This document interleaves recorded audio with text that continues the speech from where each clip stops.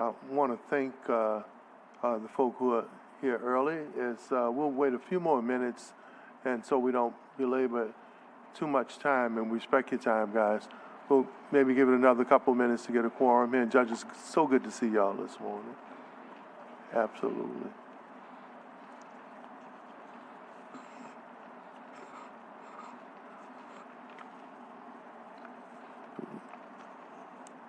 Morning. All right. He even beat the staff here this morning.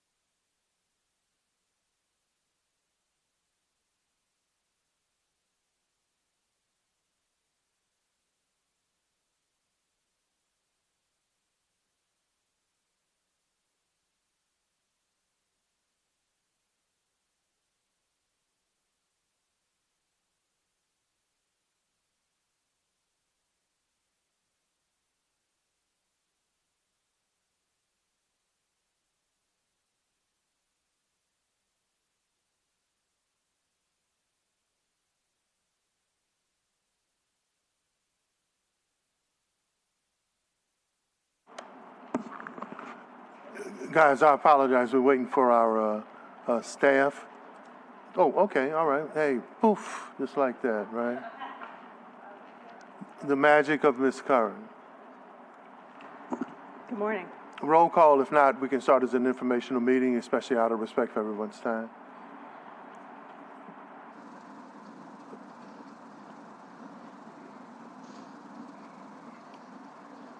Councilmember Thomas. Present. Councilmember Moreno, absent. Councilmember Morrell. Councilmember Harris. Councilmember King. We don't have a quorum, so we're going to start as an informational meeting.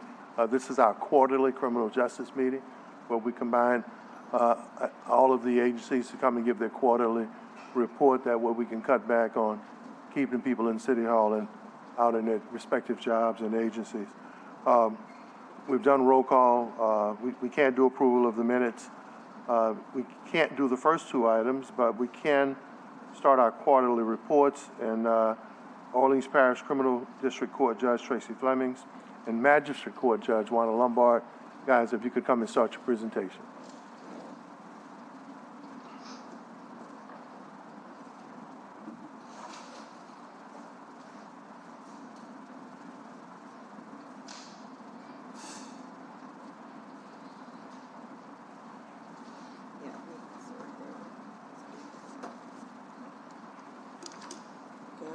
Space to get in.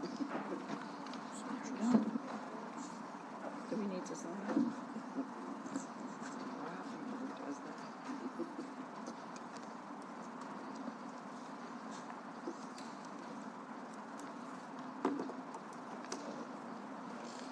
Ready? Yeah, Madam Judge. All right. Good morning. Good morning, Councilmember Thomas. Good morning, Councilmember King. Thank you for being here this morning. Again, I am Chief Judge Tracy Flemings Davalier of Criminal District Court, and I have with me our Deputy Chief Judge. Wanda Marine Lombard. Good morning, sirs. And our Judicial Administrator. Good morning, Rob Kasich, Judicial Administrator. All right, so in terms of Criminal District Court, we do have a summary, but interrupt obviously with any questions that you all may have. We wanted to start out by talking about one of the matters that offenses that have seemed to increase over the years, as we previously talked about, in terms of domestic violence in criminal court. At the present time, we have data that shows that in 2023, we wrote over 2,000 protective orders with respect to domestic violence cases and domestic-related cases. We are currently using the firearms declaration as well. We do not know how any of this new legislation will affect the firearms declaration, so we're exploring those particular issues. All of our commissioners have updated their training in terms of Louisiana Protective Order Registry just this year in January and February. Let people know what the firearm declaration is for those who may be listening, please. Thank you. Good point. So the Firearms Declaration is an act that was passed several years ago in the state by the legislature, which requires that those who are arrested on domestic-related charges declare in court at first appearances whether or not they own or possess a firearm and whether or not they have a handgun permit. If they answer yes to either of those questions, then they have approximately 5 to 10 days to transfer the firearm or any other firearms that they may possess or own over to the sheriff or to a third party. Once those firearms are transferred, then that person is not allowed to retrieve that firearm until disposition of the case. If they are convicted of a particular domestic-related offense, those firearms are forfeited. And so basically it was a way to, in terms of a cooling down period, it was a way to keep firearms out of the hands of those who are accused of and then later convicted of any domestic-related offenses. All right, we're still using electronic monitoring and key fobs, and we have, of course, Judge Wanda Lombard, who presides over Magistrate Court M1 and over the commissioners, along with myself. She can provide some additional information on Gwynn's Law hearings and some other things that they're doing in Magistrate Court.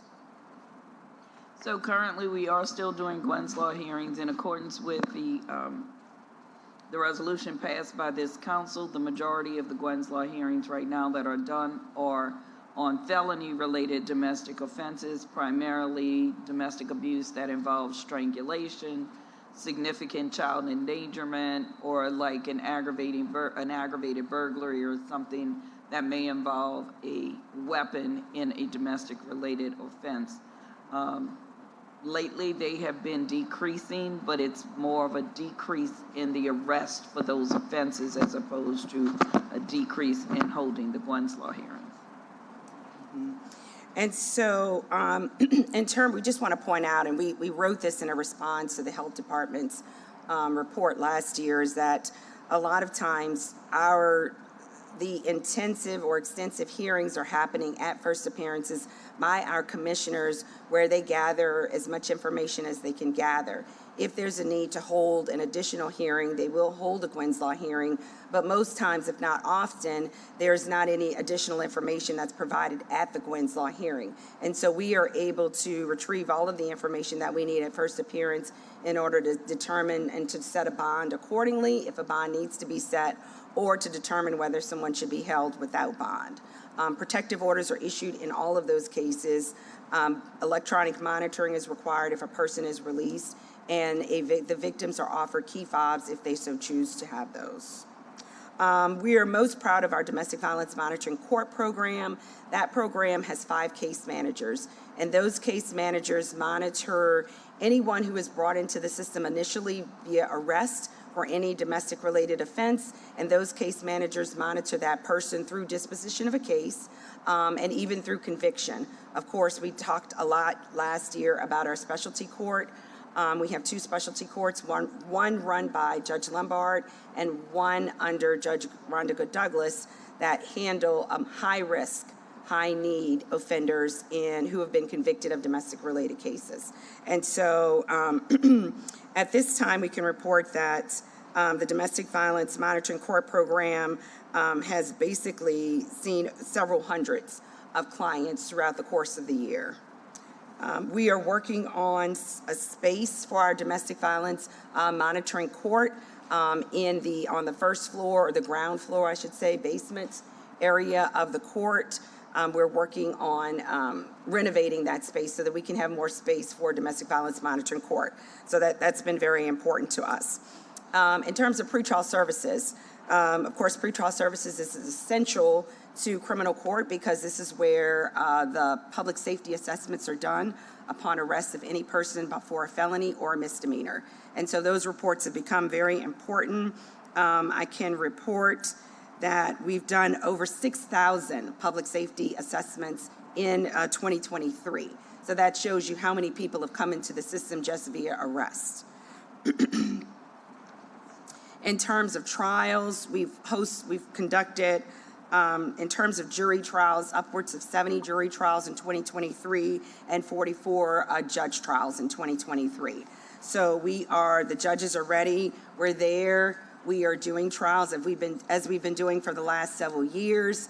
I would like to note that it is incorrect that we were not handling trials and that we were not open. Criminal court stayed open throughout 2020, 2021, 2022, and 2023, handling cases within the confines of what the Louisiana Supreme Court warranted for COVID, for the pandemic, what the state warranted and what the city warranted in terms of how many people we could bring into the court system. But criminal district court did not close.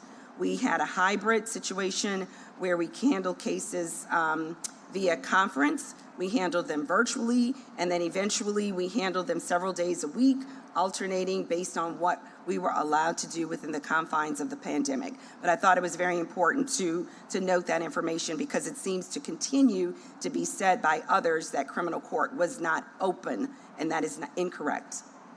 Okay. All right. In terms of first appearances, we'll let Judge Lombard talk about first appearances. So last year we had over 8,000 first appearances, which is when someone is, of course, for those who don't know, when they're initially arrested, they come before myself or one of the commissioners to have their initial bond set and to review for probable cause for the arrest, make sure that that they were arrested on the proper charges. So there were 8,000 of those. Out of those 8,000, then there was 3,900, almost 4,000 arraignments last year. So that's the number of people arrested versus the number of people whose cases were accepted and then allotted to the 13 of us.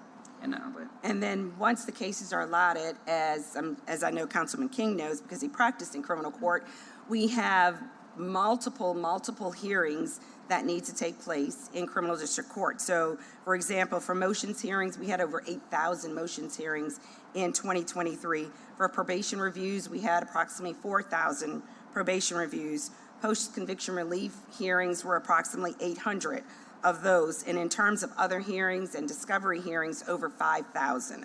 So we're giving you these numbers to emphasize that we could not have these thousands and thousands of hearings that we do have in criminal district court if we weren't there. The judges are there, our staff are there, the attorneys are there, and we're working to get these cases processed as efficiently as possible.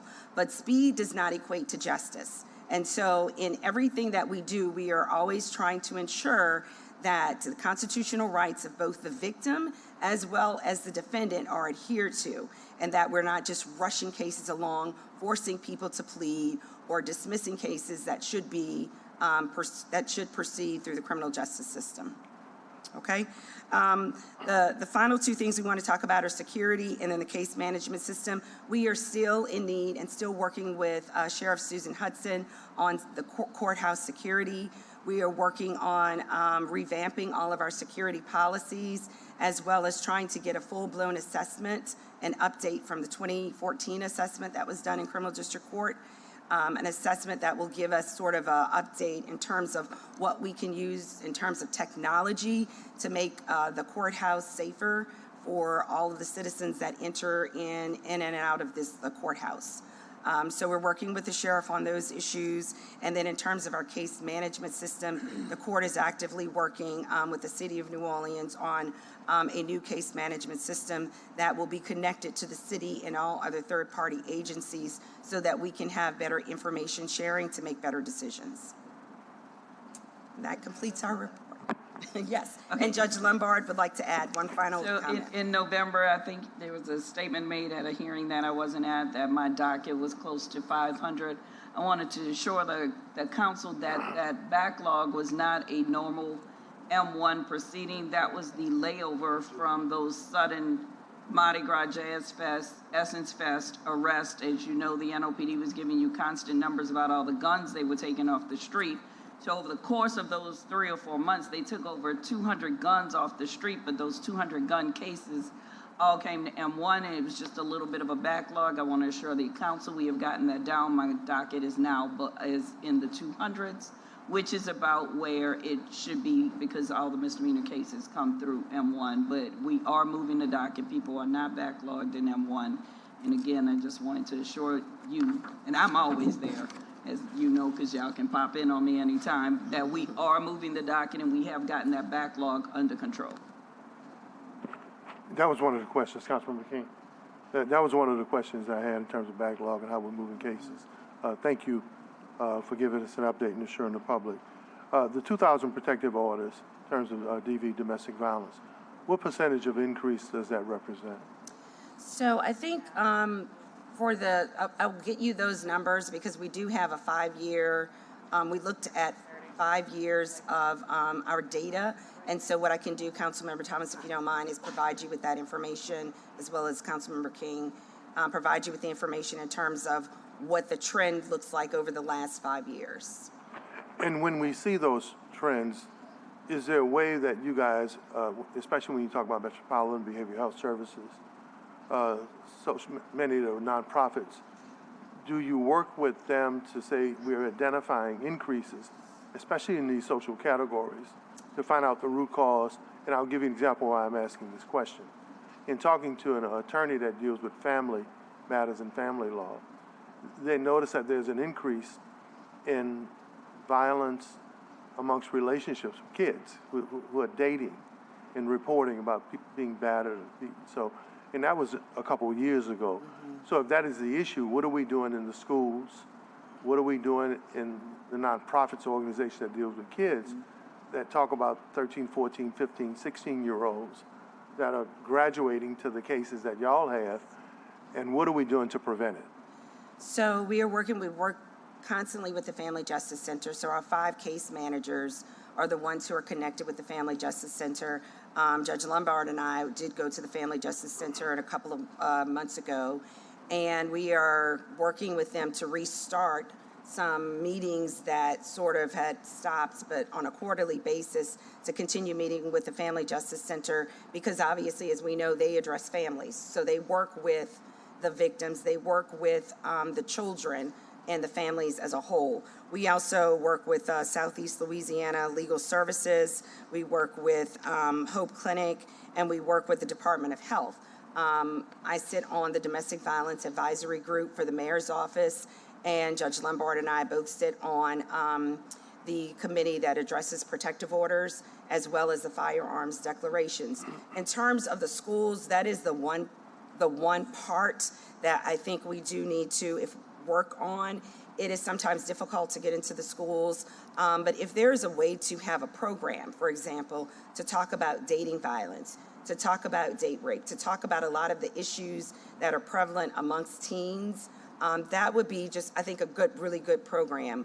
I know that a couple of organizations, years ago I was with Crime Stoppers on that board, and they used to go into schools to talk about particular topics as well, which did include domestic violence amongst teens and dating partners. So that's the one issue that I think that we do need to address in terms of how do we get into the schools, how do we get maybe a curriculum established that we can get there, just not one time, but maybe on a monthly basis, we can have different people go into different schools. It's so many schools, and the schools are normally focusing on leak testing. They're normally focusing on a lot of other different things, so scheduling is sometimes, I think, an issue. But if we can do that, the judges go into the classrooms all of the time, but a lot of times it's about talking about the legal system as a whole.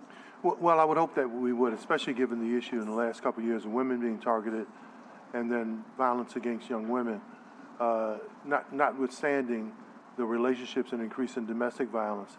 If we could get to the root cause, especially because kids are dating in junior high. That's right. And in high school, and they're developing patterns of how to date and how to respect or disrespect each other. So I think it's important that we kind of start to prevent that. So the good thing is the colleges at least are starting to address the issues, and one's been working with SUNO, who is starting a whole violence against women program that includes domestic violence, dating violence, sexual assault on college campuses, as well as trafficking. And I think Xavier has got a group now that they do like a blue light night and some other stuff, a purple light night, I think, talking about domestic violence and sexual assault. But again, it's happening on college campuses, but we are going to try to work with programs, if there are some, to help us stop it before it gets to the collegiate level, preferably and just in high school. A couple more questions. Sure. Have you guys analyzed the impact on the governor's crime bill accession, its impact on criminal court? And the reason why I asked that question is back during the Morrell administration, I think with several of the criminal court judges and Jim Singleton, who was budget chair, they had done a study that showed that some of what the state did had imposed about $45 million more in terms of costs based on them changing or dealing with the laws as it relates to criminal justice. I know the news doesn't pick up on that part of it, and especially knowing that criminal justice reform, the state has saved somewhere around $147, $150 million. What happens to that saving and what happens to the cost if you guys have to conduct business differently based on how the criminal statutes are changed? So the first thing that we've done in terms of looking at all of the new legislation is we've met with Sheriff Hudson several times now in the last couple of weeks in terms of what happens with respect to juveniles who are charged as adults, now 17 years old. Well, that will start as of April 19th, and looking at those particular what will happen to that population and where they will be housed. And then what are the logistics in terms of getting them to and from court? What we need to do in terms of processes for ensuring efficiency with respect to those types of cases. And then what happens when there are 15 and 16-year-olds who are charged as adults, and to what extent they will be housed either at OJC versus JJIC. And so we have been in meetings last week about that. We have not worked out the specific logistics just because the legislation was just approved, but we are working on that particular aspect. And then last week and on Thursday, we went pretty much bill by bill over all of the legislation that would start to affect criminal district court. And so we are looking at sort of what implication that will have for the court system, including magistrate court, because instead of routing a number of people to juvenile court or doing some other things that officers would be allowed to do otherwise, they will be coming and be rerouted to criminal district court. So yes, we are considering what logistics will look like and what the impact. We have not seen any fiscal notes, which Judge Lombard did ask about in one of the meetings that we were at, what would be the impact from a financial means. So I'm not sure that whether any fiscal notes were filed. And lastly, juveniles have been charged as adults in the past, correct? Correct. Yes. Well, what has happened is with the current administration with the district attorney's office, initially his policy was not to charge juveniles as adults, and so depending on how egregious the crime is or whether they want to move forward. Exactly. And so over time, there have been some that have been charged. However, there was an agreement that those juveniles, even if they were charged as adults, they would remain at JJIC in the juvenile detention facility. Now, with the new legislation, because of the logistics in terms of juveniles maybe having to be housed at OJC, this means that Sheriff Hudson will have to account for nutritional needs, education, healthcare needs, and some other different needs in terms of population and where these juveniles are housed vis-a-vis the general population. All of that, because of that, will result in increased financial costs to OJC in terms of bringing them to medical appointments as well, and also for the criminal court in terms of bringing them to magistrate court or bringing them to criminal district court. And so Judge Lombard can talk about sort of what we talked about in terms of magistrate court. So procedurally, in the past, a juvenile gets arrested, they're brought to juvenile court. It's a violent charge or it's a violent charge or it's a charge that the DA wants to upcharge. They then make a decision after they've been arrested, after they've been held without bond or put a bond, and they transfer after the fact.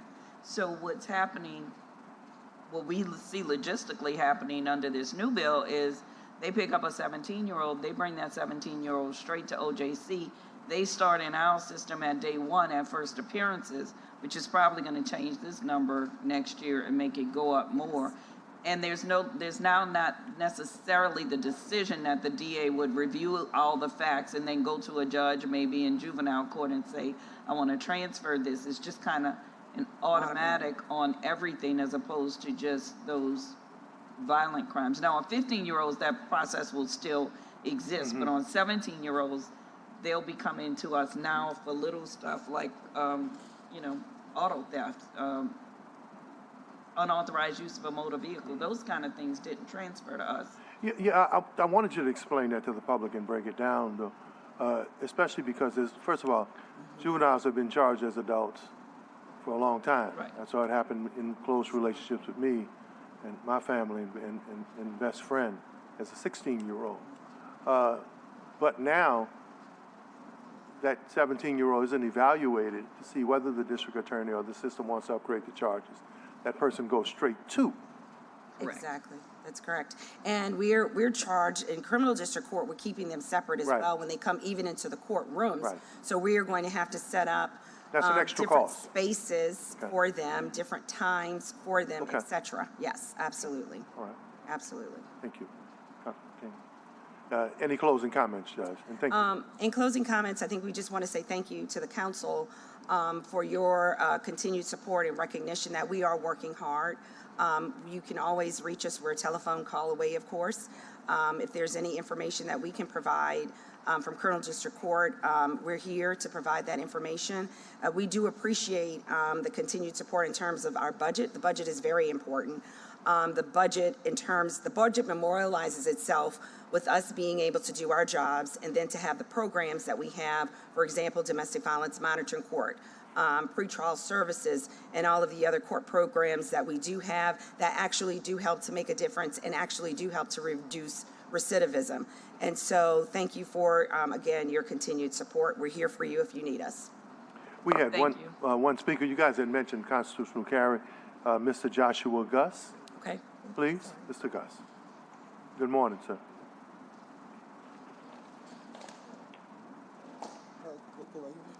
Yeah, Mr. Gus. We now have constitutional carry in the state of Louisiana, and the Democrats are whining about it, saying that it won't help and it'll make crime get worse. They have 29 other states with constitutional carry, and their crime rates got better, not worse. So what makes you Democrats think it will make crime get worse in this state?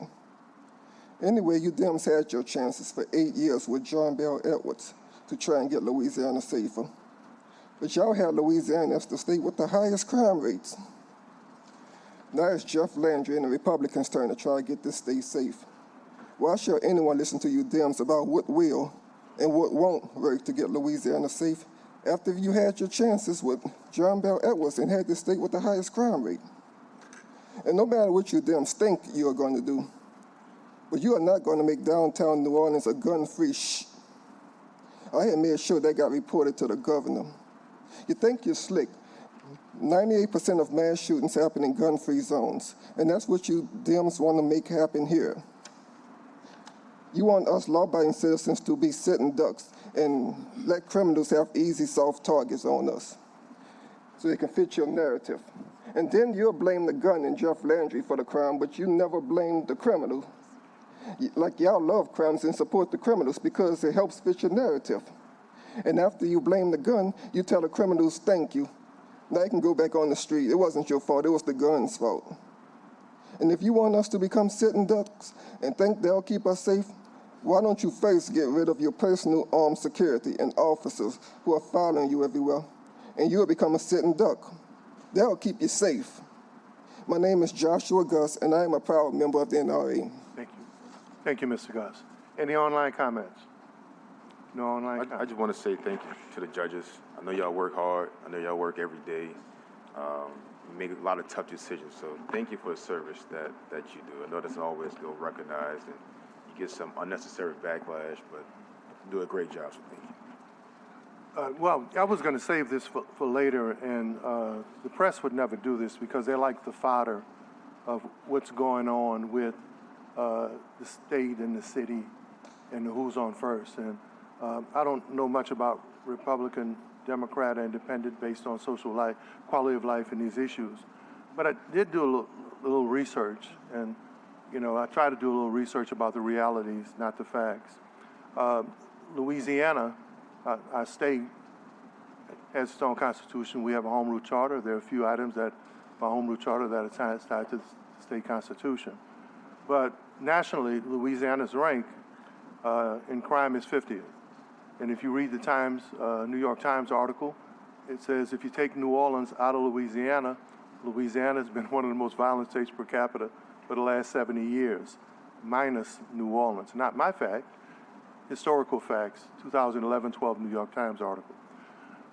State of Louisiana is 46 in education. Fiscal stability, 38. Healthcare, 45th. Infrastructure, 49th. Natural environment, 49th. Opportunity, 48th. Poverty, 2nd. The well-being of children, 48th, 49th, or 50th, depending who's studied. This is U.S. News, World News and Report. The city of New Orleans, number 1 in terms of leisure and travel, 2023 June 2023 article. Number 10, per capita 10th most visited city. In Time Out, April 2020, New Orleans, the world's most desirable city. Recently, top 5% in crime reduction in many categories. Press isn't going to make that comparison because it doesn't add to the battle of the state versus this bad, a decadent city, and that is majority African American city. It doesn't add to that narrative. But my question, especially given the comments that were just made, how can a state that is last in most quality of life categories, how do you come save a city that ranks first in so many categories? It would seem to me like the state would focus on increasing its standing so that it could be equal to what we do here. Now, it doesn't mean that we don't have many issues like most cities do. It doesn't mean that we don't need help. But a state that in most social categories, from economic development to quality of life to opportunity, even to natural environment, we have some of the best topography in the world. How do you cast aspersions or disparage a city that ranks above you in most of those categories? The press will never ever look at it like that. First of all, because they won't take time to look at the facts, and it doesn't add to the fodder. Thank you. Thank you. Thank you, Councilman. Next, Ms. Thank you Carr. all. You might want a roll call, Ms. Carr. We now have Councilmember Morrell and Councilmember Harris in attendance, so we have a quorum. We have a quorum. I think we can go to approval of the minutes from the December 12, 2023 meeting. I move approval of the minutes. Second. Second by Councilmember King. All in favor? Aye. Three yeas, no nays, and the minutes are approved. Thank you, guys. Ms. Carr.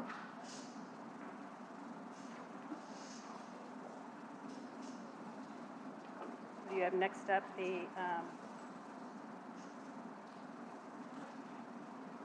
Orleans Parish Juvenile Court. Can we go to item 3 and 4 and get that out of the way since we have a car? Oh, I'm sorry. Yes. The first item is motion number M2467. This is adding President of the Council as a signatory to the law enforcement agreement between City and LexisNexis CoPlogic Solutions and authorizing the President of Council to sign the agreement. This is by request. Is there anything from the administration on this? If not, I move that we move it to the City Council agenda, adding the Council President's signature. Second. Second by Councilmember Harris. All in favor? Aye. Ayes have it, so ordered. The next item is motion M2485. This is adding the President of the Council as a signatory to a lease agreement between the City and 1615 Quadras Tower and authorizing the President to sign the lease. Is there anyone from the administration on the motion for the agreement with the Quadras Tower? Please identify yourself, Mr. Montano. Good morning, Chairman, members of the committee. Gilbert Montano, CAO, City of New Orleans, here to address any questions or more edification on any of the items related to this lease agreement and the plans regarding to the move of headquarters to our downtown central business district. Councilmember Harris. Councilmember Morrell, I'm sorry. Thank you. I know this is a short-term solution, basically, because, as we know, police headquarters is kind of uninhabitable at the moment. As part of this move, do we also have a long-term solution we're working on simultaneously?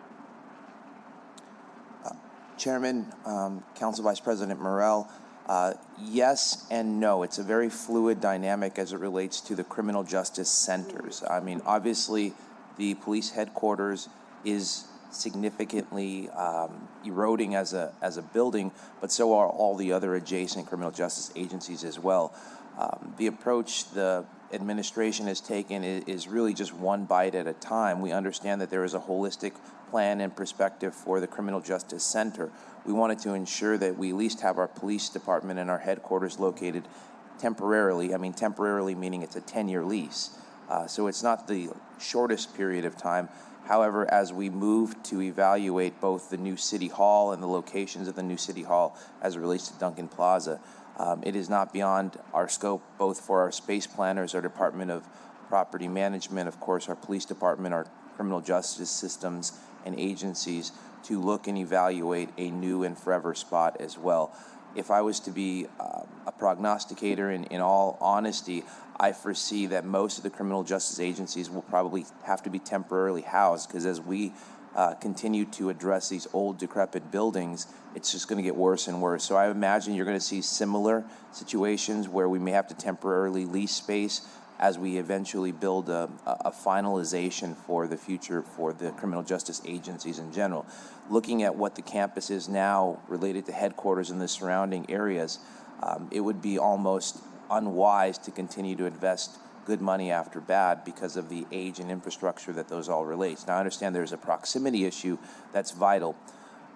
Fast forward to say there is a lot of complications that we're trying to understand. What we're trying to do now is just take a piece-by-piece measure. Just having the Herculean lift of being able to move police headquarters to here was a challenge. Trying to address everything at one time is also becoming a little bit more overwhelming. So I'm speaking probably more than you asked, Council Vice President. However, I do want to assure that there is a contemplation for the overall finalization of the campus. But right now, we're just certainly addressing the police headquarters because it certainly is the most in dire straits. Well, I mean, that certainly is an answer, not necessarily the whole answer I wanted. I think the chief could probably speak to that at a later date. But I think that what will be helpful for us is I completely agree with you in the short term with the current state of police headquarters and the amount of money it takes for you to triage the facility to make it operable. It makes infinitely more sense to move to a temporary location for an extended period of time. I just think that there is going to be a window in the next year or so where we need to really accelerate looking at where a final location will be, because if we decide we have to build a new facility, that's going to take a significant period of time. And what I would hate to do is for us to have a 10-year lease, and in that 10-year period, because we didn't really step on the gas on the front end, that we're looking at another lease when we could have finalized some process towards moving towards, like you said, a forever home. I think that obviously we are in a position now to contemplate where the new City Hall will be.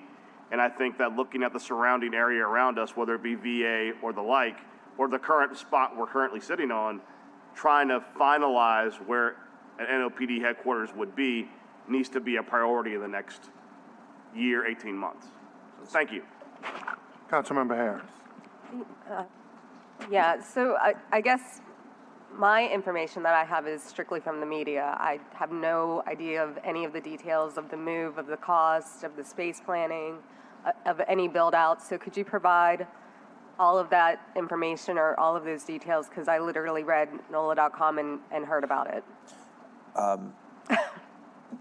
Chairman, Council Member Harris, yes, we did not plan the rollout that way by any means. I think the media saw the agenda item and obviously went with all the conjecture associated with that. So the anticipation and the plan of both the formalization of the rollout, the briefings, and all the other really got stifled and sometimes you can control this and sometimes you can't. This is the first stage of what we're trying to anticipating and wanting to do. The lease agreement is where we have, this most significant progress, I feel. About 6 months ago, the Chief the administration, have been meeting with the former building owner in anticipation of finding a solution for, as you know, a very challenging infrastructure issue that we're having at police headquarters. As I've mentioned, the cost just to maintain it, and not only maintain but upgrade it, significantly excel over what we're actually paying on the lease. So to go back to your original question, right now, should the council bless the agreement of the lease of the discussion here, we will then be able to work in earnest with the property owners to address more specifically your previous questions. What will the build-out costs be? Now, we've walked the area significant, and it is very move-in ready. I mean, it was the former Freeport McNamara building, and it's Class A office space.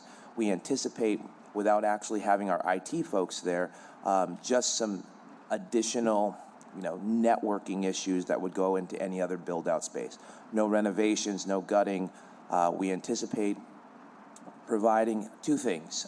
We want to make sure that this is projectized in a manner that fulfills the enormous challenges and complexities of moving from headquarters to a downtown district. So we'll have a space planner as well as a project manager to ensure those two issues. So we're not trying to burden any of the additional offices with trying to formalize how we're going to get estimates for the move, what types of furniture they will need, what furniture will be going over, who will get what office space. So two items identified: a space planner that property manages in the process of hiring, and a project manager named Robert Vallejo, who is coming on part-time to help address this need. Because tangentially, we're also managing through a public safety warehouse move. So we want to make sure that we're precise on that. So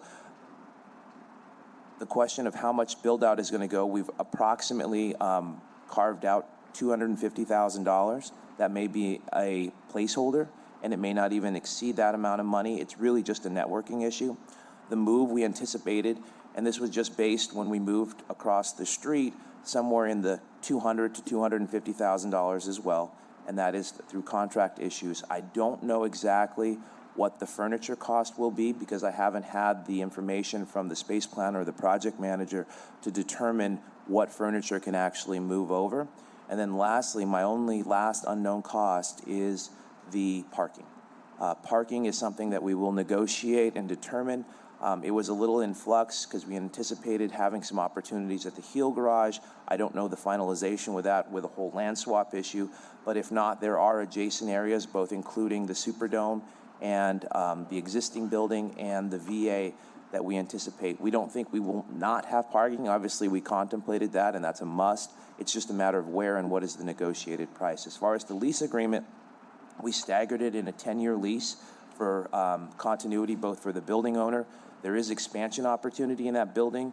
If it is going to be a temporary solution for other criminal justice agencies, we're not opposed to having that conversation, but it's staggered in a 10-year lease, basically in 3-year increments. The first year we're at $15 a foot, then it incrementally goes all the way up to $19 in your last 3 years, which is below market rent, and we feel and anticipate that it is a good deal for the city to move here. As I said, it's probably a 3-to-1 savings from what we would put into the existing police headquarters, and that doesn't even guarantee complete functionality as we would have in a downtown area. And then lastly, from an economic perspective and just an overall community, having your police headquarters in the central city of your downtown, the center of your downtown, adjacent to some of the largest shows and events that happen, was also a beneficial move that we thought and anticipated. Yeah, no, I'm happy it's in District B. I just wish I would have known more details about something that's happening in my district. And I'm not putting this on you, but well, Councilmember Thomas said I should, but certainly we need to have more conversations about anticipating issues like this. Any plans, a sit-down, a 30-minute sit-down, you could have given me this information, or somebody could have given me this information. Where is this money coming from? Is it coming from this year's budget, and what is the timing on the move? Once again, Councilmember Thomas, Councilmember Harris, I'll take ownership of that. However, during the negotiation and the agreements, nothing is meant to be public, and when it accelerates, which it often has, this wasn't an anticipated way that we wanted to roll it out in any sort of means. The cost will be coming through this year's budget. I anticipate once we've reconciled and our accruals have occurred for our personnel side, we will submit a budget amendment probably in the next 30 to 60 days that will anticipate and program these particular funds, but it'll come from the general fund. Okay, and then just on the general state of the police buildings, Superintendent, some folks from property management walked the 6th District. We walked the warehouse, the evidence warehouse. Do we have an overall space planning in mind, or renovation timeline, scope, anything of how we're going to make these critical repairs, doing building assessments, just making sure that we are assessing the needs of our NRPD officers and our evidence, and addressing those in an order that makes sense. Mr. Chairman, Councilmember Harris, the evidence room? Is that what you were? The evidence warehouse? Yeah, the biggest challenge is the first, the sixth, the evidence room, the carpenter shop. There are several major issues. I'll speak directly to the evidence room. This we anticipated as being one of our bigger challenges because of the space that's required. Currently, that footprint is about 30,000 feet. We hoped and anticipated when we moved to the public safety warehouse, we would utilize the Homeland Security warehouse because that would be moving to the former Chiquita Banana next to EMS headquarters. When we did a site visit, we anticipated and determined that it was too small. So originally our plan was to move the evidence room from this, where it currently exists, which is not a solvable solution, to the very solvable solution of Homeland Security, but it did not have enough space. We thought maybe we could purge some levels of evidence based on the amount that is currently held there. That is still in anticipation. Fast forward, and long story short, that facility will no longer work. So we have about 2 or 3 facilities that we are currently evaluating that we are trying to move essentially our evidence room to. We even looked potentially at utilizing where the police headquarters would look at, but it just was deemed inappropriate, I guess, for that particular building. So I don't have a final solution. Property management has about 3 or 4 different warehouses that we could potentially utilize. We would have to rent once again, but then that would alleviate 2 things, the amount that we utilize and spend at the existing evidence room, and then lastly, if I could go back to the Orleans Tower lease, we will then move forward our training academy, move it and consolidate pieces too. So I have to have a little bit more groundwork to give you a direct answer on evidence room, but that is all having to happen within the next 6 months to ensure that we finalize it. Okay, that's the evidence, but I'm talking about just generally the state of our NOPD buildings. So, for example, the 6th is terrible. The 8th doesn't have an operating elevator, I don't think, anymore. The 2nd doesn't have an elevator. My question to you and property management, and maybe we just need to get property management down here, is are you assessing each and every district and figuring out how to triage the problems in those buildings to make them habitable for our NOPD officers? Madam Councilwoman, the short answer is yes. The challenge that we're having is that all the buildings you mentioned have historical, long-standing, money pit issues that we have, which is also balanced by 10 other buildings that have that same issue, and then 10 other buildings that are vacant that we have to maintain.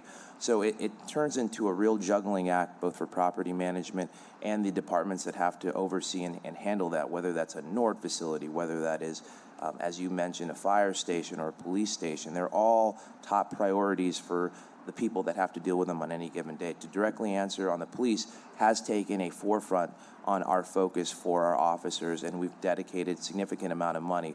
What you'll probably see in the future and what we're recommending, the challenge that I've found property management has, both in the contractual side, but it's also a little bit of a nickel and dime agency. So what they'll do is they'll have certain amounts of money here, they'll try to pull from money from other departments. So what we'll recommend in the next bond issuance, which we hope for, July, a significant amount of money for property management, because our buildings are only going to get worse. They're not going to get better. So you'll probably see in our next bond sale, which we anticipate probably end of second quarter, June, July, somewhere in the tune of about $20 million to address some of our old public facilities. Now, that doesn't help as much on the maintenance side, so there have to be some blend on that. So what I'm trying to say is that the priorities are so bubbling to the point where we're going to have to actually fully fund our ability to pay for these old buildings, and then lastly with the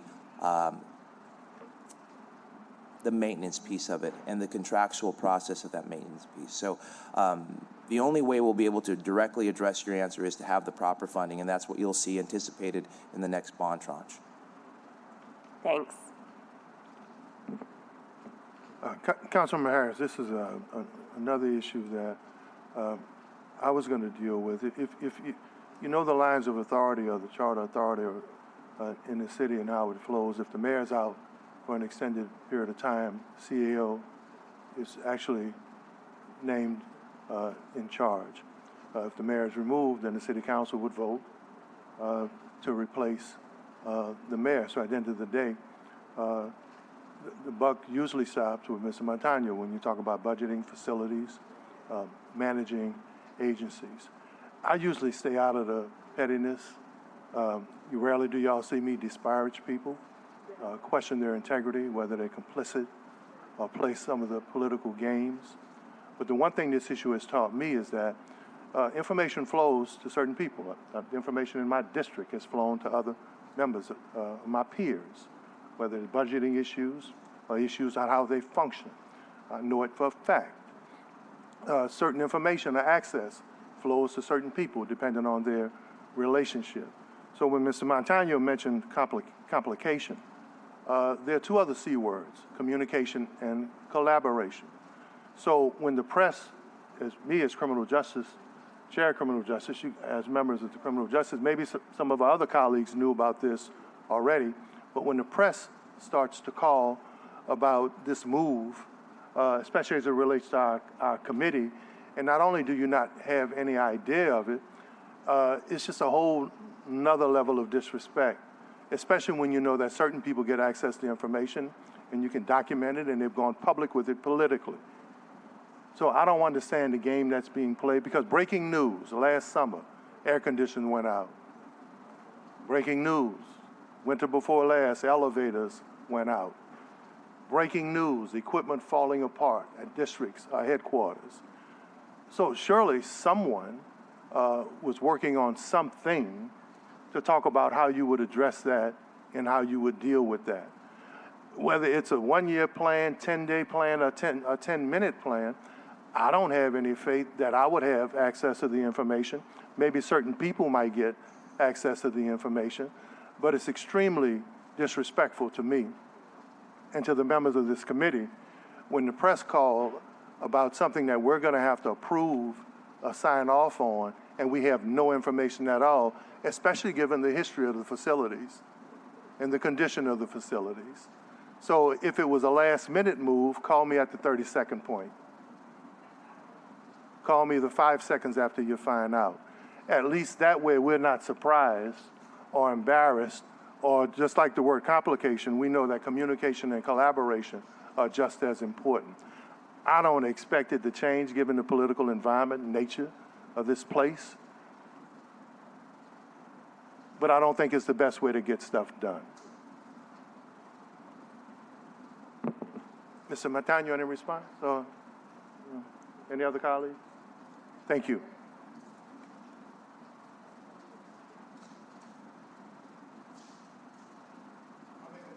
I make a motion in spite of the fact that no one would talk to me, that this is too important to play games with about who's on first or who talks to whatever. They can continue to do or talk to who they want and help who they want.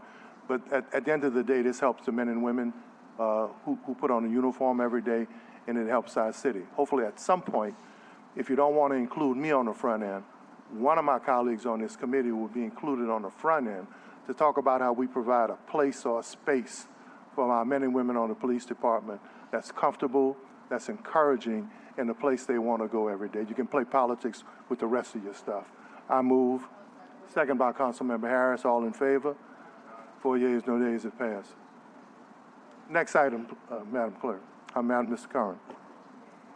Next is a quarterly report from the juvenile court.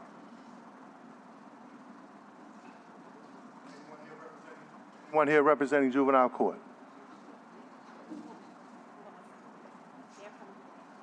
Okay, they'll be here at 12? Yeah, I mean, the superintendent is here, man. If you guys don't mind, if we can get our superintendent up, in and out. Superintendent Kirkpatrick she done had her skates on lately, so I know I go a lot of places and I've seen her everywhere I've been. You don't mind if we take you out of order and get you up and out, Sue? All right.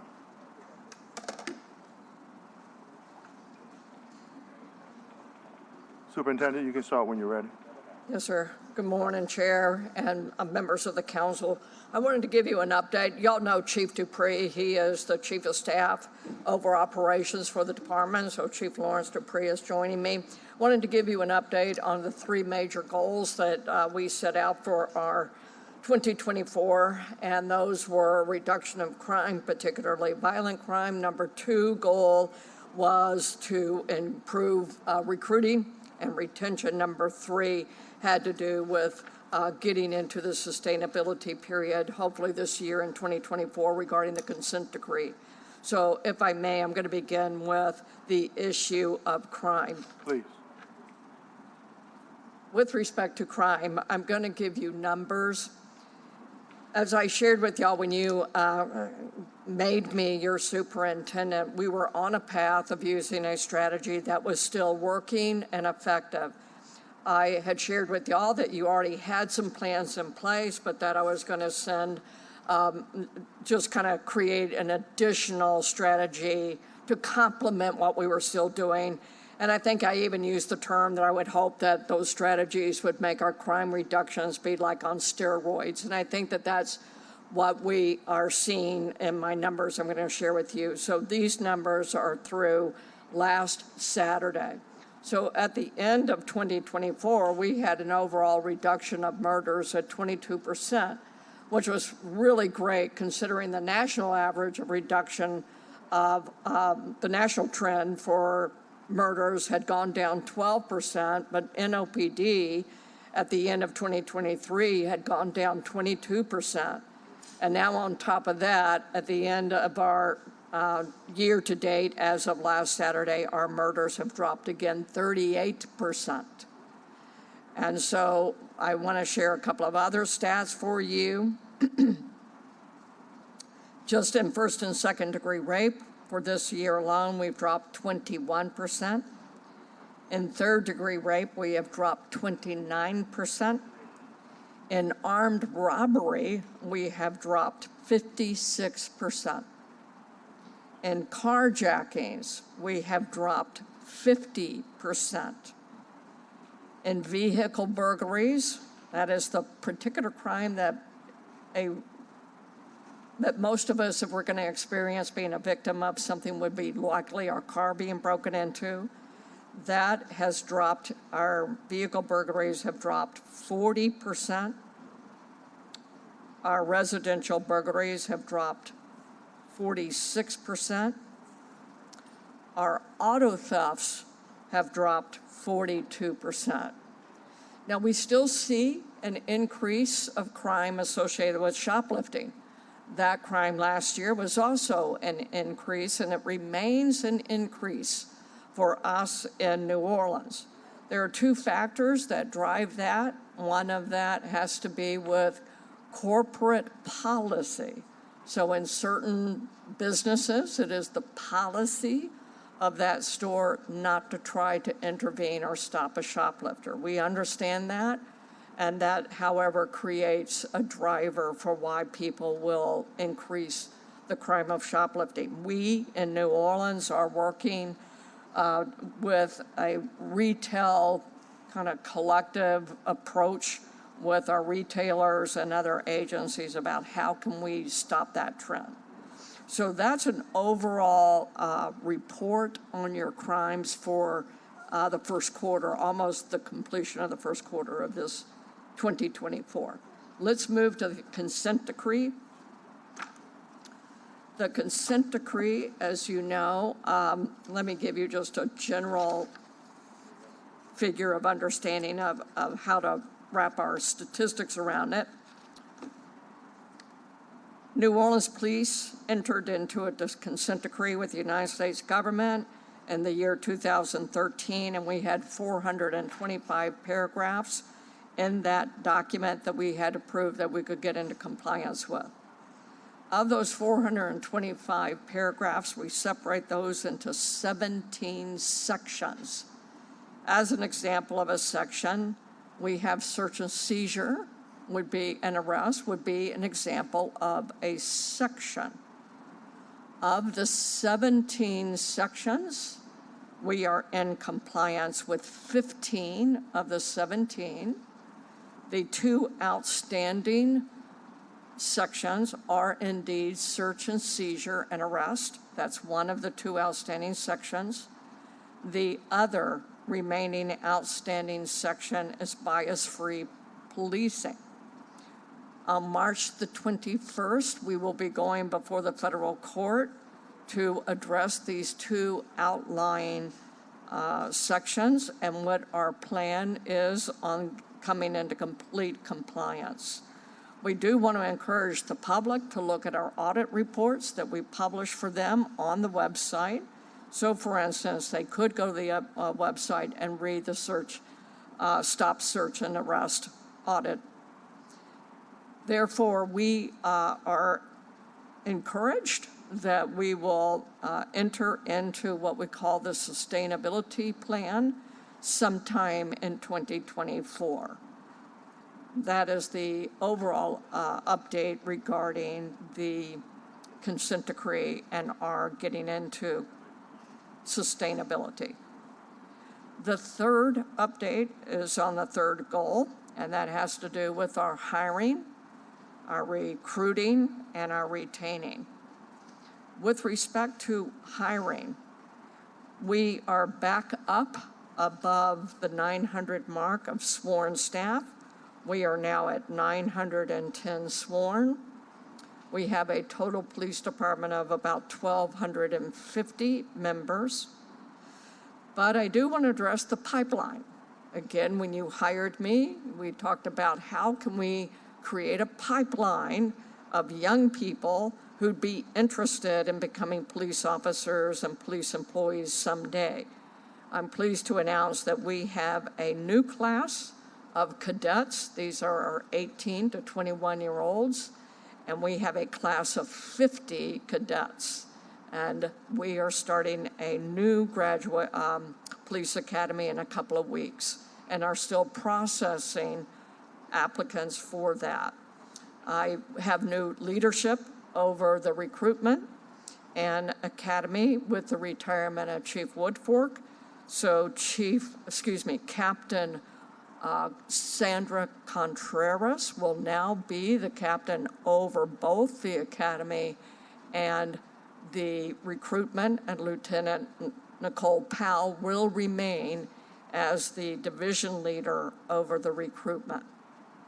And the two of them will be under the chain of command of Chief Johnette Williams. So that is the update, and if you have any questions of me or Chief Dupree. Councilmember King. Good morning, Chief. How you Good doing? morning. I have a couple of questions, and I'd like to get your thoughts on some of the new bills proposed or passed in our state capitol. That's a concerns mainly to the concealed weapons. I had some questions I just couldn't figure out in my head. Maybe you can help me out. But my first question I want to say, is there any way possible to, or do you think it'd be beneficial to carve out sections of the city where you can't carry a concealed weapon? For instance, some of our most heavily populated and visited areas such as the Marigny Triangle, Frenchman Street, as well as Bourbon Street or during French Water Fest, which you have over 1 million visitors, 1 million people in an 8 square block radius. So one moment, council member.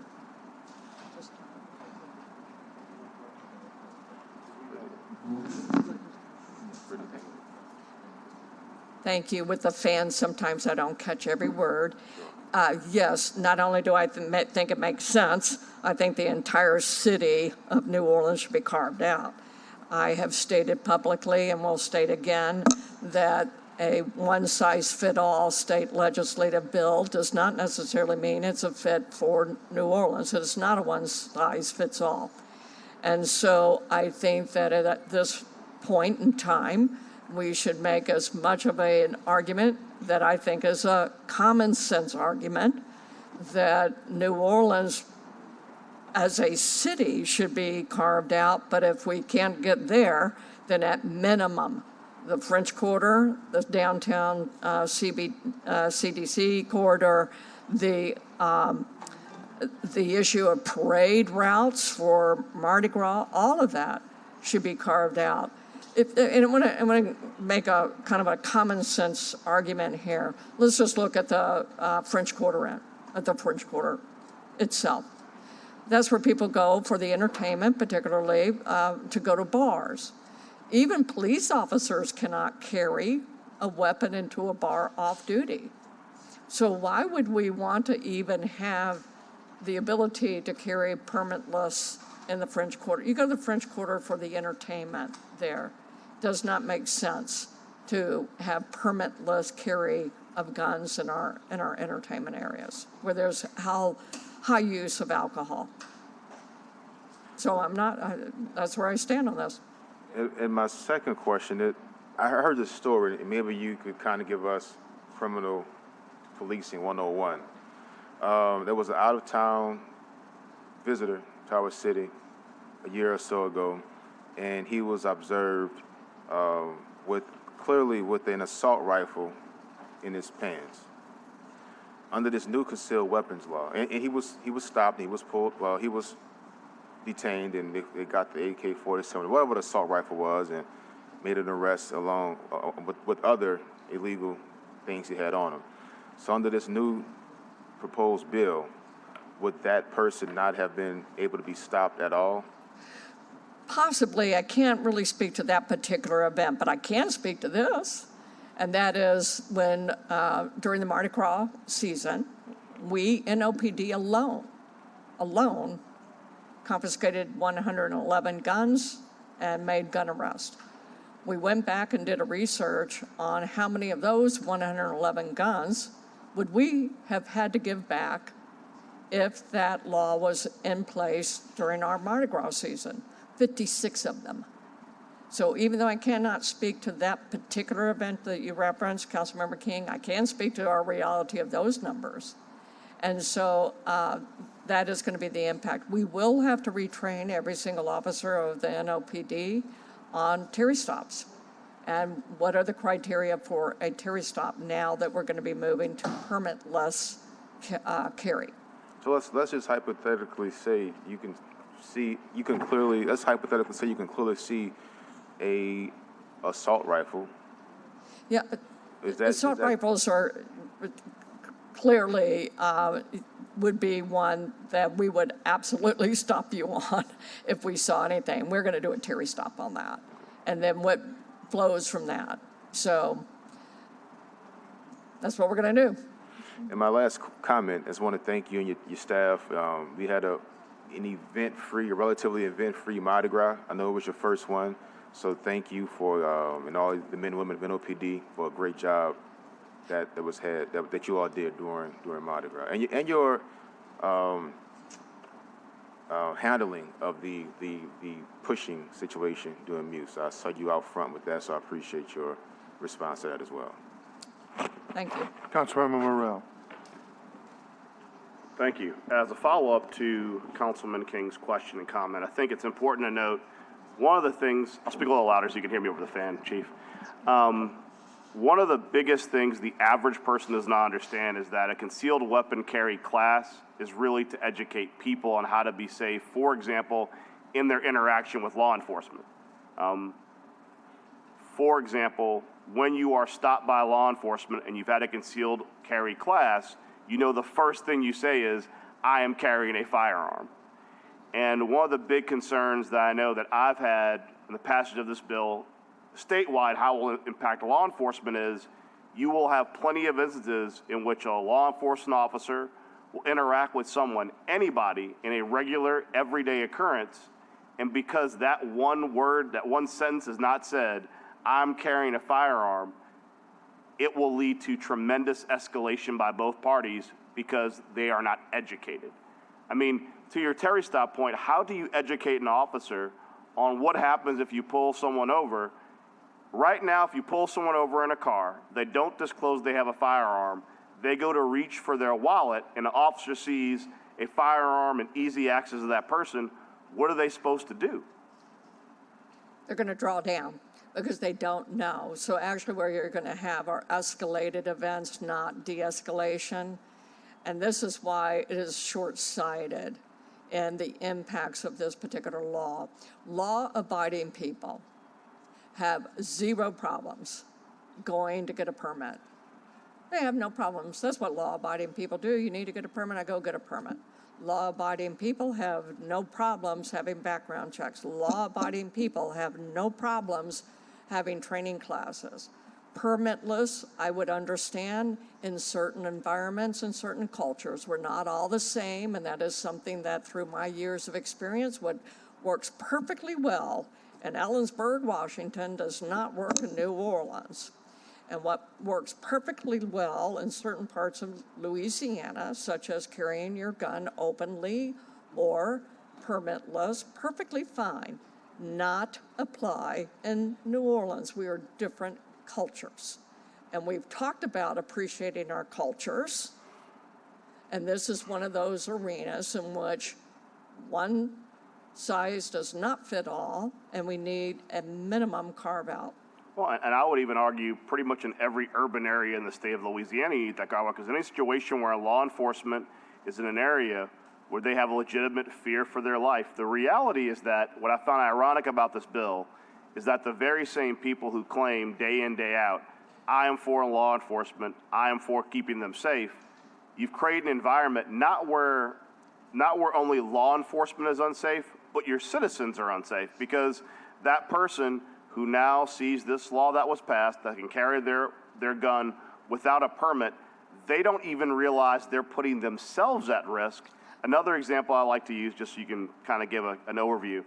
What happens when you interact with someone on Bourbon Street, intoxicated, outside a bar, with a firearm in their waistband or in their coat?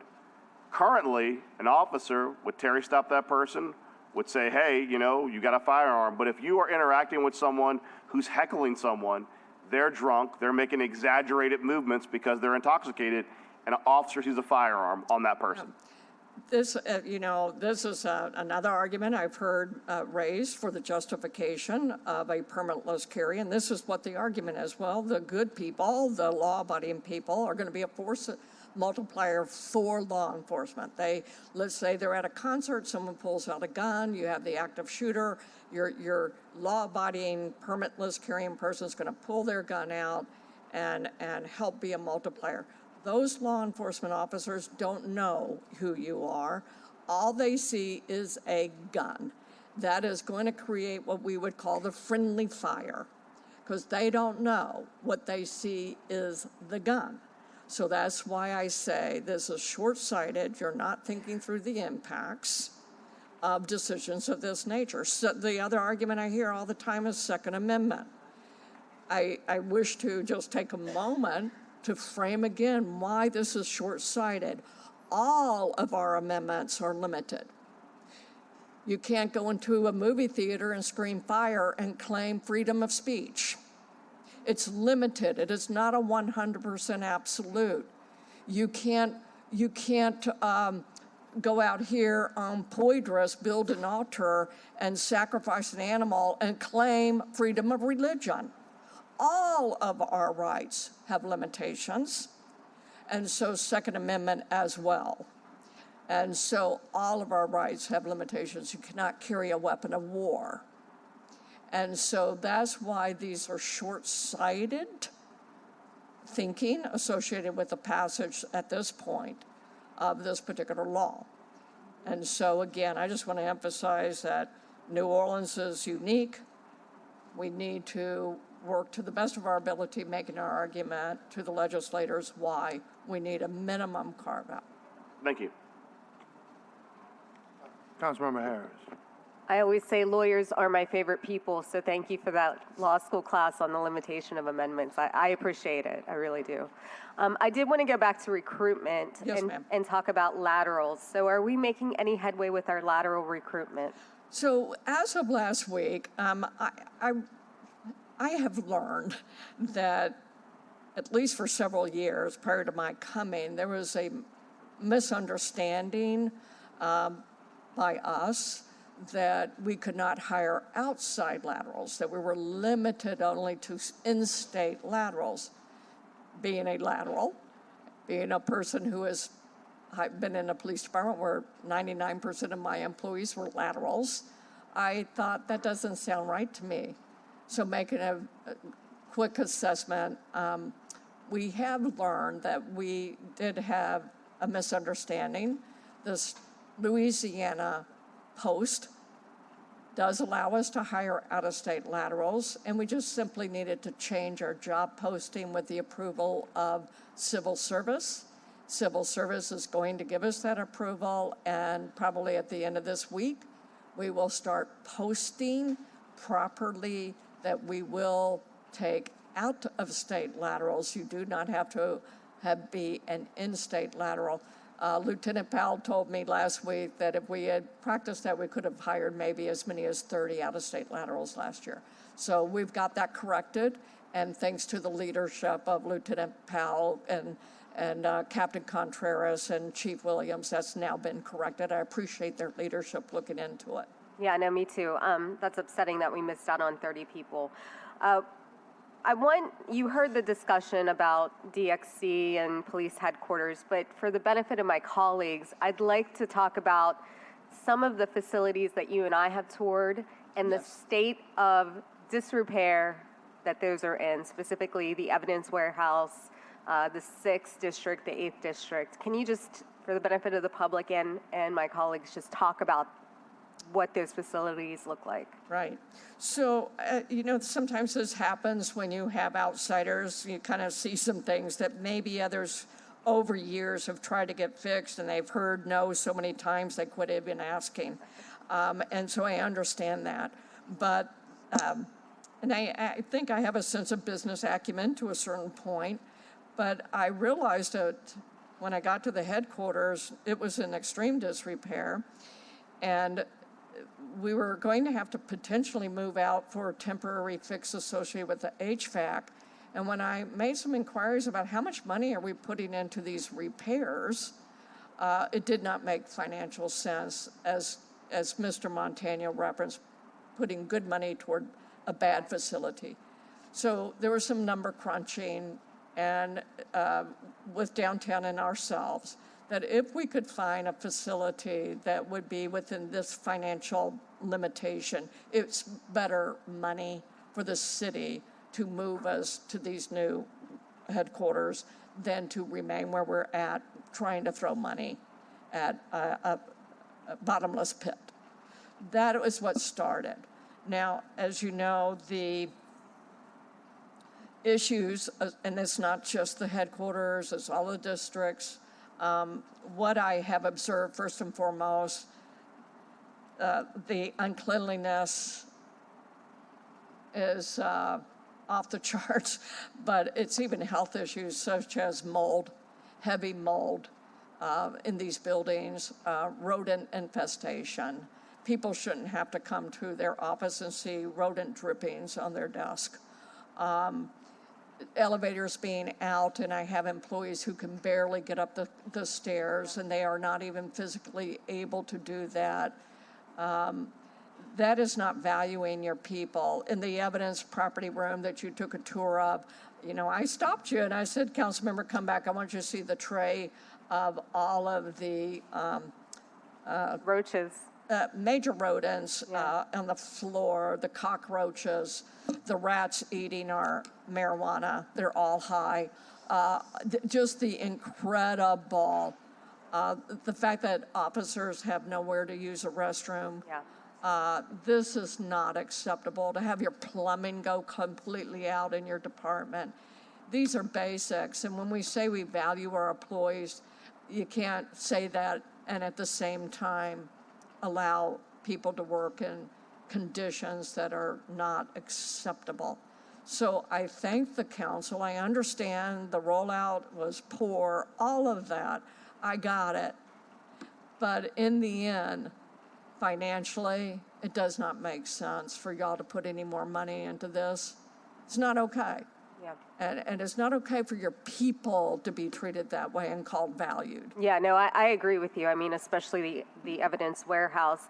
Can you talk about the impact on recruitment when you bring a new recruit in and you're trying to get them onboarded or to stay here? Well, fortunately, recruitment is housed in a different building that is decent. They will be moving with us. Financially, like I said, I'm a money lady. Financially, we shouldn't be paying for rent in a different building when they can move into the new headquarters. So that will cut off the need to pay for separate rent. But I will say I didn't know that when I first got here, but one of the first remarks I made is no applicant should come to the headquarters, because it could be a huge turnoff. Yeah. And you know, it really can be. And all of the district offices, I have a goal this year of just getting them clean. We got to clean it. And there's just been incredible disrepair. And that's no disrespect at all of the janitorial housing cleaning service. They deserve an award trying to clean what is uncleanable. Sure. Finally, I want to talk about the state police and the impact of the state police being in New Orleans.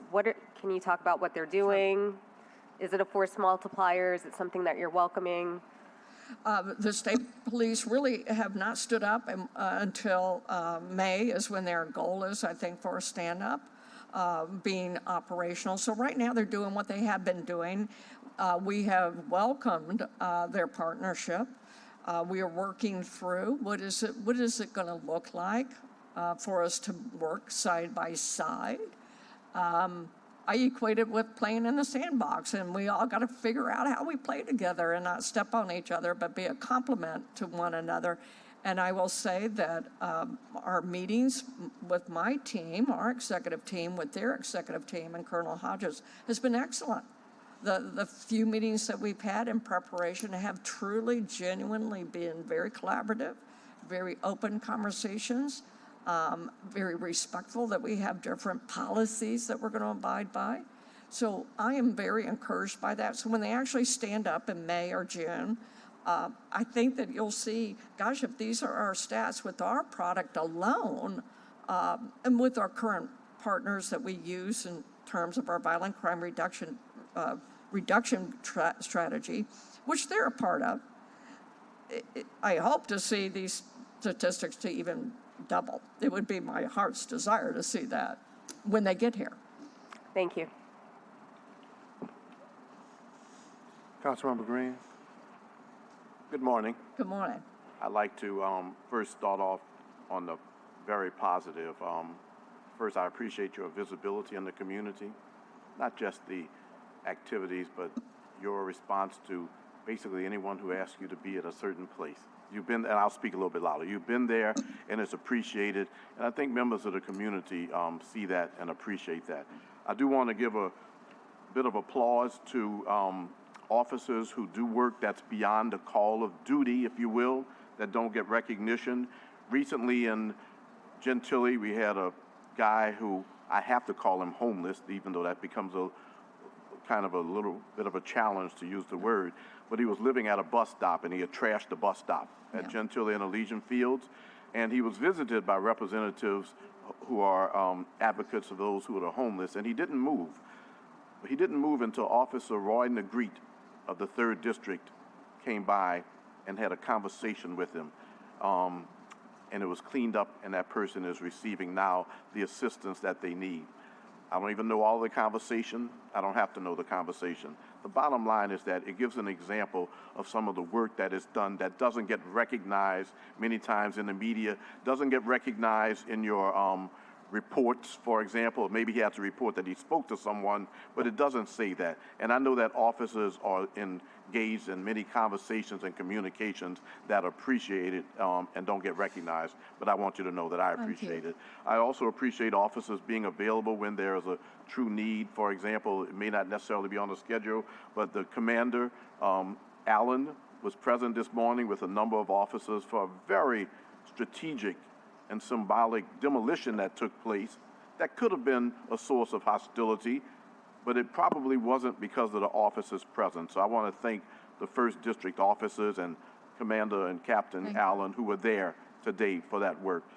I also want to just tell you that I have an opportunity to talk to federal law enforcement officers officials from time to time. I see them at events. I talk to them at different churches, community events and the like. I believe that one of the reasons that crime is going down in double digits in all of the major categories, murder, homicide, shootings, carjackings, and now in auto thefts, which was a tremendous problem, is that the members of the New Orleans Police Department are conducting constitutional policing and good investigations that make it easy for the other agencies to work with them, including the district attorney, but also on a federal level. So I want to thank you for that constitutional policing. There are some things that I see happening in New Orleans right now in terms of policing that I maybe don't even see in surrounding parishes. The restraint relative to the use of force here, especially with regards to guns. I think there might have been a need for 2 shootings last year, or incidents, I'm gonna use the right words, incidents where guns might have had to be involved. But right across the line in another parish, we had double-digit numbers of actually discharge of weapons. Sorry, that's what I wanted. Right. So I just want to say I appreciate the constraints or restraints that are shown on the members of the police department in some very, very challenging circumstances. I appreciate your analysis and your willing to share your opinions and to be open for all of the communications that you get. I've seen you at meetings giving people the time that they need to get the information that they need. But just in general, if you could bring back to your officers, as I know you will, that increase in the number of officers, and we don't talk about this too, 19 new officers at the last recruiting class, 199, but some of them from out of state. That's at least right. 3 others from different states. That's something that you wouldn't have seen 2 years ago. I think that is a testament to the work of the Cantrell administration, this city council, and the members of the police department and the community who are committed to our city. So thank you very much for that. That's a good sign when we have officers from other cities who want to join the New Orleans Police Department. So once again, good news. The number of officers is up. Crime is down double digits in every one of the major violent crime categories, and now even auto theft. This is a good day in terms of our city, in terms of how we're moving forward, and I appreciate the work that you and officers are doing to make our city safer. Thank you. I really appreciate it. You know, these officers and all the members of the New Orleans Police Department, I think, felt that they had been beaten down through the years, and they don't deserve it, and they deserve a champion who speaks up. And like yourselves, thank you. And thank you for the media when you do give them the credit, because they are represented day in and day out. They practice constitutional, ethical policing. They are good men and women who are here with the right heart. And if we bring people in from out of state, you brought me in out of state, you know something, you better be all on board for New Orleans or you will not come. And so I welcome everybody from around the country to come here, but you got to be all in. You got to be all in with New Orleans. So thank you for the privilege of being your superintendent. We have 2 cards before we get to our cards. When you want something to work, you don't do it and then try to work it out. Usually when you want something to work, you work on it in terms of strategy, your approach to it, how you roll it out. And I think when I sent the letter out over 5 weeks ago, it's not that we don't welcome the state's involvement to help us, especially make our public safe, but why not work on it, how it's going to work on the front end, and then roll it out so it's going to work. After all, you're talking about public safety, you're talking about guns, you're talking about citizen engagement, you're talking about people's lives. So the curious thing to me, and I know that some people have to be careful in how they talk about or how they approach this, but to me the best way to do something is, I think, I know we have our DA's office here and they have this book on risk-based policing. To me, if the state troopers were going to be here, somebody would have sat in the room and talked about risk terrain modeling, or data-influenced policing, or stakeholder involvement. If you read the book, it would have seemed to me it would have been that type of strategic initiative on the front end, instead of saying, we're Big Brother, we're going to do this, now we'll work on how it works on the back end. that's novice. That's emotional. That's not practical and strategic. And I know we can play to people's emotions publicly because people are scared, but you would hope that enough intellectuals and academics and experts would have gotten together on the front end to say, based on best practices, this is why we're doing this, and this is how it's going to work, from concealed carry to reestablishing a troop here. To me, Chief, it would have been best if we would have worked it out on the front end and say, these are the rules of engagement. Not we're going to do it, and then we're going to figure out how we're going to engage. My son could have did that. And then lastly, since so much of it is emotional, why are we surprised that people want Gunsmoke, OK Corral, The Rifleman, The Good, the Bad, and the Ugly, True Grit? That's what happens when you're emotional. But the question to me is, what are they going to do when they get Django Unchained? What is the response going to be then? This is too important to use important systems and important people and important agencies to play with how it's going to work. I don't know. I've never seen a time when you have people who are supposedly so capable kind of be diminished to where we're going to figure it out after we do it. Chief, I just don't think that's best practice.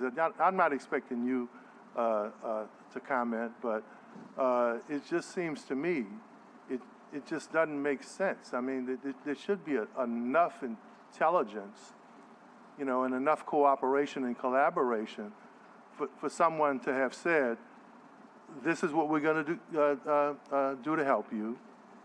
Can you tell us how it best fits? Because if you would use risk-based policing, like the little book they gave us that I read, and if you had studied criminologists like Dr. Wiesbrand on the law of crime concentration, somebody could have sat with the governor and the troops and said, based on intelligence, this is where you can best help us. Based on data analysis and gathering, why didn't that happen? That's okay. Yeah, I don't want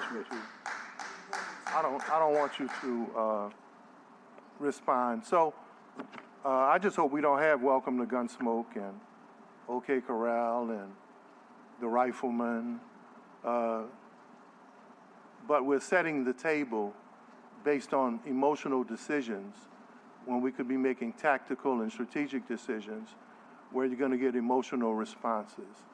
And that's not usually a good thing. Mr. Bruce Riley.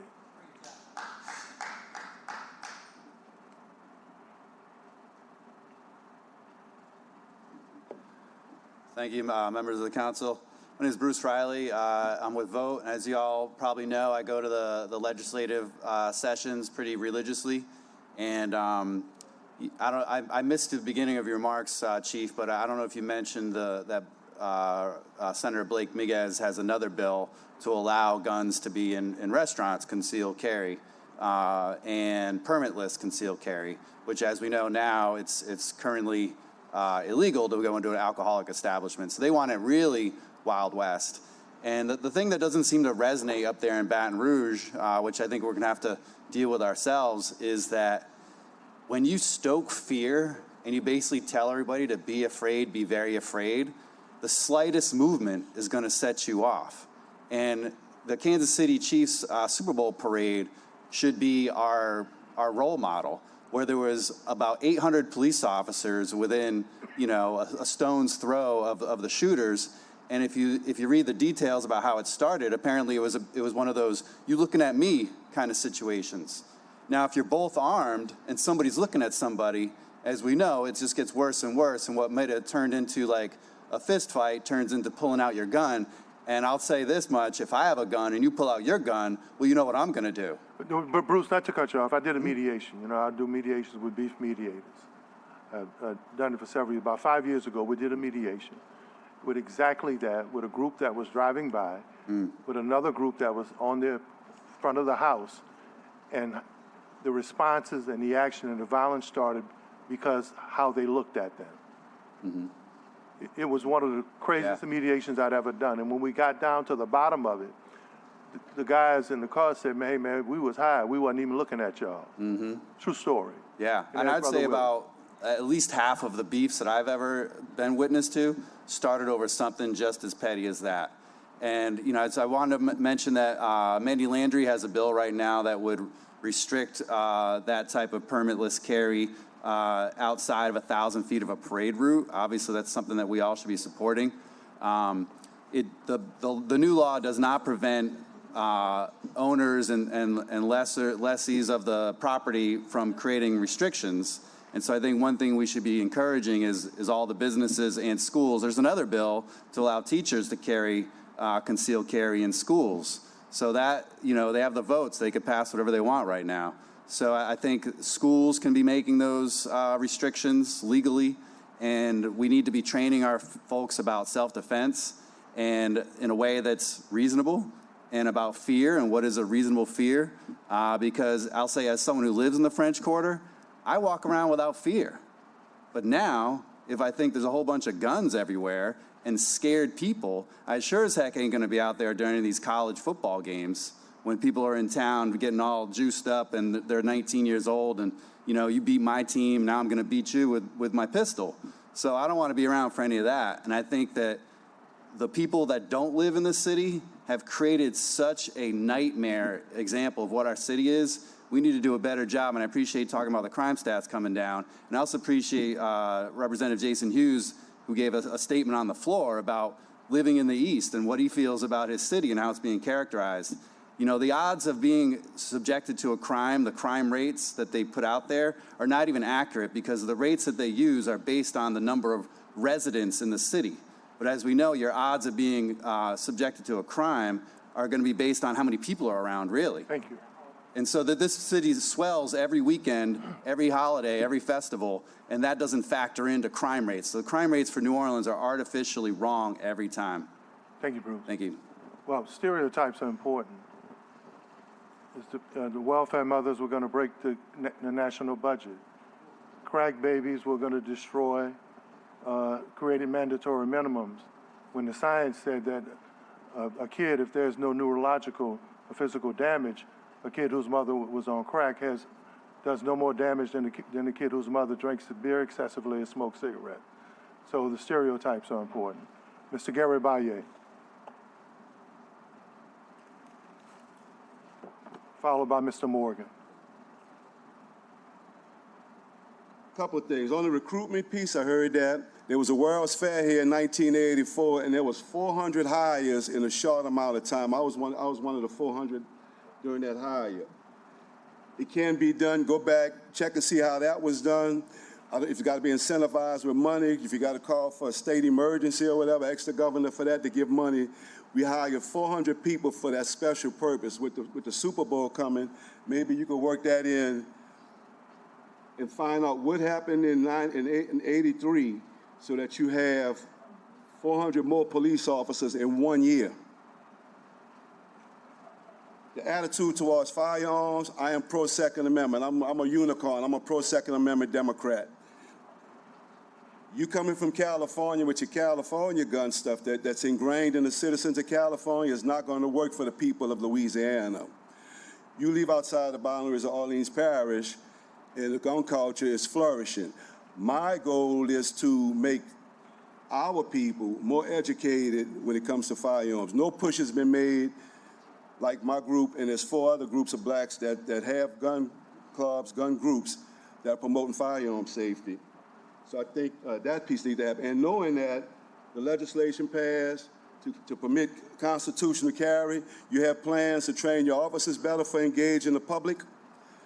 Because like you say about all the other rights, the Second Amendment is solid and it's not going to change without a national, a federal constitutional convention.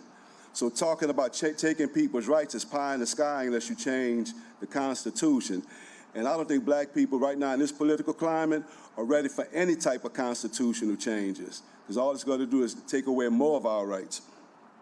Citizen involvement, you know, we're pushing for more citizen involvement, and what happened with the police department, your policy changes and all, are there any, I'm gonna just tell you, I don't see where there's any input from the public on any policy changes that are gonna directly affect us. From the launching of the drones, there was no public input about how do you feel about the drones. People were up in arms when they did the facial recognition cameras, all right? But you haven't heard anything from the people. As far as I'm concerned, people haven't been called to the table and say, hey, how do you feel like this affecting us? Thank you, Mr. Bayou. Thank you very much. Mr. Morgan.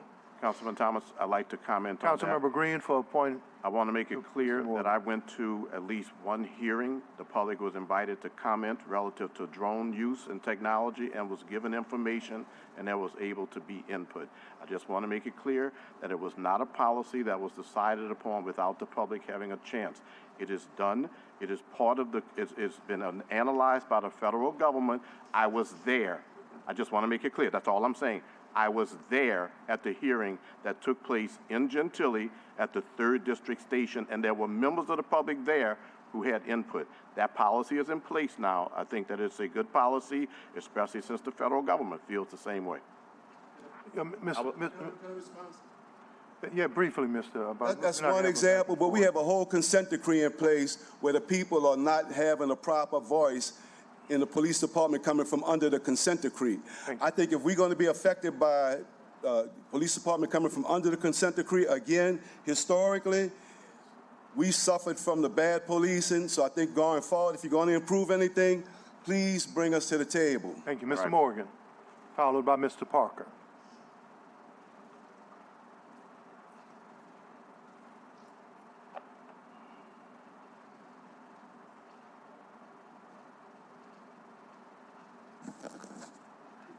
Good morning, Councilman, and everybody in the House. I'd like to give my thanks to Almighty God to give me wisdom and knowledge and the strength to be here today. And I ask the Holy Spirit to give me wisdom and knowledge that must be addressed before this council and take into reality. My first priority is to thank the government for incorporating different parish and different category of policemen for the safety of Mardi Gras. And also, I thank the police at that level and the policemen that the next level for making it possible for the people of New Orleans. And that is from the people of New Orleans, south, east, and west of NOLA is thanking you at that level. Now, let's get back to facts and reality. I don't think that it was right the way that Woodfork was treated. And the people are very angry. And my word to them was the man they put across. They will remember every one of you who have put her in office and out Woodfork. And they feel, this is not for me, remember. This is not for me. They feel that Woodfork was pressured by her because the reason is that Woodfork was a native of New Orleans. She was doing the job, and she did the job, and this woman come from out of town, commissioned by Cottrell, and paid $54,000, which paid $340,000. No law officers in the city of New Orleans, in the history of New Orleans, was ever paid that kind of money. And it's a damn shame because we got policemen at that level and at the white shirt level out here every day. And when the major crime go down, for them to be present at the crime scene, they are there. She is not there. And the reason is this: they deserve a better salary. Upgrade the salary. If you could give her $340,000 for coming in the city and sitting back and calling a shot, but those people there who is in the field at the lower level of that blue shirt and that white shirt is out there every day and not guaranteed when you call on a crime scene to come back home. Thank you, Mr. But Moore. she is guaranteed because you know why? In the 36 years of all the folks, that has always been her loophole of surviving.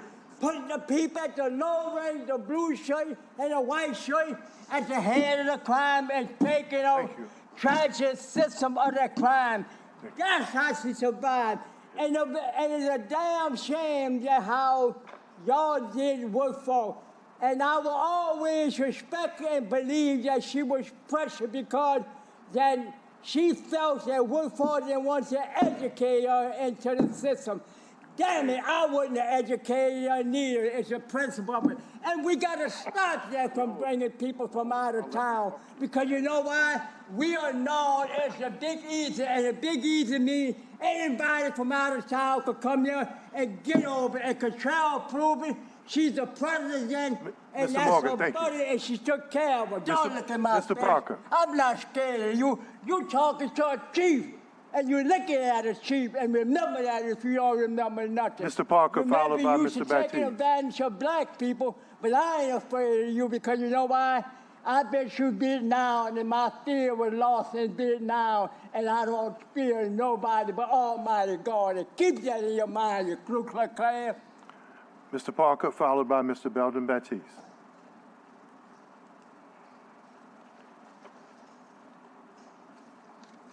Good morning. Very emotional. And if anything comes out of this, you've got to understand community input, community trust. We've got a consent decree. You just mentioned that there are 15 sections in that consent decree that the NOPD is in compliance with.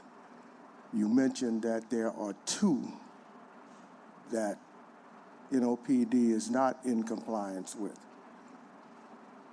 The major problem, community is not behind this consent decree the way you guys have come in here and trying to make us think that everything is going well. We too, members of this community, spent time with the federal, the 2 reports or 3 reports that the federal judge, Susan Morgan, had. And we left out there very disappointed in the police, in NOPD's presentation. Having an open book with this racist governor is not going to gain any kind of trust from our black community. Anytime we have a man who will take food from kids, no way you're going to come in here and tell us that you can work with this kind of person. No way. Community trust is something that we have to have, and we don't have that. And you also, Madam Superintendent, you are not as accessible to the public. Let's have some public forums where you can come before us, not at the school, not dancing at Zulu. Come to the public. Have a forum. Let us come to you and let you know what we feel out here in this New Orleans community, especially our black community. Mr. Batiste. Mr. Batiste really wasn't going to say nothing today, but I listened to you. You talked about the rats ate the marijuana in the evidence, right? But y'all complain about the DA, but you just told every lawyer that you don't have the evidence. And then y'all will be on TV attacking while the DA ain't doing his job. So do y'all have the evidence? Because you saying the rats ate the marijuana, and you saying the drugs are contaminated. So you just told every lawyer to attack that DA over there. See, if I'm a lawyer, y'all lawyers. She just said that. But my other thing is, Council Member Oliver Thomas, I don't like the way they treat you as the criminal justice chair. Greg Montana and them with the building, they just try to walk over you, and I'm glad you stand where you stand. JP, I'm glad you stand where you stand. Even Eugene Green, I'm glad you stand where you stand. You get a little credit from Mr. Baptiste. You know what I'm saying? Freddie King, Leslie Harris, I'm glad y'all standing. Now, as a council, I always tell y'all this. I see y'all fussing and fighting, but that means y'all getting something done. But I come here on another matter, Dupree, and what's your name? Ann Kirkpatrick. It was about a month ago. I went to the police, gave them a report about a man assaulted me that worked for the mayor named Brandon Boutique. 30 days, y'all haven't did nothing. The same thing happened with the Jay Banks case, and they didn't do nothing. Now, Dupree, I call you out because you're a man of your word. Now, I'm giving you this case, and I want to see why the NOPD don't come when Mr. Belden Baptiste called them. They had a lady getting assaulted. I had to call the police 2 hours because it's Belden Baptiste, but I don't care. Belden Baptiste will recall Jeff Landrew if he have to, because many of us is sitting around here, but we got Jeff Landrew coming bringing state troopers in our city. Oliver wrote something on the 504. I agree with you, Oliver. These state troopers coming here, Miss Cam Patrick, and you and the mayor, y'all say, we align ourselves with Jeff. But now, y'all change y'all stand because Jeff tricked y'all.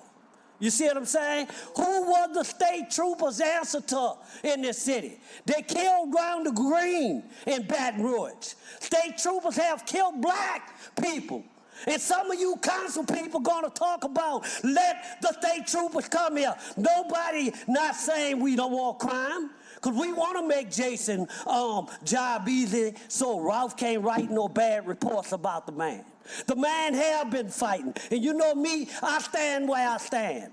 But Oliver was right. Who the state troopers gonna answer to? Royce Duplessis was right. Kirkpatrick, you should tell Jeff Landrew, I am the chief.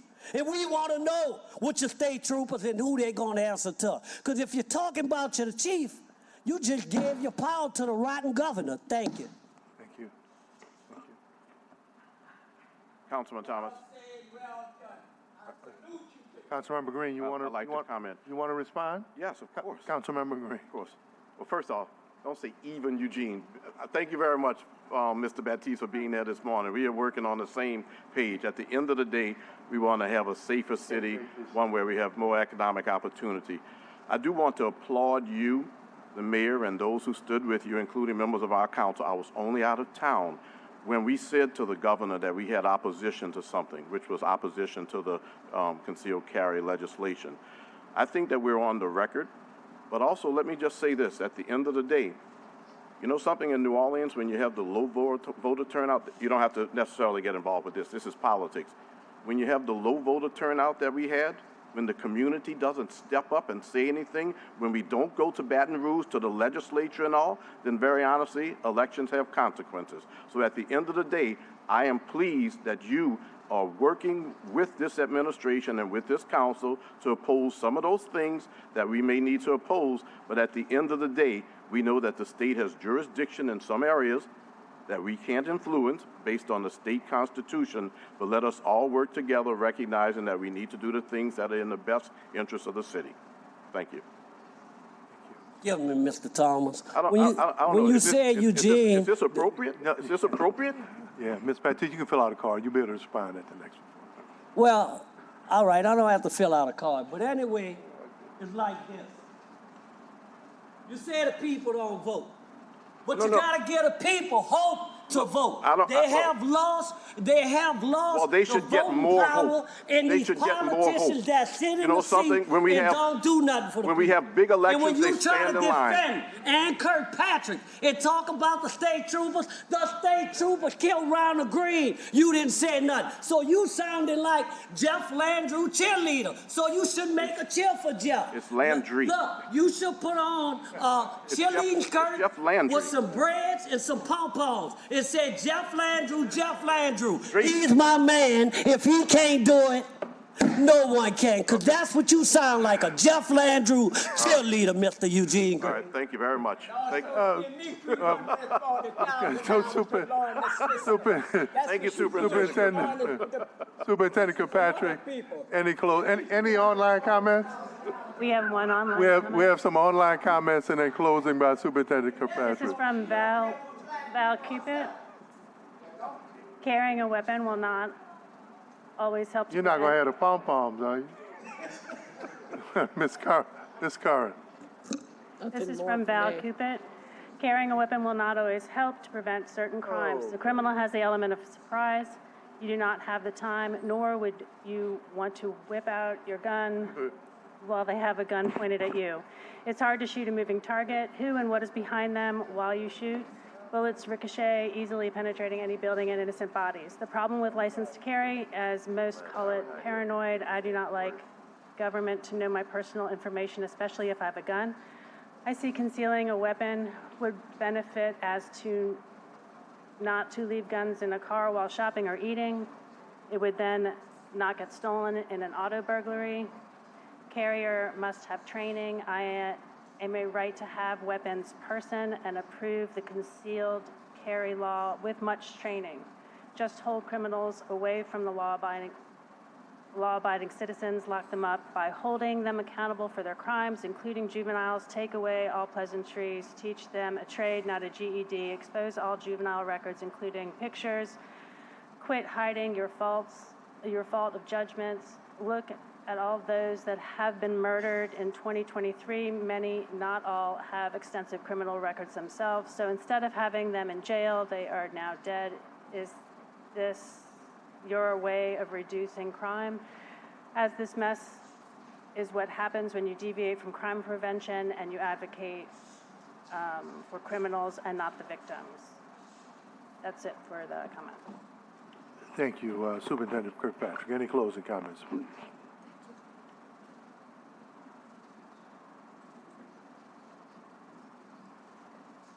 Thank you, Chief. Thank you for those double-digit decreases in crimes that save lives in our city. Eugene, the chief said the less said, the better. No, that's all right, but that's not me. That's not going to be my personality, and I'm going to respond whenever there's a reason. I know you're joking, but at the end of the day, double-digit decreases in the major crime categories of violent crimes. That's lives saved. That's people whose lives haven't been terrorized. Can we at least every once in a while give a good shout out when things are going right? That's it. That's it? Okay. Unless you want more. I'm just joking. No. I'm like, no, don't tell me that there's some rule that somebody who's not on the committee can't speak. Let the record. Let me tell you, that's a messy fact. Let the record. At the end of the day, I'm not appointed to it, but I'm going to say something about criminal justice in the city. I don't have to be on it, but I can say anything that I want as often as I want, especially when we let people go over their times. Okay. Council member, you're all any committee I'm on. If it was the Tiddlywink committee, you can chime in anytime you want. I'm so happy this morning. We had a great demolition taking place where bodies have been found. We have a closed encampment where bodies have been found. There's sometimes good news that's going on in our community, and we need to share it. Today is a good day. Those were great reports. I am so pleased to see the increases in recruitment, the decreases in crime. This is a good thing. I hope that the community will get behind it because something is going right. Thank you. That's it. That's it? And furthermore, no, that's fine. I'm just so happy. Things are going right. All right. Madam Curran, next item on the agenda? I think next we're going with the District Attorney's Office. District Attorney's Office, please. Y'all know the routine. And I want to thank everybody for being patient, man, and for participating. This is our quarterly criminal justice meeting. We appreciate y'all.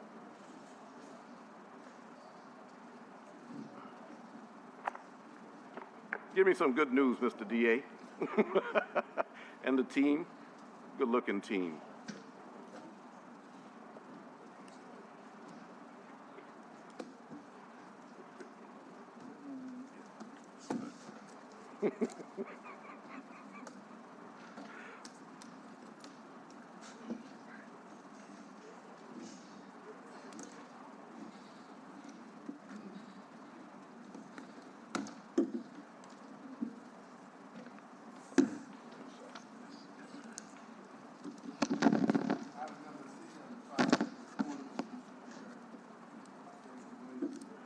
And representatives. Good morning, Mr. Chair. Thank you for having me here today and my colleagues and the cohort of the criminal justice system. I think these meetings are important. Gives the public an opportunity to see what's happening, what's going to happen. It allows for conversations that seem not to happen, as you and I have talked about offline.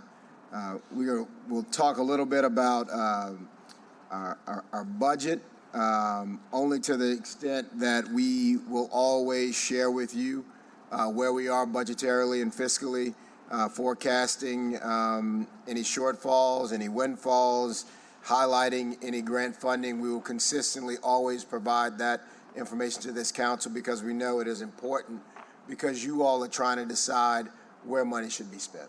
And you need to know what results you're getting from every single agency that receives city funding.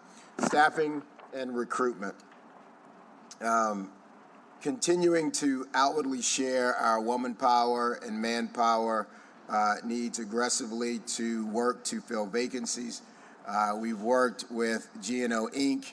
And all the major universities and colleges, as well as law schools, in Baton Rouge and locally. I will say candidly, it has been really, really difficult to hire for diversity. Minorities have looked at the criminal legal system in recent years. You look at the social justice reckoning summer, in which we were all camped out in our homes during the pandemic, and a number of people found the criminal legal system not to be fair, not to be something they're proud of, and they don't see themselves in it. The message we've tried to send, whether we are in Southern Baton Rouge or Dillard or Tulane, is we want to tell people, young men and women, be the change that you seek. If you see something in the system that you believe needs correcting, get involved so that you can be about the business of correcting it. We still need more investigators and paralegal support. Our staffing needs in the legal space have begun to level out, although there's always attrition in jobs that are as hard as these. But we are focused on creating a pipeline to fill those positions. Turning to training and CLE. We're continuing to build in-house competency on current best practices, national best practices, and developing innovations in terms of force multipliers and technology that will allow us to get more out of every single woman and every single man working in the DA's office or working to help the DA's office.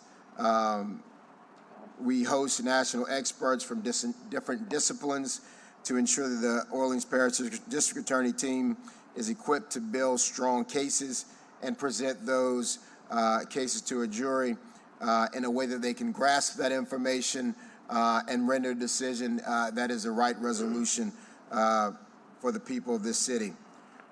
Turning to performance tracking for improved outcomes in all divisions, I'm going to kick it to my chief of screening, Mr. Andre Godin, who, in my opinion, is revolutionizing the intake division of prosecuting, not just in Orleans Parish. I think other communities are starting to take note and are asking questions about no dice, about risk terrain mapping, about district screeners, how it works, because what it's doing is it's relying on data to be able to prioritize the manpower and woman power that we have so that we get better results. Chief Godin. Thank you, Mr. DA. As you can see from this slide, which presents our case acceptance rate on a rolling 90-day average, we're currently sitting at acceptance rate of 72.6% for felony cases and 49.7% for misdemeanor cases. Those are cases that only contain misdemeanors. Looking at the year or the annual numbers, you can see nothing but a steady increase in our ability to review these cases, review them quickly, and to accept as many possible cases as we can where we believe that we will have a chance for success at Tulane and Broad. 2021, we had about 51% of cases accepted. 2022, that number rose to 64%. And finally, in 2023, we are now at 71% of those cases, felony cases, accepted. Those are numbers that were hard-earned, that we are very proud of. I took over the position of Chief of Screening in the late summer of 2022, and by the beginning of 2023, we had implemented the District Screeners Program. The District Screeners Program really revolutionized our way of dealing with New Orleans Police Department, our most important provider of information, the author of many of the initiatives and public safety efforts that you see and that were discussed at the last setting, and our ability to receive those cases and to effectively issue spot, troubleshoot, and understand where there were shortcomings and communicate effectively those shortcomings back to our allies at the NOPD on a district level, on a micro-regional level, on a neighborhood level, block by block, even house by house as needed. That has fundamentally shifted how we intake these cases and how we're able to effectively produce a good result for the Trials Division to take these cases off and achieve success. There is a word, and that word is singular, and that word is accountability. And that's not just for the NOPD to us, but it's from the NOPD from us, right? We are accountable to them. They have a name to call. They have an understanding of who is handling those cases. They can pick up the phone. They can reach out. They can work very closely with these district screeners to ensure that we're producing the best quality product, the best quality amount of public safety and justice with every single prosecution decision we made. So I'm very proud of the District Screeners Program. You can see here all of our individual ADAs. They are available to you, to be contacted by you.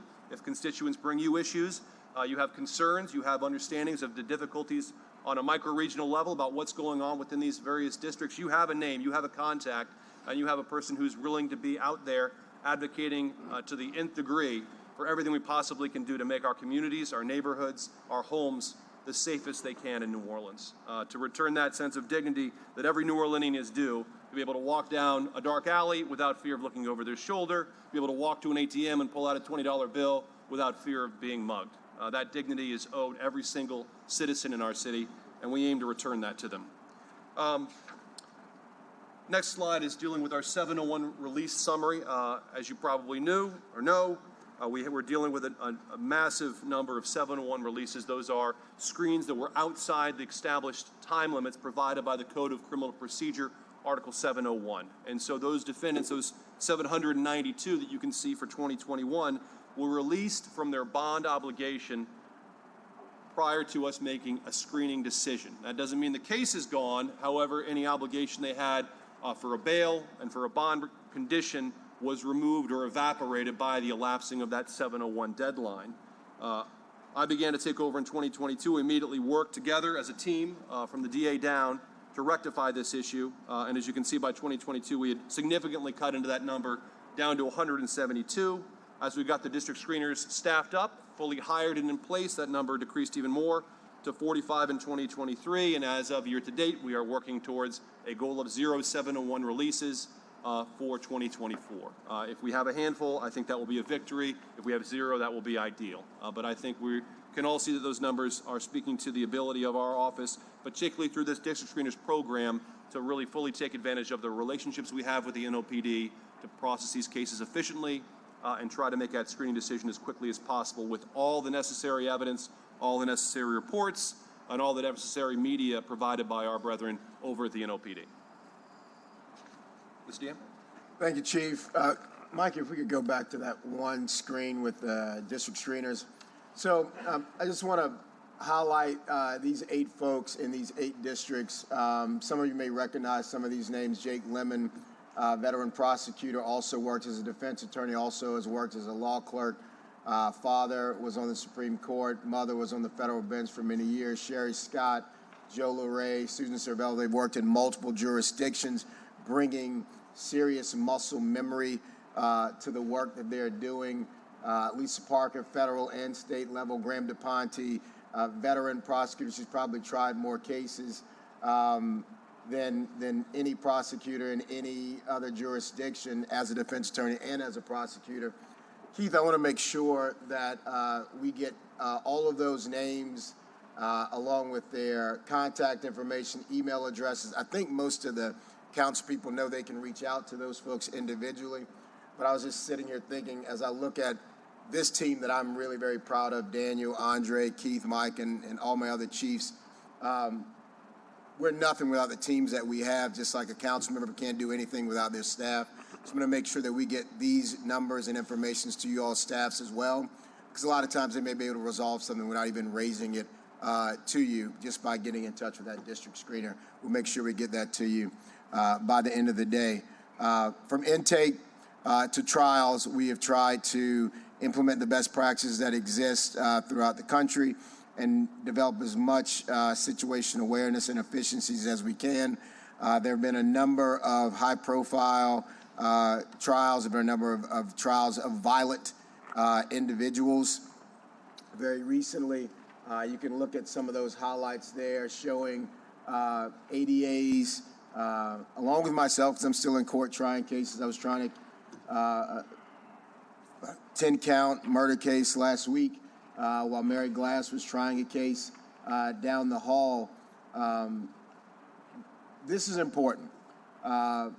It's important. We can't try every single case, just like we can't arrest our way out of violent crime. But I think I heard one of the judges say during their presentation today when I was listening online, they wanted to correct the fact that some people had said that courts were closed for X period of time. It's not just the court closures that occurred throughout the entire state because of the pandemic and the social distancing. One of the biggest hurdles that this city had to overcome was the cessation of jury trials longer than any other place in this country. It's not a matter of whether or not the court was open. It's whether or not a defendant was going to get their day in court, whether or not a victim was going to get their day in court, whether or not a survivor of sexual assault, how long it was going to take for them to get to court, holding those witnesses together when there were no juries, when there were no jury trials. And when you see the machine happening, when you see these press conferences, when you see people held accountable, when you see someone like Tyrone Steele, who was facing 3 counts of first-degree murder and 2 counts of second-degree murder and multiple counts of conspiracy for sneaking into neighbors' windows and murdering 3 people while they slept. When you hear about a woman looking for her son and putting out a missing persons bulletin, only to find out that his body has been stashed in an abandoned house in Holly Grove, and another mother is trying to find her son, only to find out that his body has been thrown in a bayou, and Mr. Steele's been driving around in a car with his blood in it.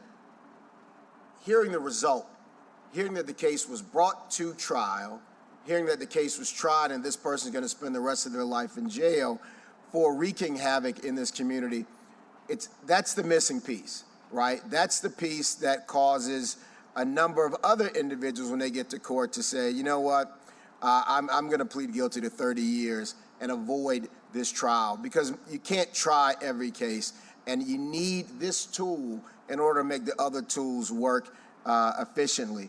And there are a number of offenders who are coming into court to take responsibility for their actions at arraignment because they know what they're up against, and they know what those results have been in court.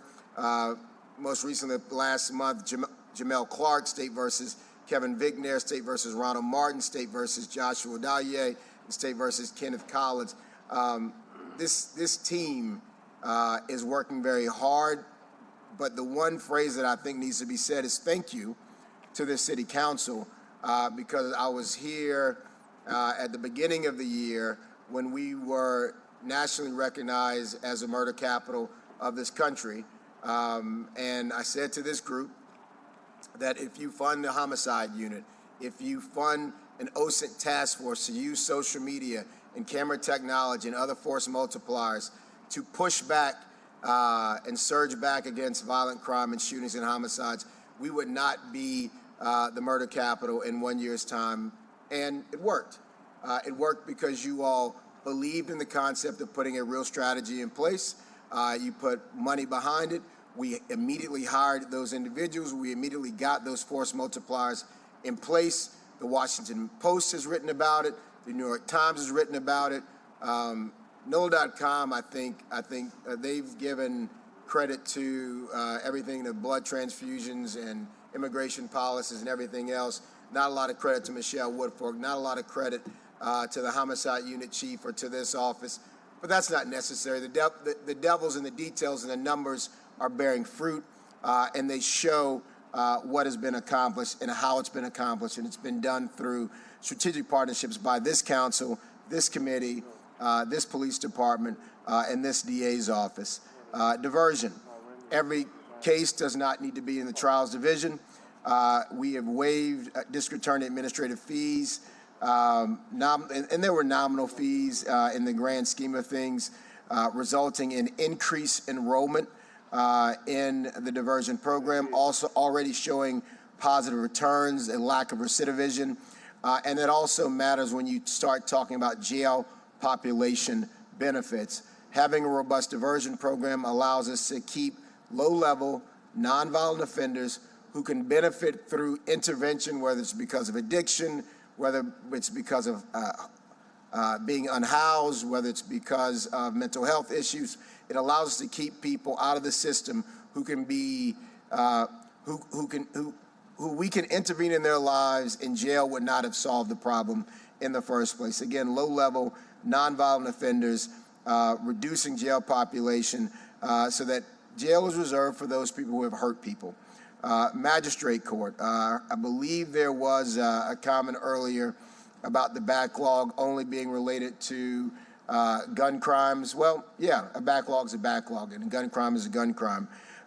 Having one single forum for these misdemeanor trials where they intersect and collide with DV cases, which I believe are very, very serious and need to have the focus of the judges and the courts. I do believe we need to have a conversation about widening the scope so that we don't create backlogs in court, because all that means is victims and survivors will not get their cases heard efficiently. They will show up to court and they will have to come back and back and back without getting resolved because of the number of cases on the docket. So I do believe that any backlog needs to always be addressed. Juvenile transfer.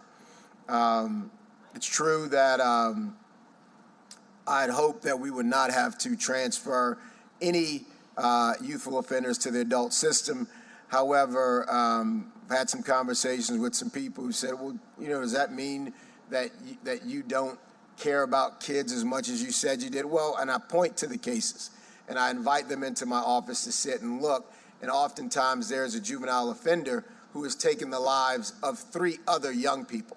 So the love needs to be on both sides of that case. And this last case that we tried involved an individual who was a teenager when he committed these crimes. I'm not going to say his name again because I don't want to glorify him and add any cachet to the violence and having his name ring in the streets, as some of the young people say. But juvenile transfer is still the exception, not the rule. And the district attorney's office looks at a number of key factors: the level of violence, the number of people hurt or killed, and the history of the person whose case is being screened.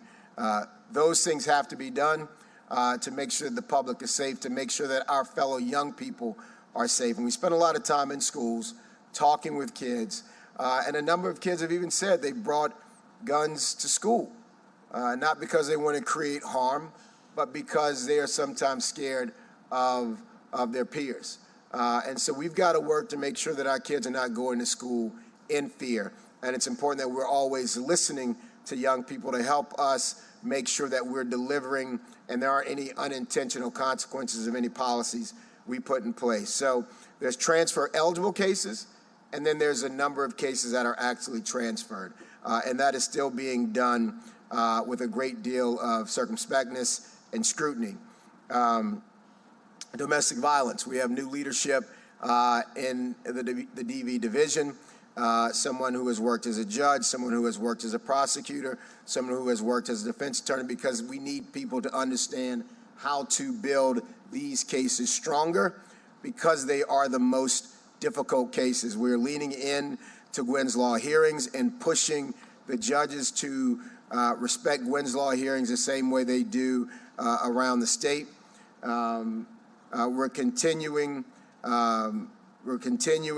to lean into effective new initiatives and force multipliers. I want to highlight some of the returns on the investments by the City Council, highlighting the homicide unit, which you allowed this city to stand up for the very first time, and it's yielding strong results on some of the most difficult cases we've seen.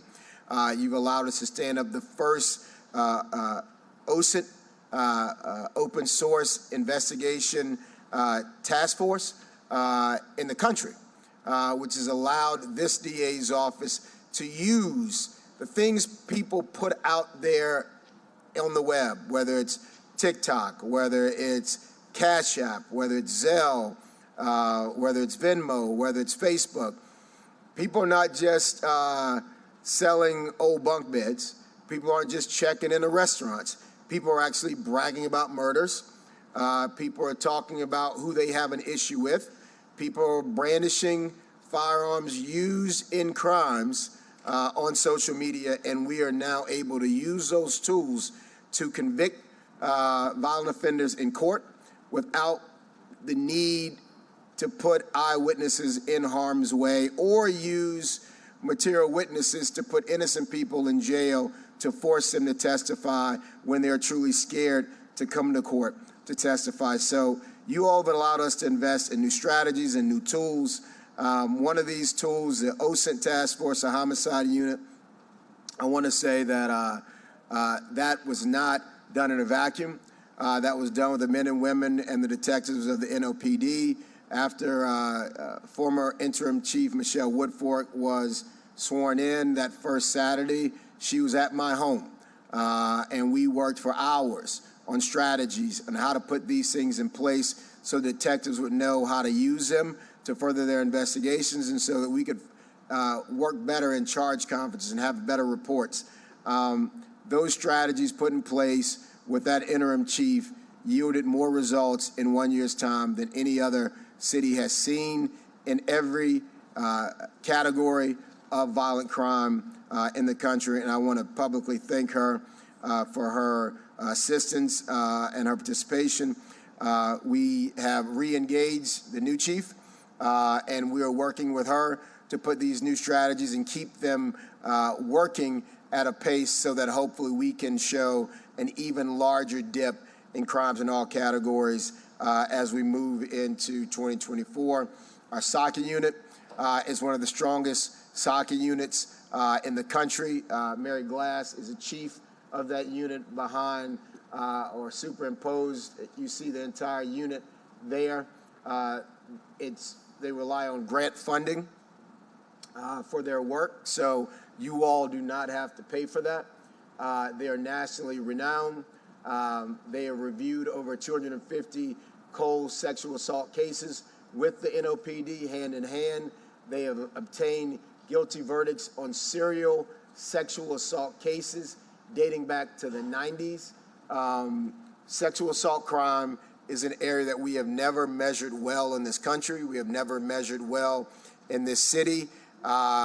Most of them go unreported, which should be shocking to all of us. We live in a city with a number of universities and colleges. Very few sexual assaults on campus make their way to the NOPD. That is an issue for all of us as human beings, men and women, and we need to continue to focus in that area. Mary Glass and the SACA unit are leaning into that work. We're meeting with college presidents to figure out ways that we can improve and increase the reporting of sexual assaults so that those cases don't grow cold. But you all need to know that your SACA unit in this DA's office is going after, or continue to go after federal funding so that it can continue to deliver on sexual assault cases in the city at a clip that outpaces the rest of the country. Domestic violence unit is extremely focused on not just the partners of interpersonal violence, but also the children that are present in these homes, witnessing this violence, sometimes internalizing this violence, and sometimes developing really bad habits about what's okay and what's not okay in community because of what's happening there. And we will continue to work with other partners like the Family Justice Center and Eva Lessinger to make sure that we're not just focused on the person being abused, but we're also focusing on the abuser because oftentimes these folks are not locked up forever.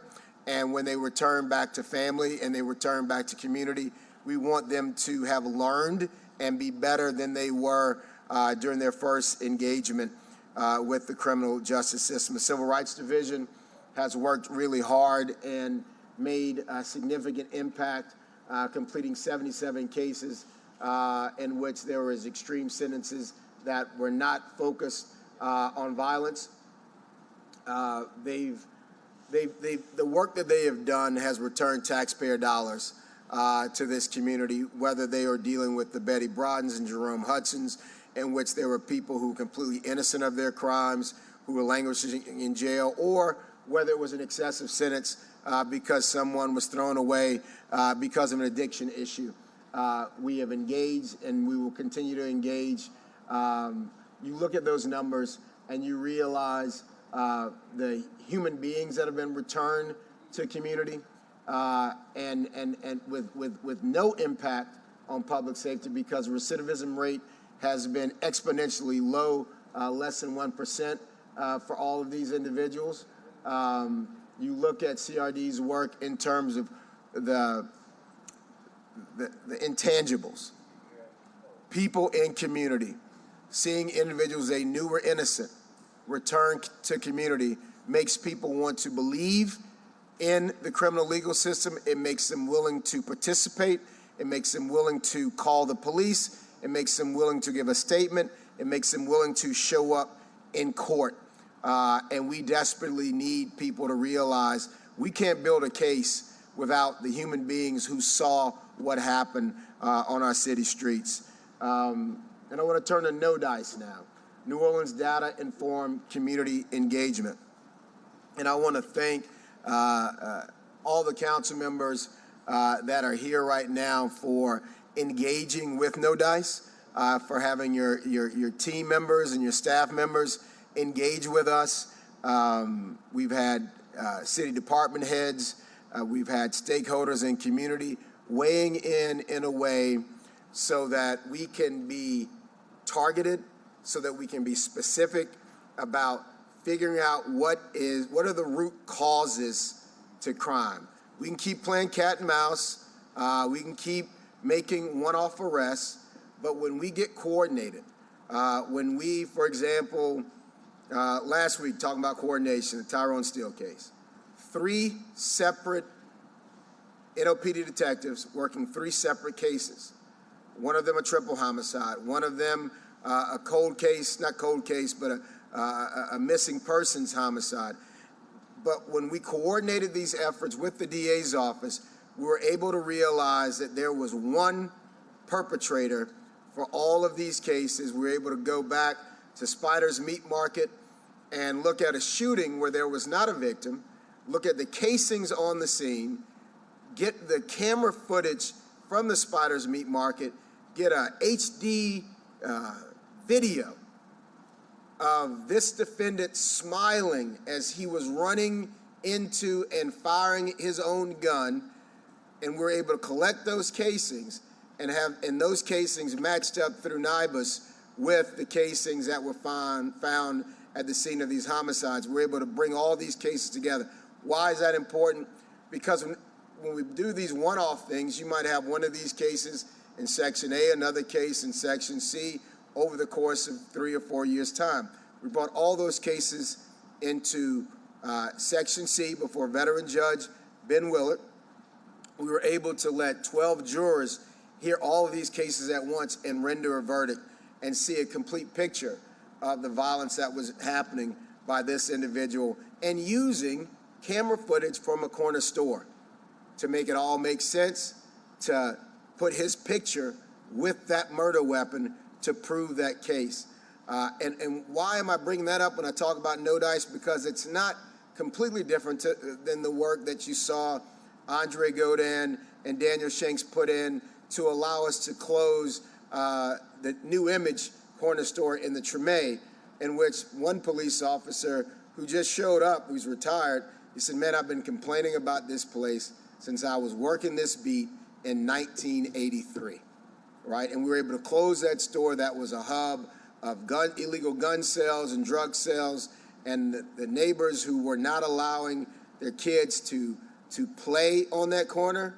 When I go back to do some yoga with Ajax and Magnolia Yoga, I now see children riding their bike on a corner that they were avoiding before. And with that, I want to kick No Dice over to Daniel Shanks, who is heading that initiative up because he is really, I think, changing the landscape of what it means to be a prosecutor in this country. Daniel? Thank you, Mr. DA. My name is Daniel Shanks. I have been with the office during this administration and the last, and I first came on when Chief Godin was rearranging the district screening program, and seeing the innovation brought by the DA and by Mr. Godin, and having a community approach to screening really brought me back to the office and said, this is a meaningful way for me to get involved. And as the district screening program was expanding, we started looking at New Orleans data-informed community engagement. And all of you, I believe, have been to our meetings, and we're really grateful for that. And what we're using is risk terrain modeling in order to develop compelling narratives for specific corridors where we see high concentrations of crime. Once we understand what the crime is happening in that specific corridor, we then engage with the community. And we had a perfect example of this with Councilmember Harris in December. She did a walkthrough with us, the Office of Nighttime Economy, RTA, NOPD. We had Chief Harrison there. And, you know, we walked through that area and that urban landscape to see what are the issues there that are making it conducive to crime, and how can we change those things. And we really got a master class from Councilmember Harris's office on issue spotting and addressing those issues and task management and reaching out to agencies. And it's that degree of coordination that's allowing us to see a holistic picture of public safety and how we can address that. And since then, we have broadened the spectrum of agencies who have come in and said, yes, we want to engage. Because now we can say, okay, sure, we have our 311 queues within our given silos, but let's prioritize those areas that are truly affected by crime. Let's enhance the quality of life of citizens who are suffering from whether it's illegal narcotics activities happening on the corridor, homicides, armed robberies. What can we do to change the urban landscape to enhance the quality of life of the residents and the business owners and reduce crime in that area? So we're really encouraged by the work that is being done, and we're really encouraged by the engagement, and we're grateful for all of you with your engagement and you know what you've contributed to the program. So thank you for that, and we look forward to some of the areas that we're moving into. You know, we have a great team behind us. We have Chief Harrison, former Chief Michael Harrison, who's come on as a consultant. provided invaluable information as to how this has been done in Baltimore and other jurisdictions. He's given us invaluable information as his experience as a superintendent. And we've also recently had the addition of community liaison Jessica Strange. Jessica? So Jessica is been a lifelong community organizer and brings a wealth of experience in engaging the community. And that's one of the things that I'm really proud of, is the degree of community engagement part of this program. One of the focus areas that we have now is the 1,000 to 1,400 block of North Claiborne.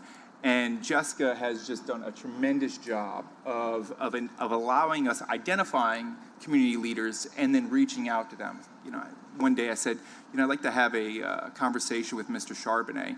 Within 15 minutes, Jessica was knocking on his door asking for a meeting. And that's the degree of commitment, the degree of purpose that everybody on this team has, saying, hey, we're not going to do this just from the DA's office. We have to reach out to the community, and we have to have a degree of engagement with them about what they see as the issues and what they see as the solutions. So we're really proud of the work we're doing, and we want to thank you for your support of this program and our office.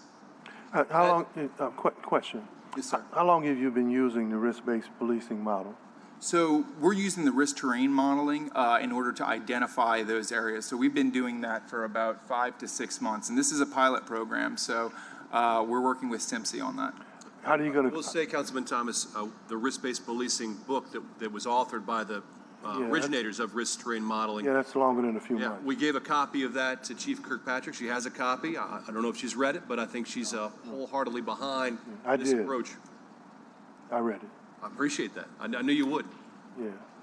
I'm asking this question because we're talking about models and theories, and their models and theories ultimately want to lead to solutions and outcomes. So at what point are you going to quantify the information that's gathered in this terrain modeling, right, to come up with this impact? Yeah, and that's such a good point. When we get this risk terrain modeling, we get some analysis, and we get a map. We look at the map, we review the map. Then we say, what are the crimes that happened in this specific area, and how is it specific to New Orleans? In order to do that, not only specific to New Orleans, specific to that terrain. Specific to that terrain, that's exactly right. We met with, 2 weeks ago when we were looking at the Claiborne corridor, we met with Dr. Avegno, NOPD First District, and we looked at our analysis, and we looked at the specific crimes. So when you look at stats, that doesn't tell you much. When you look at reports and it tells you what's going on and what bucket each crime falls into within that corridor and what the real issues are, then you can develop a real plan to address those issues. But when I have a map, when I have analysis, it's pieces of paper. It's engaging the community who've been there for years and decades and asking them, what do you see? How can it change? What have you demanded in the past? Where are we on those issues?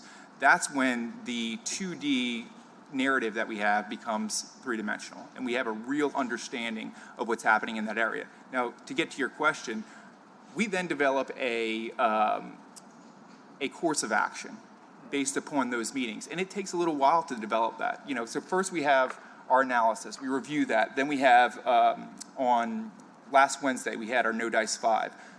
Just addressing these issues and then getting feedback. We had the Cultural Innovation District there. We had Father Gibson from Peter Claver. We had Derek Tabb from Roots of Music there. We had a whole host of community leaders in that meeting to say, here's what our analysis is. Please tell us more about how you think that can change. Next, we are coordinating a multi-agency sweep of that area to do not an investigation, but just to take a look at that area with the eye of the departments. We're the DA's office. We don't know the drainage issues that might be affecting economic development. We don't know the sanitation issues, but by having that multi-agency look and that sweep of that area, we're going to have a more holistic plan on how we approach that area. It has to be multidisciplinary for this to be meaningful. Getting back to the data, once we're able to implement that plan, we'll then task it. Jessica will follow with all the agency heads. She's done that with ULOA and South Pier. She's worked with Matt on that and figuring out how the best way to address those issues. So once we address those issues, then we track it. Then we use the data to say, okay, this is where we were a year ago. This is what's been done. This is our progress on those issues. Now let's track the change. I asked an information of that question because they didn't call it risk-based policing, but if you're familiar with the history of hotspots, yes, sir. In New Orleans, they used to be easily identifiable because of where housing developments were located. The model in the 90s with Weed and Seed, COPS, PALS program, and resident-based initiatives. If you're familiar with that history, they recorded there were 34 murders in a 6-block area, right? With all of those groups concentrated in working with nonprofits, with community policing, with Weed and Seed, the murder rate the following year went to 1. That was duplicated in a lot of the hotspots that were in the city. But it wasn't sustainable because once those murder rates went down, the programs that worked kind of went away. What are you guys doing in terms of working with the other partners? And I think it's really important now because we supposedly have more assets coming into the city. No one knows how those assets are going to work. No one knows who those assets are going to report to. But if you've already done the modeling or you've done the terrain assessment, then how, and I was going to ask the DA this question, how involved are you, or are you guys, because I think it's important information, if we want to be impactful and sustainable, how involved are you guys with the new troop and the new governor and new crime plan in terms of how we do this and make it work? So I'll jump in and I'll just state that this information, and you mentioned the heat maps from years ago when we sort of had poverty centralized in a way that was largely based upon the Big Four housing development and some other things. And as you are very well aware, because you know your history, this city has dispersed people. So now you have individuals living, it might be out in Michoud, who normally or previously had lived in the Magnolia or in the Treme, where they had a safety net, where there was a grandmother and an aunt, where people knew each other, and so people were dispersed in different ways. And there was, as you mentioned, a cessation of the tool that worked, right? So when it comes to no dice and it comes to this risk terrain mapping, we are trying to institutionalize being data informed to never go away, because even when crime has gone down exponentially, shootings have gone down exponentially for 2023, that does not mean any of your strategies should stop. That is when we need to double down on those strategies and add new partners. So when you go back to the last slide, Micah, when you look at, yeah, right there, you got Jessica Strange on one end, bookended by Chief Michael Harrison, right? So Chief Michael Harrison is probably the preeminent leader in policing. If you talk to anyone around the country who does these talks, he's sought after. He just was asked to come up to Minneapolis to help guide them through their consent decree. You look at what he did here in the city of New Orleans, and you look at crime rates in all categories, they went down. He went to Baltimore. He served, I think, multiple mayors there. Another tough city, the crime rate went down. And, you know, the chief realizes, number one, that arrest alone, that's not what makes crime go down. He realizes that there's a need for a holistic approach. He realizes that there's a need for interventions as well as arrest and jail. And then you see he's bookended by Jessica Strange. That's community. That's grassroots involved and embedded in our office to make sure that we, along with other stakeholders, department heads, city council staff, other stakeholders in the community, are listening to what the community needs and can be quickly responsive. That new image corner store is a perfect example. That would be like a warp speed version of it. Multiple arrests made, cases built, footage showing, going not to the whole neighborhood, not to the apartments across the street, not to the apartment down the street, not to Magnolia Yoga, not to the bar across the street, New Image Grocery.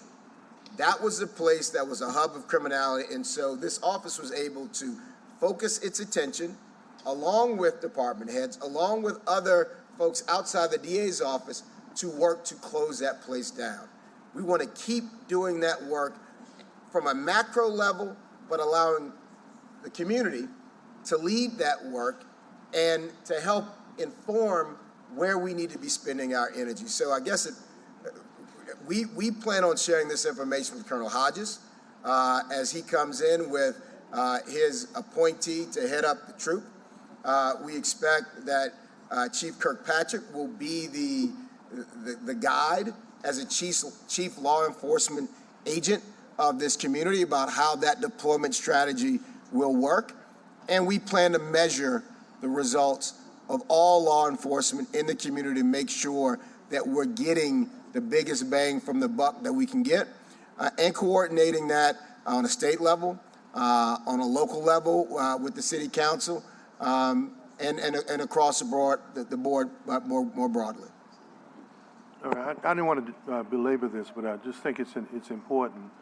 And the map is changing now. If you look at the map, one of the things I like to do is look at historical hotspots, how they've changed, and in the last year or so, because of certain activity by certain groups, they've actually moved, whether it's drug or retaliation. So the map's a little different now. I'm just interested in how you make it sustainable. And they will keep moving. Crime is an ever-moving target, and we need to be specific when we say crime. What types of crime are we talking about? That's what No Dice forces us all to do. Not just kind of do this broad brush, oh, crime is up. Well, what kind of crime is up? Are shootings up? Are rapes up? Are carjackings up? Are car thefts up? Because they require a different approach. And we have to get to a point and a place where we all are, not just the DA's office, not just the police department, we all are making those who wish to commit violent crime, whether it be shooting, whether it be domestic violence, uncomfortable, right? We're never going to eradicate it, but we have to make it uncomfortable so that folks don't want to do that business in Orleans Parish. Councilmember King.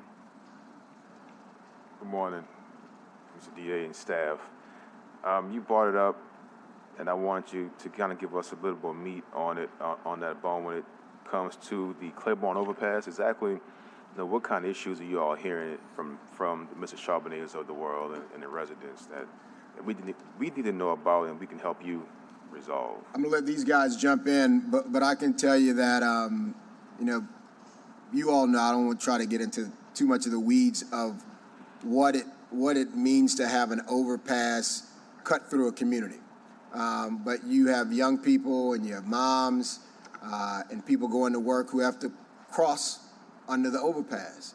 And in its current condition, with the amount of unhoused folks, there are needles, there's drug activity, there are sex acts, there's violence that is occurring, and it is an issue for the good, law-abiding citizens and children who are just trying to go to work, make groceries, and live a life.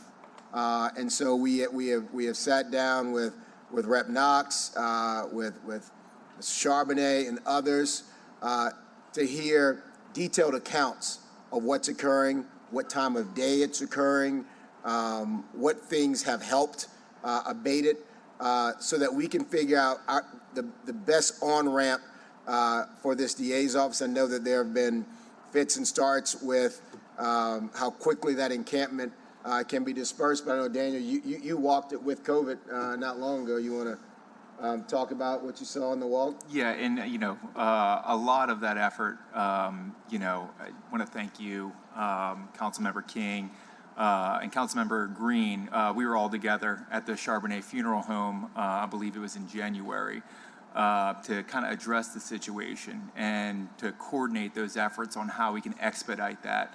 the removal of that encampment. And today, that encampment is no longer at the 1000 block of North Claiborne. And I think the community was grateful for your efforts and coordination and pushing that and pushing the different agencies involved to ensure that that was done in a timely manner from that event. I think, some of the issues when we talk about that area and the concern is activating that area. And okay, we moved, the encampment's been moved, and kudos to all the agencies who worked on that.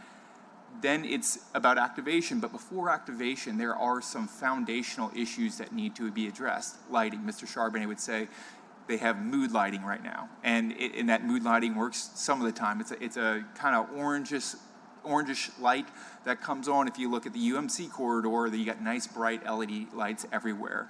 And you talk to the Cultural Innovation District, Ms. Ramsey, who will say, before I can activate this, before we can have a market under there has to be pressure washing of this area. We can't invite the community here and there still be needles and vestiges of the encampment there.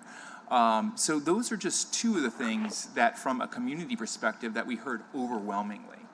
Lighting and just cleaning up. And the area is due that, right? So, from all the disenfranchisement that specific corridor. And at our meeting, we actually had Dr. Sanders, Raynard Sanders, who's the executive director of the Claiborne Avenue History Project, root the discussion in the sacredness of this place and the challenges that it has faced over the decades. And there's something due. And add an insult to injury, this is also one of the most violent corridors in 2023.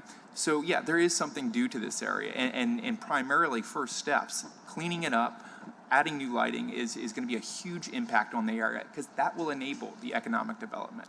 That will enable the Cultural Innovation District to come in and have programming under that area. So that's something that I think would make a huge change, Councilmember King. All right.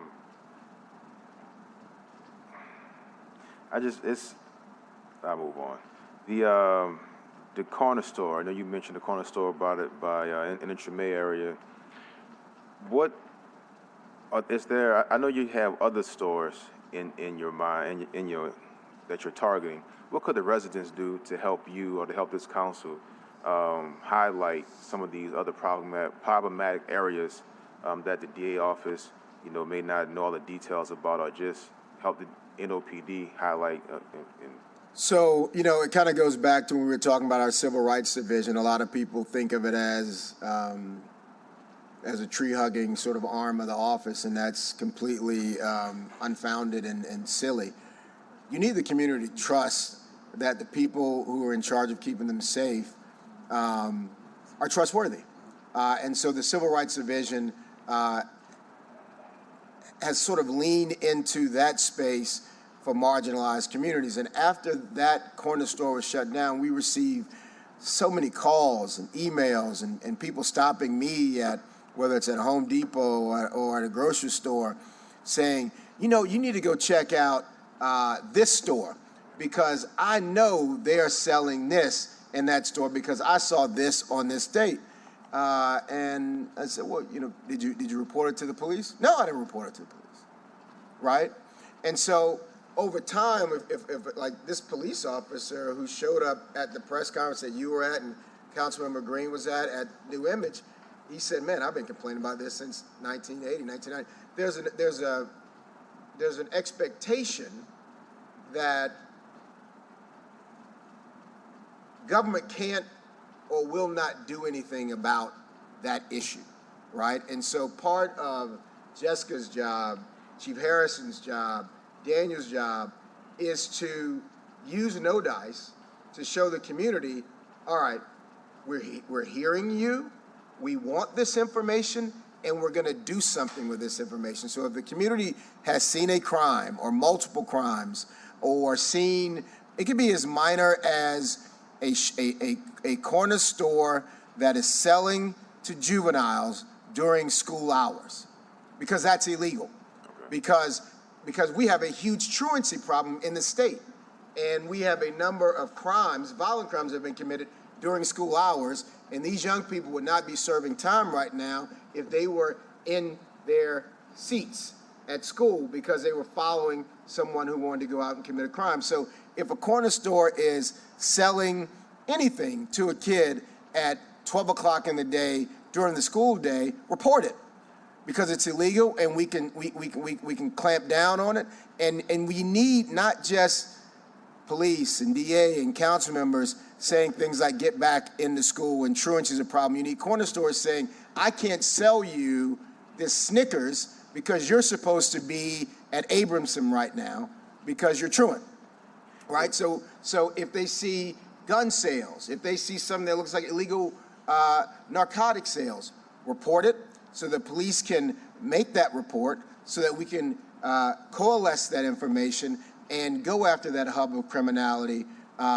It may not be as big as gun sales all the time. It might just be that they're encouraging truancy. And I'm not talking about kids skipping school on Friday. I'm talking about kids ain't been to school in 2 years. That's a problem, because if kids not in school for 2 years, they're going to be our problem for the rest of their existence.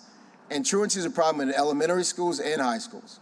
Is it something as minor as well? I get this a lot at a particular spot on the West Bank, just loitering, hanging all day, all night, in that parking lot, and the owner is well aware of it. And for whatever reason, they encourage it or allow it.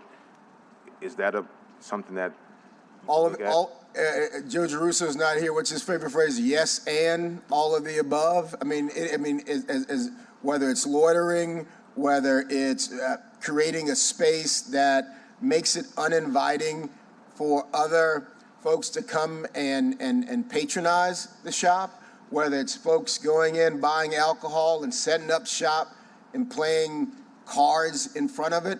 Yeah. I mean, I don't want to suggest that we're about to turn our attention from homicides and shootings to people playing dominoes and drinking Old English in front of a corner store.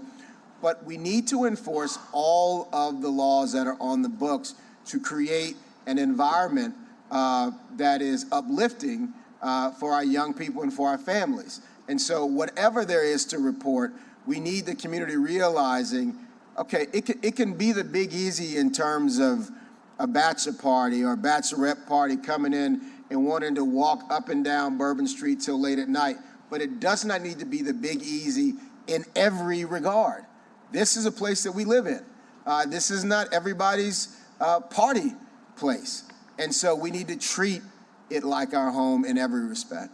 Well, I appreciate that. Now I'll send information to Keith, I'm sorry, Mr. Lampkin, the spots on the West Bank that get a lot of people nervous. My last question. And not just stores, problematic apartment and housing complexes as well, or abandoned structures as well. If I can just add on, Councilman King, one of the important resources that we lean on heavily in No Dice is each of the NOPD district community liaison officers. Those officers, by and large, I think every single one of them is absolutely fantastic and has done a great job of understanding the parameters of the community where it interacts with crime.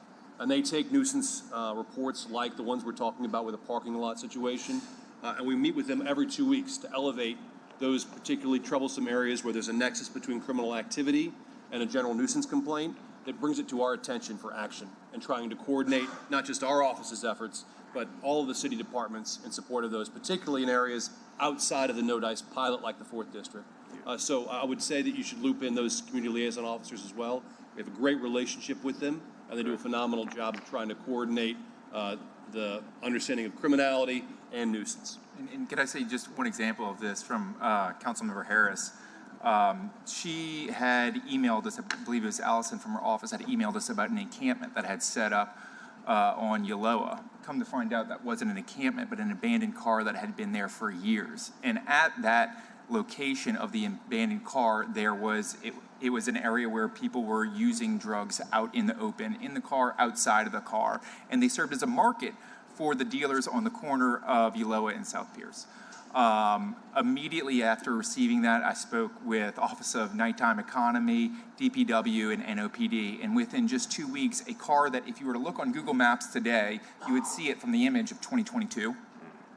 That what was reported to us as an encampment was removed within 1 week. And when you talk to every business owner in that area, they said that is the problem. You want to know why car burglars are up? That's the problem. You want to know why drug activity is up? That's the problem. So it's really looking at that space-based approach as to how we can change communities. And, thank you all. So if any of the members of the council have issues or locations that you hear reoccurring, please let us know. We have district screeners who will work with this, the community liaison officers and figure out solutions with agencies that might have jurisdiction on that. And that was a perfect example of coordination between the council and department heads in our office to make sure that an area of drug activity was removed from a neighborhood. Councilman Karen, I just wanted to, on the loitering piece, before someone jumps up and says something about having law enforcement harass people not moving fast enough when they're ingressing and egressing from a corner. So that's not what we're talking about. The triple homicide and the 10-count murder that I tried last week, the linchpin of that case was the footage from the Spiders Meat Market. There were about 9 individuals, juvenile and adults, who were set up in front of that corner store, treating it like their living room, right before gunfire rang out, risking everybody's life in that shop and every house across the block. So what I'm really talking about is folks treating our public spaces like their dark alley. That's what we want to put real pressure on. And that's what I'm talking about, not the 1 or 2 people, like you said, not moving fast enough, but the 10-plus grown men hanging out morning, noon, and night on the corner in front of the store, and the owner's allowing that to happen. That doesn't benefit any community. And my last question, just want to get your thoughts on it. We heard from the chief earlier.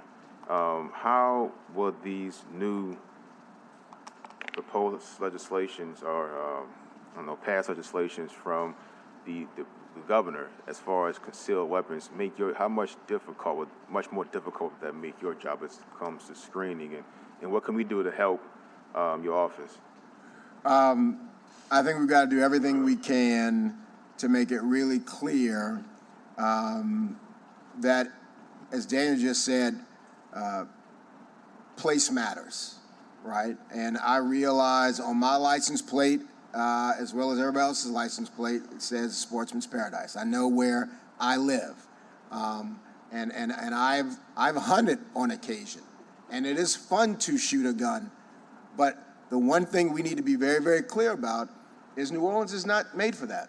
I don't care how good of a marksman a person is, guns and alcohol don't mix, right? I don't care how good of a marksman a person is, how well trained a person may be. Guns and crowds are a dangerous combination. And when you look at the topography and what we have here in the city of New Orleans, we have large crowds every week.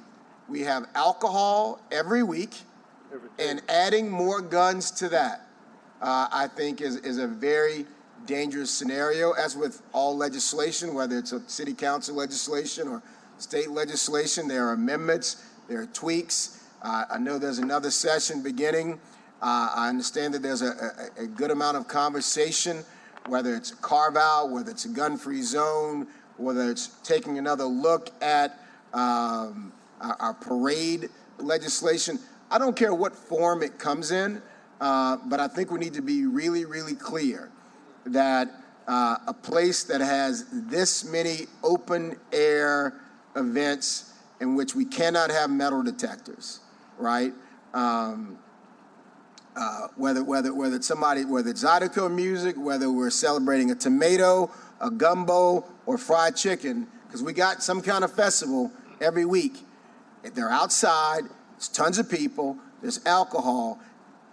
Introducing more guns to that scenario, I think is going to have an unintended consequence, and it makes me most nervous for the men and women of the New Orleans Police Department and the state police, because an officer of the law is taking their life in their hands every time they approach a private citizen they don't know.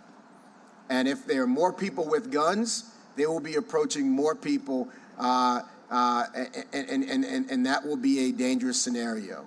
The Surgeon General was very clear when they talked about the increase in shooting deaths that we saw happen between the inception of COVID-19 and coming out of the shutdown. The Surgeon General said that the only data point that was different was that more people were scared and they bought legal firearms. But these legal firearms were left in legal cars by good citizens who just forgot they bought a gun, and the car was broken into and the gun made its way into the black market. And when you add the other piece of reducing the age in terms of how folks will be charged with crimes, when you add that component to it, and you're basically saying that you can be younger and have a gun, and you can take that gun everywhere, I fear that it is just a pipeline to more young people finding their way into the criminal legal system. And yes, it's a sportsman's paradise. Yes, you have I think I see our amendments a little bit differently. I see strict construction a little differently than the NRA and a lot of other people, but we've lost that battle in America. America believes that we need more guns, and that is why we have more violence, frankly. England has a problem with too many stabbings, right? Because people get angry at each other. People go after each other.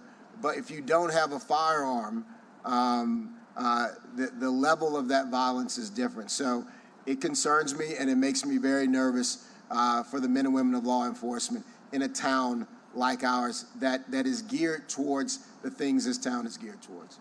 That's all I had. Thank you. Councilmember Harris. Mr. DA and your team, thank you. And Daniel, thank you. I want to thank you in particular, and Andre, for taking that walk, because I do think it matters that we walked that area, that we knew what we were targeting, and ultimately got all of the agencies together to clean it up. I am going to keep this short and sweet. South Durbany, we need to go back to with all those agencies again. You know what I'm talking about. And then Calliope, we pass every day an encampment where we know the drug dealers. We can spot them. They're there every day. They don't look like they are unhoused. How do we get attention to these people who are obviously contributing to the problem? That's a group lift. I can tell you that the DA's office can bring cases. That's our tool. We've expanded the toolbox because Mr. Shanks and Mr. Godin realize that, the criminal legal system really, it is just cutting the tail off the snake, right? It's a detritus of every failure in community, whether it's mental health, whether it's homelessness, whether it's addiction. And so No Dice is really focused on bringing everyone together.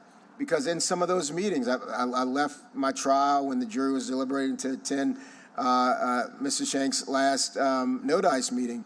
And the thing that I was most floored by was a diverse group of community members that were working on solutions. Because they weren't just DA solutions. They weren't just law enforcement solutions. Some of it was intervention. Some of it was root cause. And that's really what it's going to take. And then down the road, when we find something that works and you all like it, you all can make it a law and institutionalize that thing so that 6 council terms from now, that thing that worked is still in place, and we're not sort of like living the cyclical existence that Councilmember Thomas has reminded us of from when we found solutions and let them go. Well, thank you, and I'll reach out to get those 2 walkthroughs scheduled. Councilmember Green. Thank you very much for being here today. I want to thank Mr. Godin for using the word brethren when referring to members of the New Orleans Police Department, because on the criminal justice side, on the law enforcement side, we are all working in the same direction, and that lets me know that you would reach out to them if there were concerns that needed to be addressed, and I appreciate that. It was just something that you said that was important to me as we work together, because it's a difficult enough task right now to do constitutional policing, to do constitutional prosecutions, I guess, at the end of the day. And you want to know that the people in the law enforcement community are working together, recognizing that it's all in the interest of making our citizens safer. So thank you for that, and thank you for your work, everyone who's at the table. I just have a couple of quick questions. Surveillance.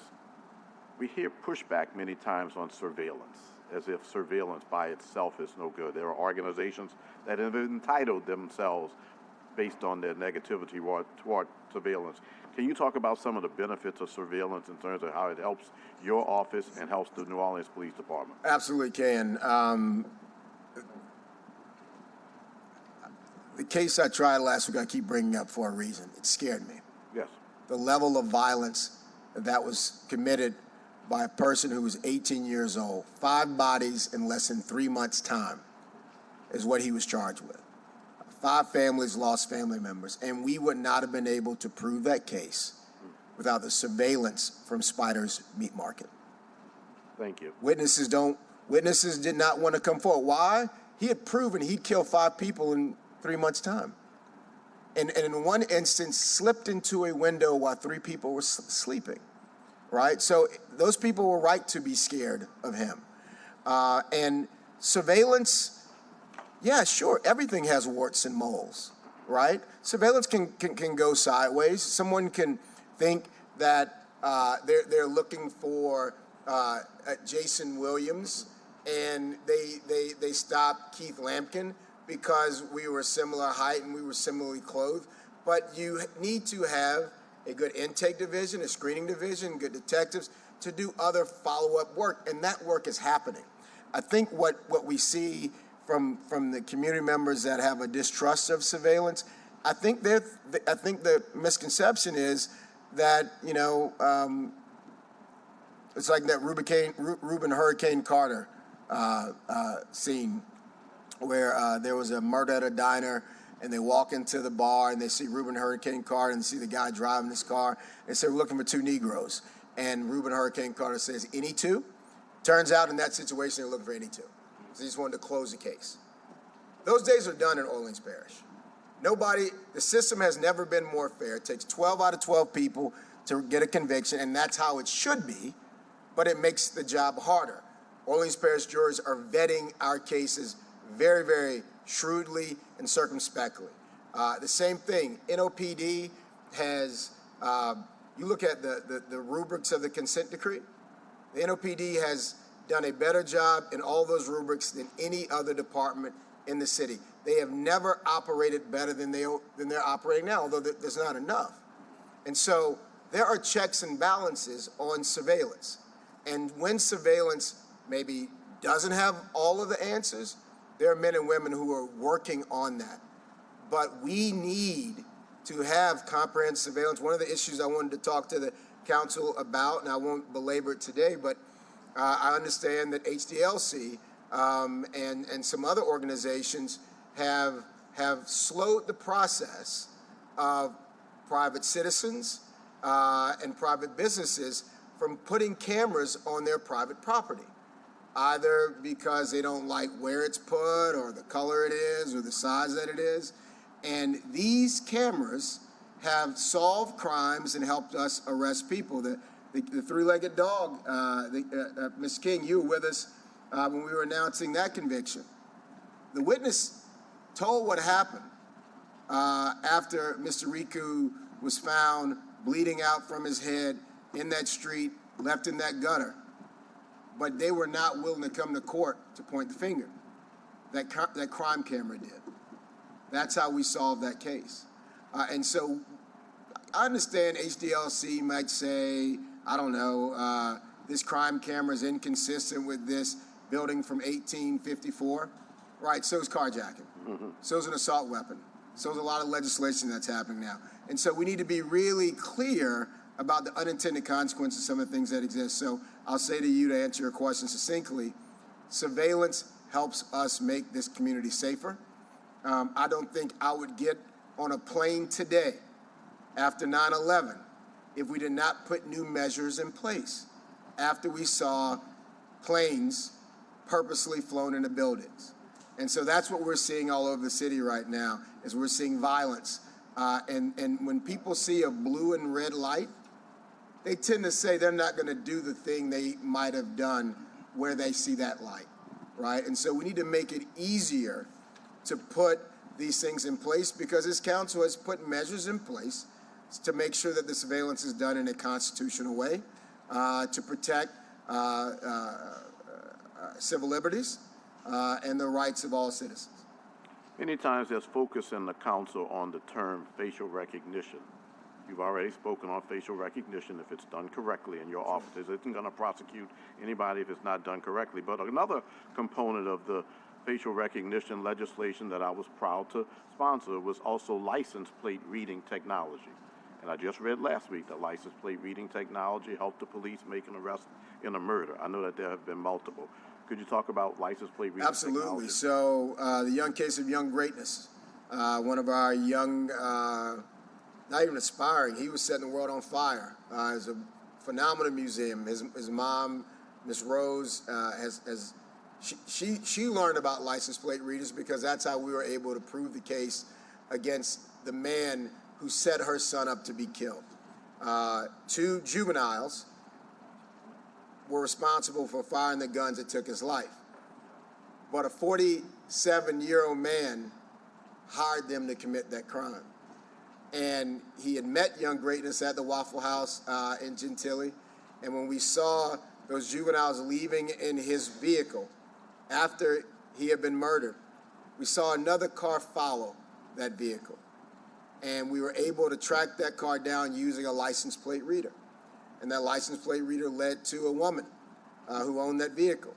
We were able to going back to our OSIT task force, we were able to go to Facebook and find that individual who that car was registered to. And we knew we were looking for a man, but it was registered to a woman. But in most of her pictures on our social media, there was an individual who matched the individual we saw getting in that car. So a license plate reader allowed us not to just hold the 2 people who fired the shots who took his life accountable, but allowed us to get to the grown man who had ruined these young people's lives by pulling them into a life of crime to figure out who committed that crime. Now, nothing's a silver bullet.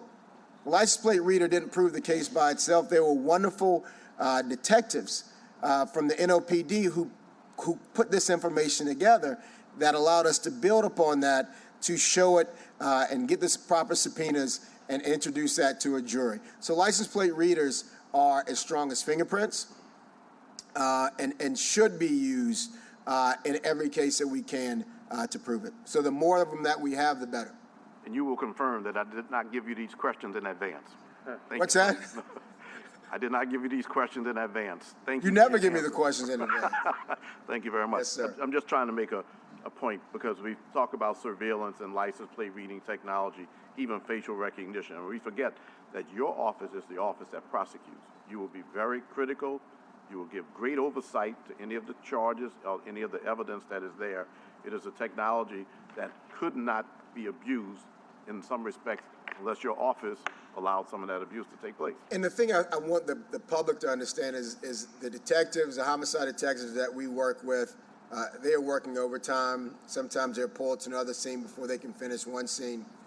They are doing the typical, traditional gumshoe, beating the pavement, knocking on doors, they're doing the regular work. But jurors are watching NCIS and CSI Miami and Law and Order, and they're seeing this technology used.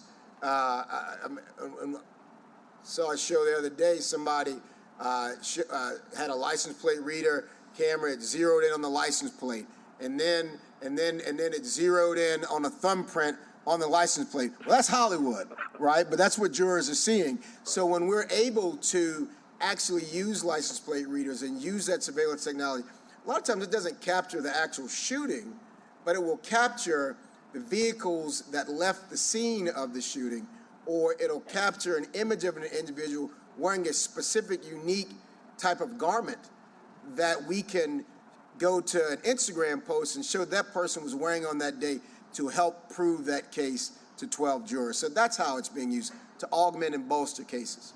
Thank you very much.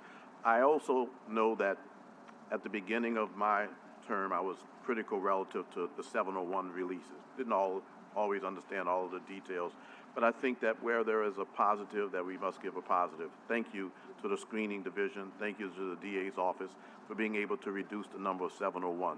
At the end of the day, I just recently went to a community meeting where a woman told me that there's talk on the streets that they don't let you out as fast as this before.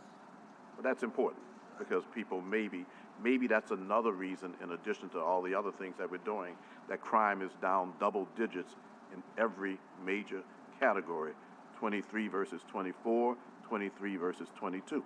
So at the end of the day, we're moving very well in that direction. And I want to thank whatever the process is, because it's very important to get the message out that you're not going to be released that quickly. You need to be aware of what's going on out there. And finally, I asked you to speak to witnesses. I know that to make cases, many times you have to have eyewitness testimony. I recognize the limitations sometimes, but I also recognize how people are many times hesitant to participate in the process because they feel that there will be repercussions for being a victim. I know that you can't, for testifying, and that they feel that there'll be a victim later. I know that you can't give total assurances, but will you talk to the public about the measures that you and others are taking to make sure that witnesses are protected and that their testimony is being able to be accepted wherever possible? We do everything that we can in terms of grand jury presentations to protect the identity within the confines and guardrails of jurisprudence and the Constitution. Obviously, there's a right to confrontation. The way that people have been held accountable, not just in our system, but in all systems, is when a person's accused, there's someone pointing a finger, saying they saw something, saying that you did something. And the more that we're all on the same page in that regard, the offender, the person who is dangerous, the person who could cause harm, is taken off the street and kept off the street for the harm that they've caused. The thing, I was speaking to a witness the other day, and I'll tell you what I said to her. If she does not come to court to testify, we can be assured that this person will make their way back out onto the street. If she does come to court to testify, we can make sure that we put up every precaution for her in terms of our investigators and victim witness assistants and our advocates to protect her during that testimony and after. But what that does is gives us a fighting chance for a jury to say, yes, we believe what you said. We believe the forensic evidence, ballistic evidence, the license plate reader, and this witness. And we're going to hold this person accountable. And when that person stays behind bars, then that witness is safer and other communities are safer, because a lot of individuals who are committing violent crime in this community are committing repeat offenses. Right. At my request, the City Council approved in this budget a line item of $500,000, which is to support victims of crime. The details are being worked out by the administration right now. I'm going to look forward to a presentation at the next Criminal Justice Committee meeting, subject to Councilman Thomas's acceptance of that request. But I do want to say this, that many times the victims of crime who have to testify they are witnesses too.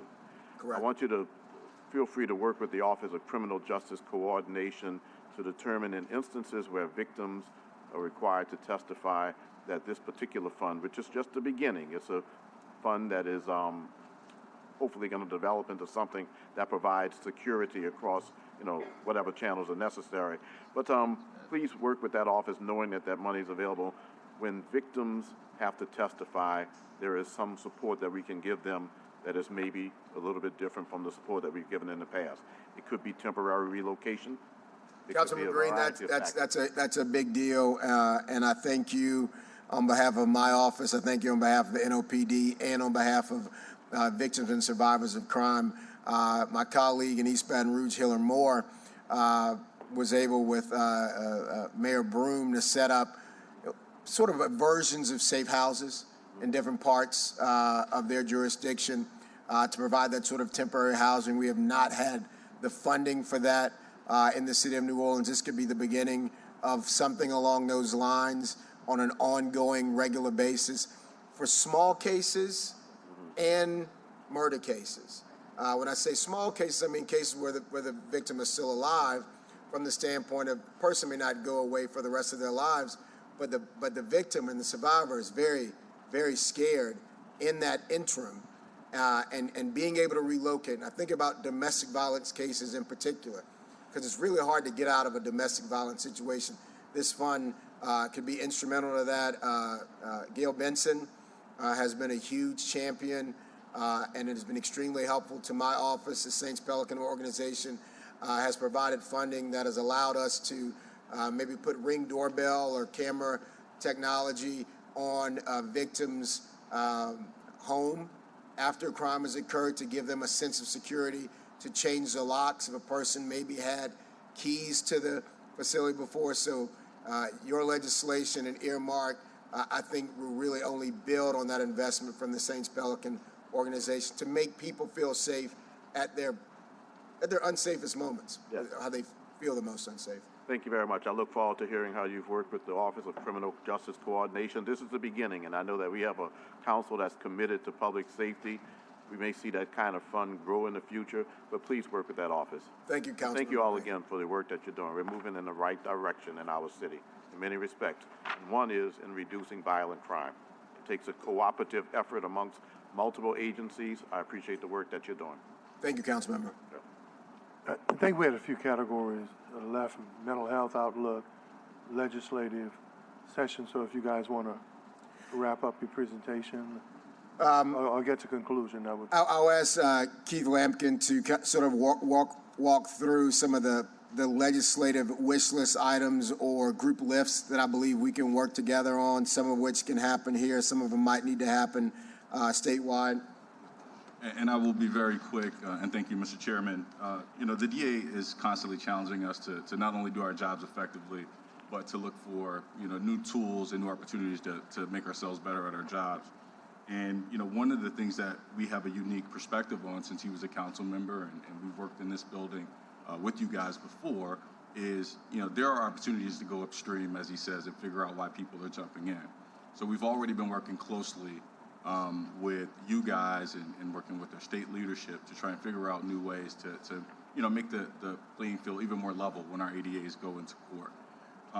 And so one of the first things that we want to build on, and I will ask Chief Godin to give a little bit more context on it, but, before Jason went over and became the DA, he worked with Andre, who was then an ADA, to establish the ODMAP software, which has been a repository for data on overdose deaths, which, as we all know, are on the rise in a very disturbing way.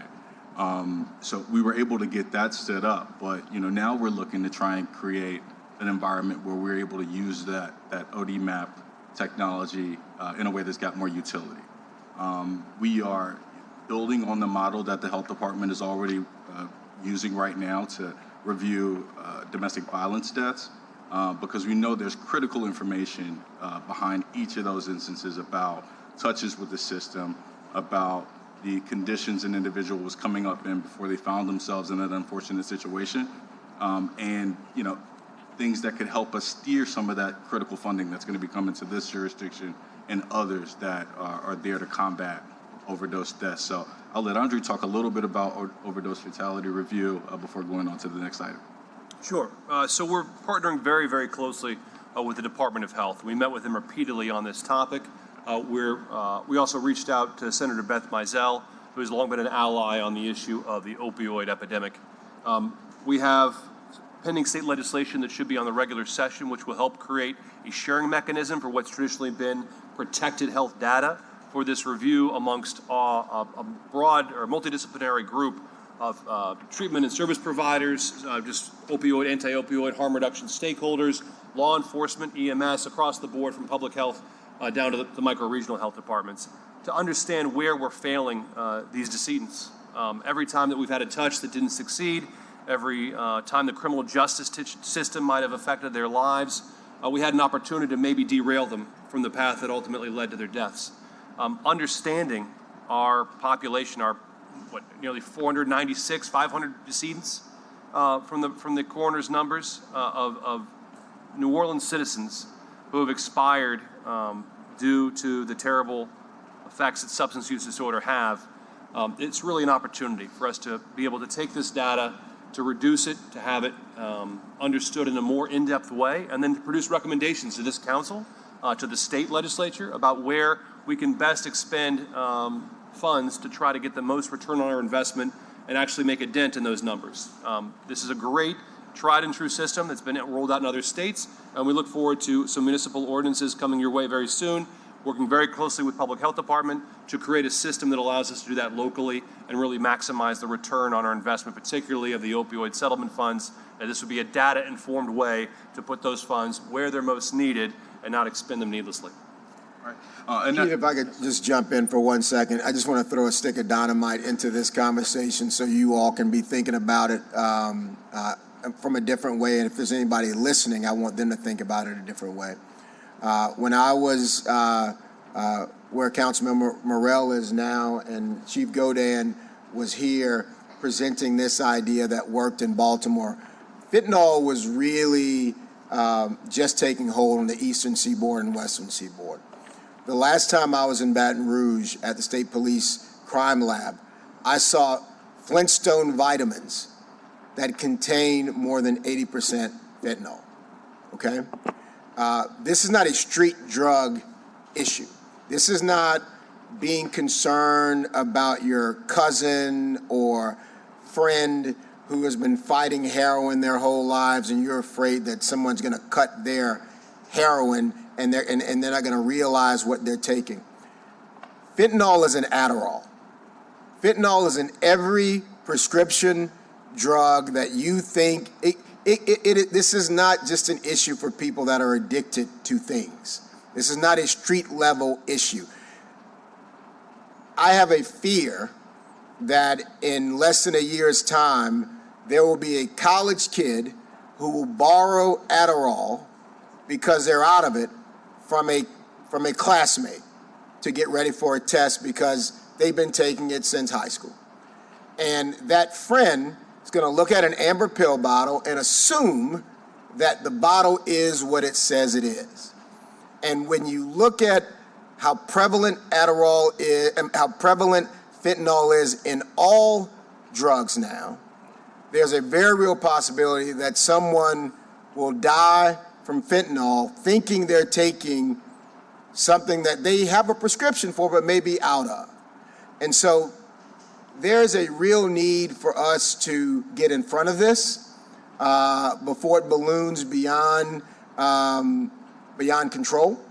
I know that there's opioid money that has been that the city has, that other parishes have. I'm talking to other DAs in other places and law enforcement in other places, but I believe we need to have a strategic effort using some of this opioid money. How much money does the city have? Right now, no money from the opioid settlement has gone towards the DA's office, the police department, this council fighting fentanyl. Okay, what's the city doing with it? Health department. There have been meetings, there have been conversations, but I think we need to act. And I can tell you that ODMAP is the first place to start because the data's already there with information from the police department, EMS, and the coroner's office about being able to track where it is in our community, the same way that NODICE and risk terrain mapping has been able to focus that. We have that information. We need to scale it out for the whole city to make sure that every community, whether it's Lakeview or Little Woods, every community knows that there's education and that there's intervention so that we can get it off the streets and save lives, but also so that there's prosecution so that we can prosecute the people who are pushing this deadly drug. Right now, it has not moved fast enough. And Chairman Thomas, just to that specific question, we do know from our conversations with Dr. Avegno that she has engaged experts at Tulane who are doing a bit of an assessment about areas of best need. She has been, always been a wonderful broker and partnering with us. So we trust that at the conclusion of that assessment, there will be some clear direction. But, we're going to go ahead and start talking about where we believe an area of best need is as we speak. We'll need your help. We'll need your help. Yeah, I'm not a lawyer, but I've learned from all you great lawyers to ask questions, even if you already know the answer. And I think the point is we don't need to study disparaged and impacted communities anymore. We need those funds to go back to, you said activation, stabilization. And Councilmember King isn't here, but the problem has been when we have efforts in targeting communities, whether it's around drugs, homeless encampments, or just folk may not have be comfortable with the demographic. If they don't activate and stabilize the community, pay attention to this. Gentrification comes next. Because understanding the history of the city, the demographic has flipped in Central City. The demographic has flipped in the Upper Nine. They call it Bywater. Well, the whole damn city Bywater. But so at some point, when we do activation, we need to have municipal governments doing stabilization to get to that community Andre Godin dreams about and tries to educate folk about. Because right now, indigenous people, once we target communities, can't even live in those communities anymore. And I don't think that's fair. Mr. So the next item, yeah, I'm sorry. Apologies. No, but this is a plug for the Housing Trust Fund. Vote for it. The next item is the padlock ordinance. The council did an amazing thing whenever you guys passed that legislation that gave the NOPD and partner agencies another tool in their toolbox. What we've seen after a few shots at trying to implement it, from the NOPD component to the city attorney to other partners who know of some of these businesses that you guys have highlighted and that Councilmember King just spoke about, we realized that there were some kinks that we can help iron out. This team, and I'll kick to Daniel because he's been doing a lot of research, working hand in hand with Chief Harrison, with some of his former colleagues in Baltimore and some of the people doing the work on the ground there, that there is a bit of a battle rhythm that where this has been successful, that they follow, to a key. So what we're trying to do is better model this legislation in a way where it is more ripe for action, right? We know some, sort of high value targets, as they say, that very well, under the spirit of this law should have been padlocked by now. But because there was a link missing here or there on who the organization is who is responsible for kicking it off and who they pass the baton to next, we've learned a lot about that, and we'd love to come back to you guys and engage about how we make that thing better. Yeah, and so in looking at the padlock ordinance, we had been speaking with our community liaison officers, and they had been asking us how we could utilize this. And so looking at the ordinance and speaking with some of the stakeholders outlined within the ordinance, we wanted to go back to Baltimore since they were who we copied from, and we asked them how their program works. And they had pointed to some of the rules and regulations that more specifically outline the obligations of each of the stakeholders within the ordinance. Moreover, they told us about the business nuisance abatement team that they have there. And there is a long process that goes on in making sure that we can get business owners into compliance and to be good faith actors within the community. And a lot of what they're doing and a lot of their success happens on the front end. And we have the advantage of having Chief Harrison, who was formerly the superintendent there, utilize that. So we were able to speak with them for the issues that start before the padlock, and when business owners aren't willing to engage the superintendent, how then legal proceedings are taken and how tight they use that process and how specific they are with that process. They are a wonderful agency who'd be willing to work with our city at every level, from enforcement to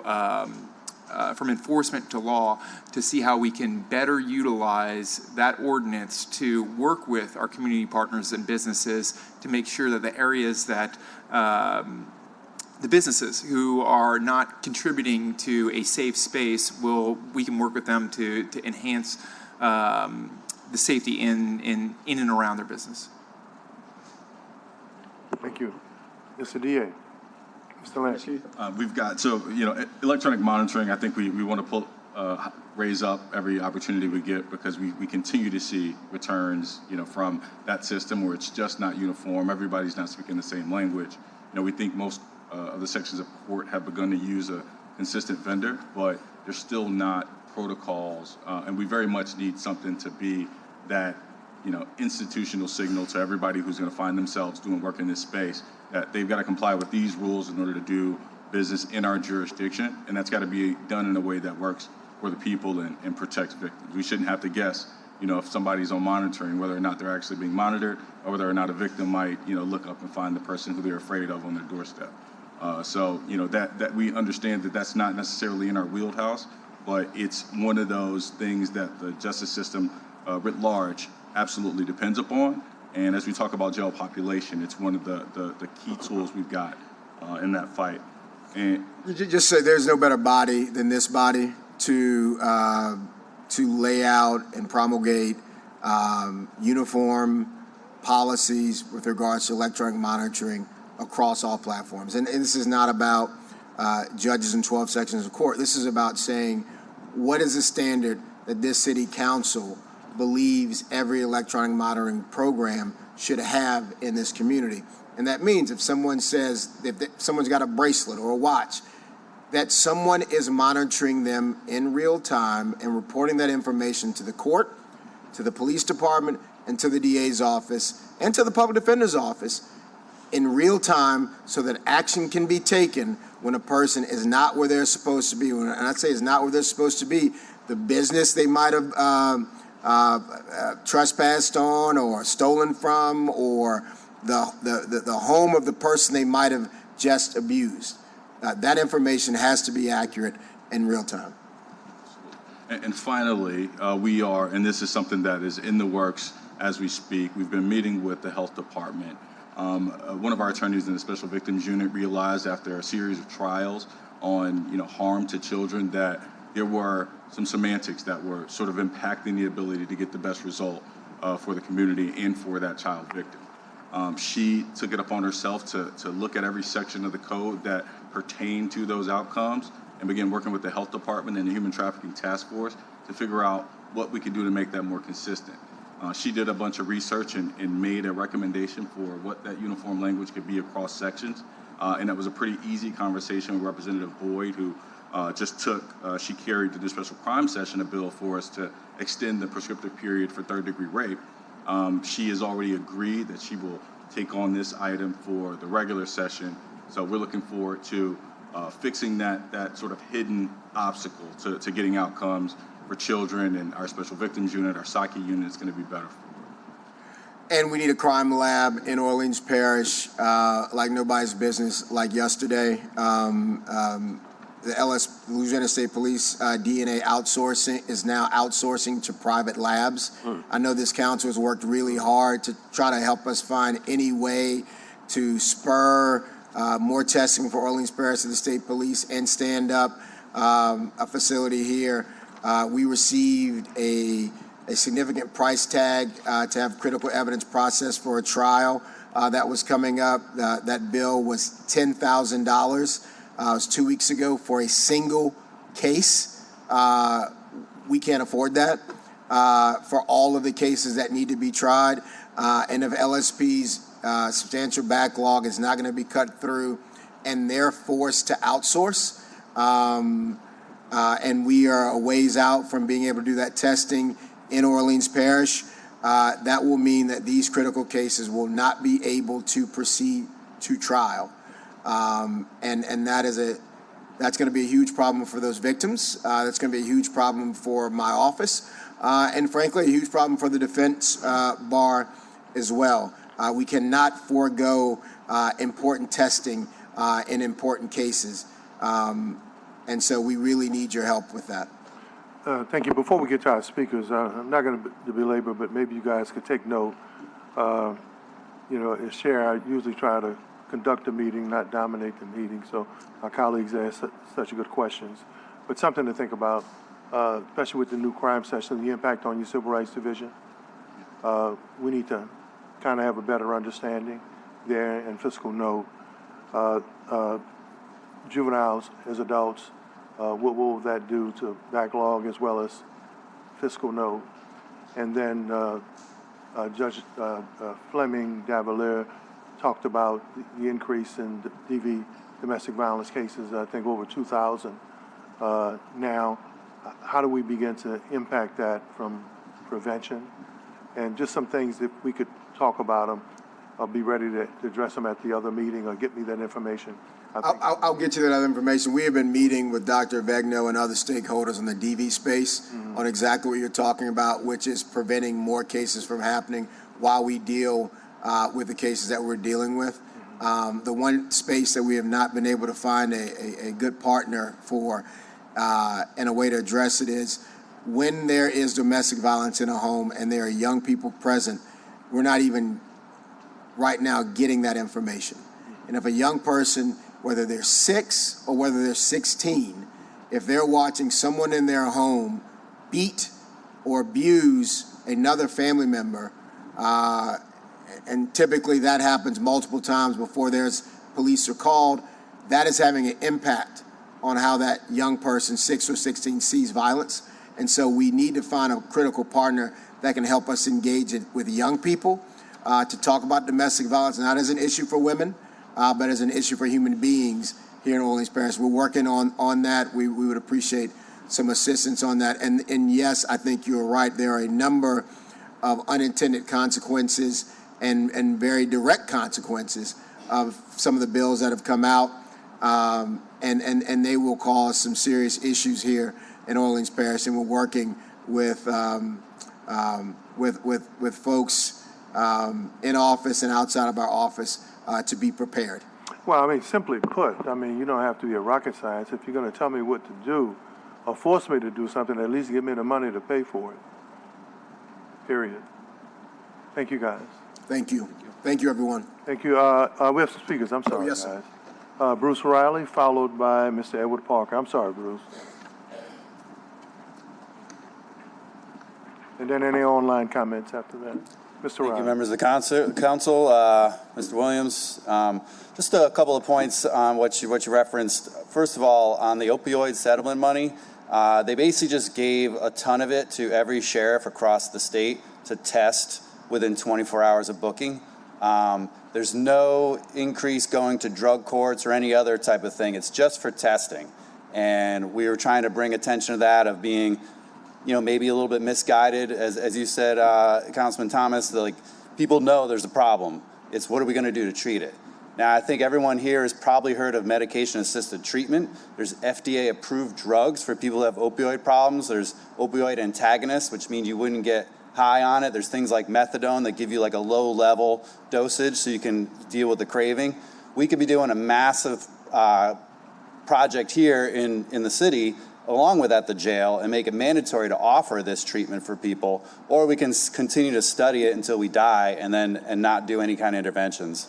I just wanted to mention two other things that, just briefly about the Adderall example you gave, Jason, where's this kid getting the Adderall from? There's like 30 million prescriptions for Adderall. If I run out of Adderall, I probably know somebody with a prescription for Adderall. I'm going to get the Walgreens version. I'm not going to get some dude on the corner give me something that looks like Adderall. So I feel like a lot of the examples of everything looking like animal cookies full of fentanyl are just not realistic to actually people who are trying to get high because they have a serious issue. Another thing just happened 3 days ago. The Undetectable Firearms Act is a federal prohibition against plastic guns expired. And I encourage you all to look towards our federal delegation where we have a Speaker of the House and see where they at on this renewal, which is actually pending in Congress. But considering everything we've talked about today and everything that we know, the fact that we're going to have plastic guns during the Super Bowl perhaps is probably a reason why they might move the Super Bowl, because metal detectors aren't going to work and you can't pay enough people to frisk everybody at the door. That's going to be a business expense, right? And it's going to be passed on to the consumer. So we're going to hear from all the business people about that. A point on the Civil Rights Division, thank you. And it's amazing how the hard work that you all did inspired people to have to try to change the law because you were actually successful in uncovering the mistakes of the past. And whether they're mistakes or whether they're malicious, either way they had to be reversed. And the fact that the system is unwilling to look at itself and acknowledge a mistake is a huge problem, as we all know. So props for what you've done, and I hope that you can, if there's anything left to do, get it done while you can, because they're really trying to eliminate the ability to look back. Also props for being so hated at the legislature that they now have a bill to try to speed up the criminal justice system. And so when we tried to reduce the 701 period, because we think it's like egregious, you can hold somebody for 2 months without even charges, which sounds like some kind of third world nation thing. The fact that they pushed back on that, but now because of you, District Attorney Williams, and the work you've been doing or not doing, either way, you've made them so mad that they want to make it so that 75% of all felony crimes are handled within, let me get this right, 90 days. Good luck with that, bud. And then 90% within 180 days and 98% within 1 year. We know that's unrealistic, but don't worry, there's no teeth in it and there's nothing going to happen with it. Another thing that I would love for y'all to just talk about, real last thing, is that whole transparency bill about putting teenagers' arrests online. Please do something about that, because it's going to be maybe a kid that you know who got accused of a rape, accused of a murder, accused of a carjacking, whatever, and maybe had nothing to do with it. And they're going to be plastered all over these online and everything, and the people that are all out to dox people. And then you're going to turn around and say it wasn't even him. But he's going to be getting teased at school, and he's going to drop out. Maybe he's going to turn into something that you wouldn't want him to turn into. So we need to address that immediately, because that is really going to ruin people's lives. Thank you. You can't stop somebody from taking over your house or blowing it up by just playing defense.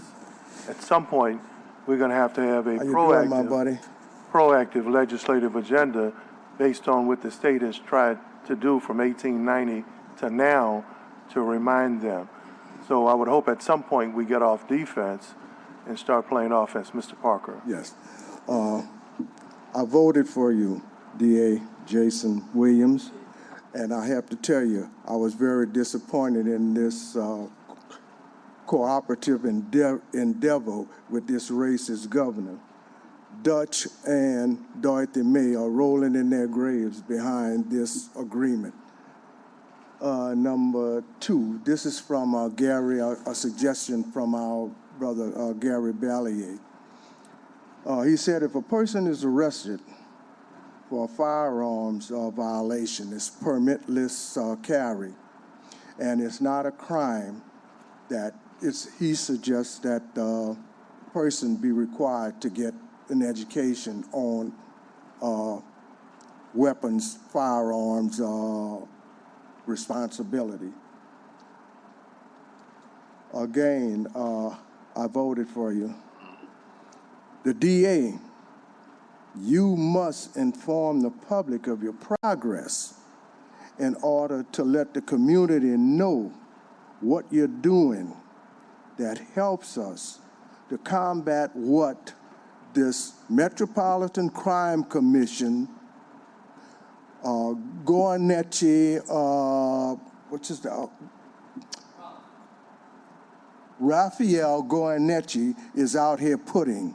You've got to get out here and let the public know that what he's putting out here, this negative information about your office, is not helping. And last, I know this is a Criminal Justice Committee meeting, but until the economics of this city is improved, especially in our black community, we will go back to arresting, putting people in jail, and throwing away the key. Thank you, Mr. Parker. Mr. W.C. Johnson.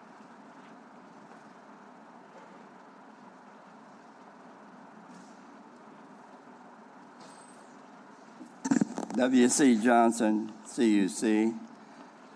I would suggest and recommend that when you have these quarterly meetings with these various agencies, that you put the DA's office and the NOPD together, because the DA has referred to the NOPD on several occasions that they weren't here to either suggest that they have or they haven't. But the important thing that I want to bring to the table is crime is a tool of the rich and famous.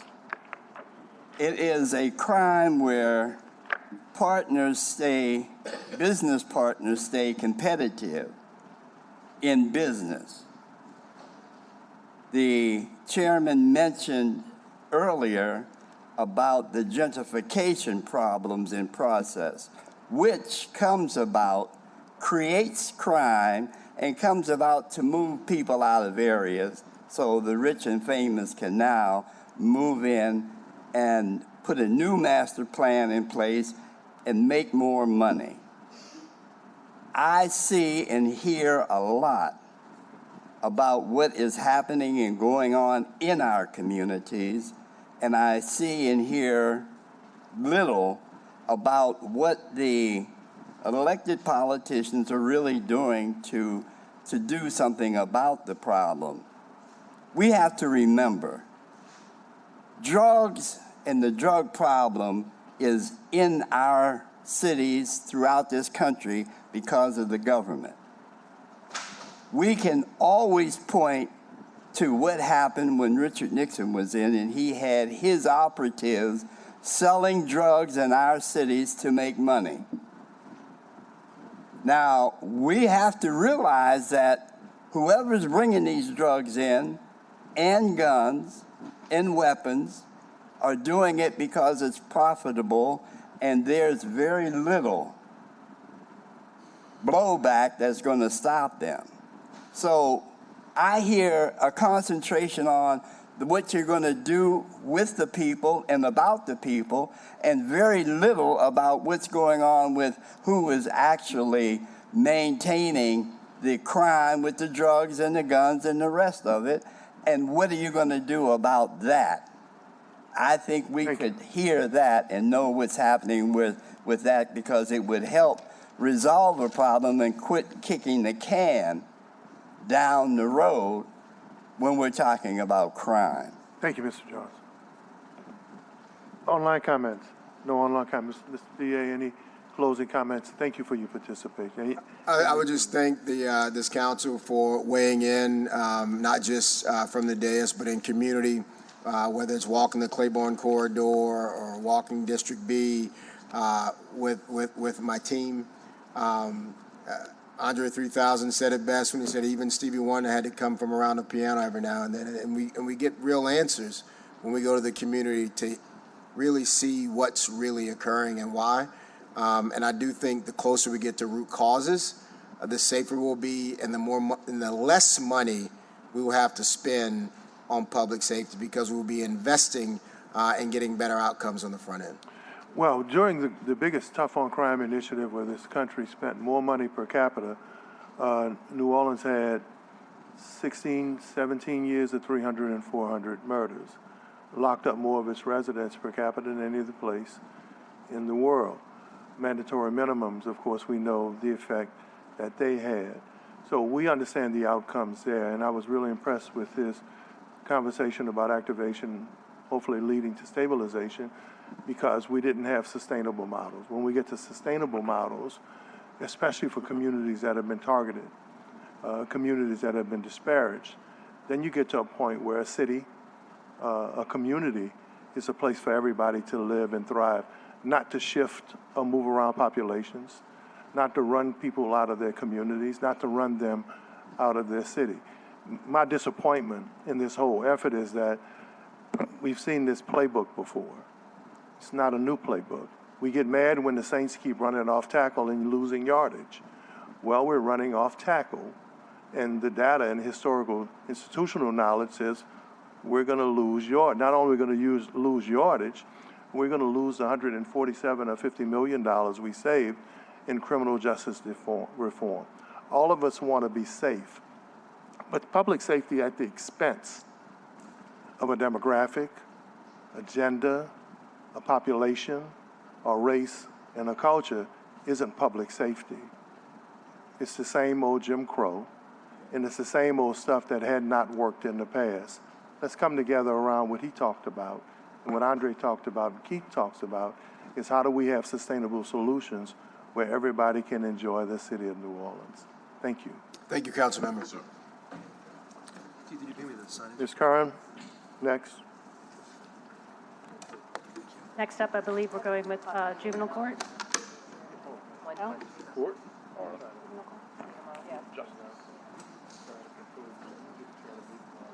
Yeah.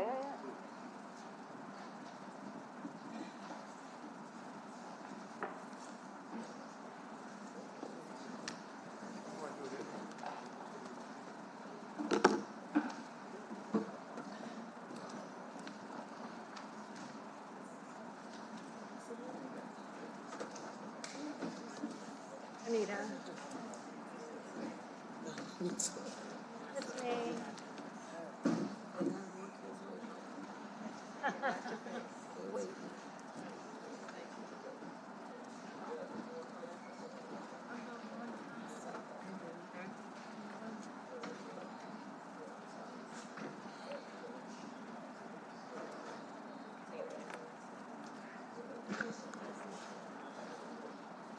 Judges, how are you this morning? I'm actually chairing in lieu of Councilmember Thomas right now, if y'all want to get started.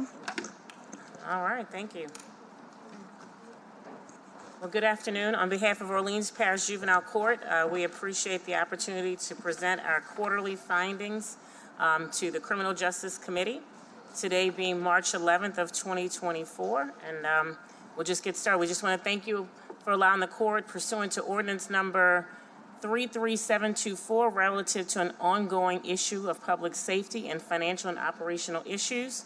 OPJC's goal is to diligently seek new ways to improve all aspects of public safety and protection.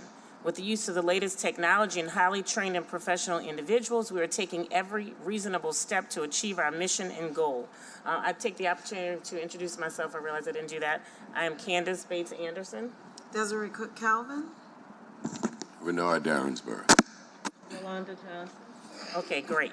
All right, our vision statement. The judges of Orleans Parish Juvenile Court's vision is based on the beliefs that through a unified voice and collaboration, the New Orleans justice system can be a leader in administering fair and equal justice, provide individualized, comprehensive, and effective programs for delinquent and neglected youth, and ensure accountability that builds safe and resilient families and communities. Our mission is to provide a court of excellence for children, youth, and families by enforcing the Louisiana Children's Code. Our 2024 adopted budget and staffing. We would like to begin with the synopsis of our 2024 budget. The court's 2024 approved budget is $3,048,592. It is as follows. For personal services, $2,122,215. For other operating, programming expenses, and other operating expenses, $926,277. Our current staffing. The personnel service budget for 2024 is for 29 full-time employees. The court currently has one vacancy as of February 23rd of 2024. Our long IT personnel of over 9 years resigned as he had an opportunity to accept a higher paying position.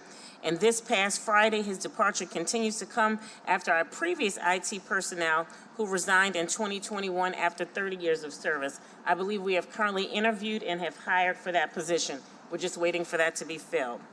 Our 2024 operating budget, the court's current budget is $2,122,215. Personal services, $1,050,513, and other operating with the difference of $124,136. Our number one operational challenge, on December 18th of 2023, we sent a letter to CEO Gilbert Montana and Councilperson Joe Geriso, who I see is not present today. And pursuant to the adopted ordinance of 29754, we explain that the 2024 adopted budget does not include the full amount required to fund both the Mellow and Teen Court programs for the fiscal year of 2024, and it also did not include any funding for additional positions to add to our 2023 budget effective March 9th of 2023. These amounts would have been included in the original code of 8302 under other operating. The court further explained that to ensure the seamless operating of the court and not terminated needed personnel, our 2024 operating budget is inclusive of the full amount to fund ODAP, Mello, GROW, Teen Court, and 2 youth and family specialists for the entire fiscal year. The amount to fully fund all programmatic expenses for 2024 is $499,385, which we have allocated funding of $375,249 for a resulting budget deficit of $124,136. In the event we are not granted this additional funding, the court will be able to operate those affected programs and retain only those 2 youth and family specialists through the pay period ending September 13th of 2024. So to be clear, if those positions are not funded, that will result in the ending of the programs of September 13th of 2024 of both Mello, ODAP, GROW, Teen Court, as well as the 2 youth and family specialists. Our operational challenge number 2. Judge, may I interrupt you for a second? Sure. You know, we have mid-year budget adjustments. I assume that you will submit this amount at mid-year to make the request for 124, 136. Yes, we are absolutely will. Thank you, Councilmember. Okay, thank you. Okay. Operational challenge number 2. On December 18th of 2023, a letter was also sent that the court would give an additional funding of $66,043 for a dedicated position for data management. We have presented a need for this position for several years now. This role would be instrumental in not only analyzing existing data, but also ensuring the ongoing maintenance and analysis of crucial information. This will allow the court to streamline our data process, derive actionable insight, and demonstrative the impact of our programs and make informed decisions that positively impact the lives of our youth under our care. To date, we have not heard any response or feedback regarding these requests. Operational challenge number 3. The current maintenance situation in the court's location at 1100B Milton Street is of grave concern. We have constantly placed calls for need of maintenance. We have flooded not 1, not 2, but 3 times in the last 2 months. We continue to operate with a half operational air conditioning as well as heating system. I believe just in the last few weeks we have had to turn on the AC when it was hot and the heater on when it was cold. So we're not knowing what's absolutely going on, but it does not work. In addition to that, we have constantly had to place calls that require maintenance, and we're faced with situations that are affecting the court's ability to stay open and serve the public, as well as the safety of our staff. Judge Cook Calvin, who is also present, her courtroom is also flooded, which has resulted in the use of us attempting to share and have court at very challenging times, and also requiring persons to stay in the building beyond our closing period. In addition to that, we have had a constant issue of a gate, which does not lock or remain closed, further subjecting the safety of the judges, as well as the court staff, as well as the community. The building has flooded just twice in the past month alone, resulting in the discontinuation of our services in the calming studio, as well as having to move around families in court operations. Courtroom E has been affected by both incidences twice. The carpet has not been removed, resulting in the courtroom showing signs of mold and mildew. The HVAC system is a long-term problem, and parts of the building in the past few weeks has been inoperational. Just this week, the court registered an indoor temperature of 80+ degrees, causing discomfort to the entire court staff as well as the public. We have continued to document all of these situations. And there are also loud noises from the system in Section E that almost make it impossible for my court reporter to be able to gather the testimony with proper dictation. We have been advised that the city currently has bids out to repair and replace the entire unit, but we have not been given an estimated date that this process will be completed.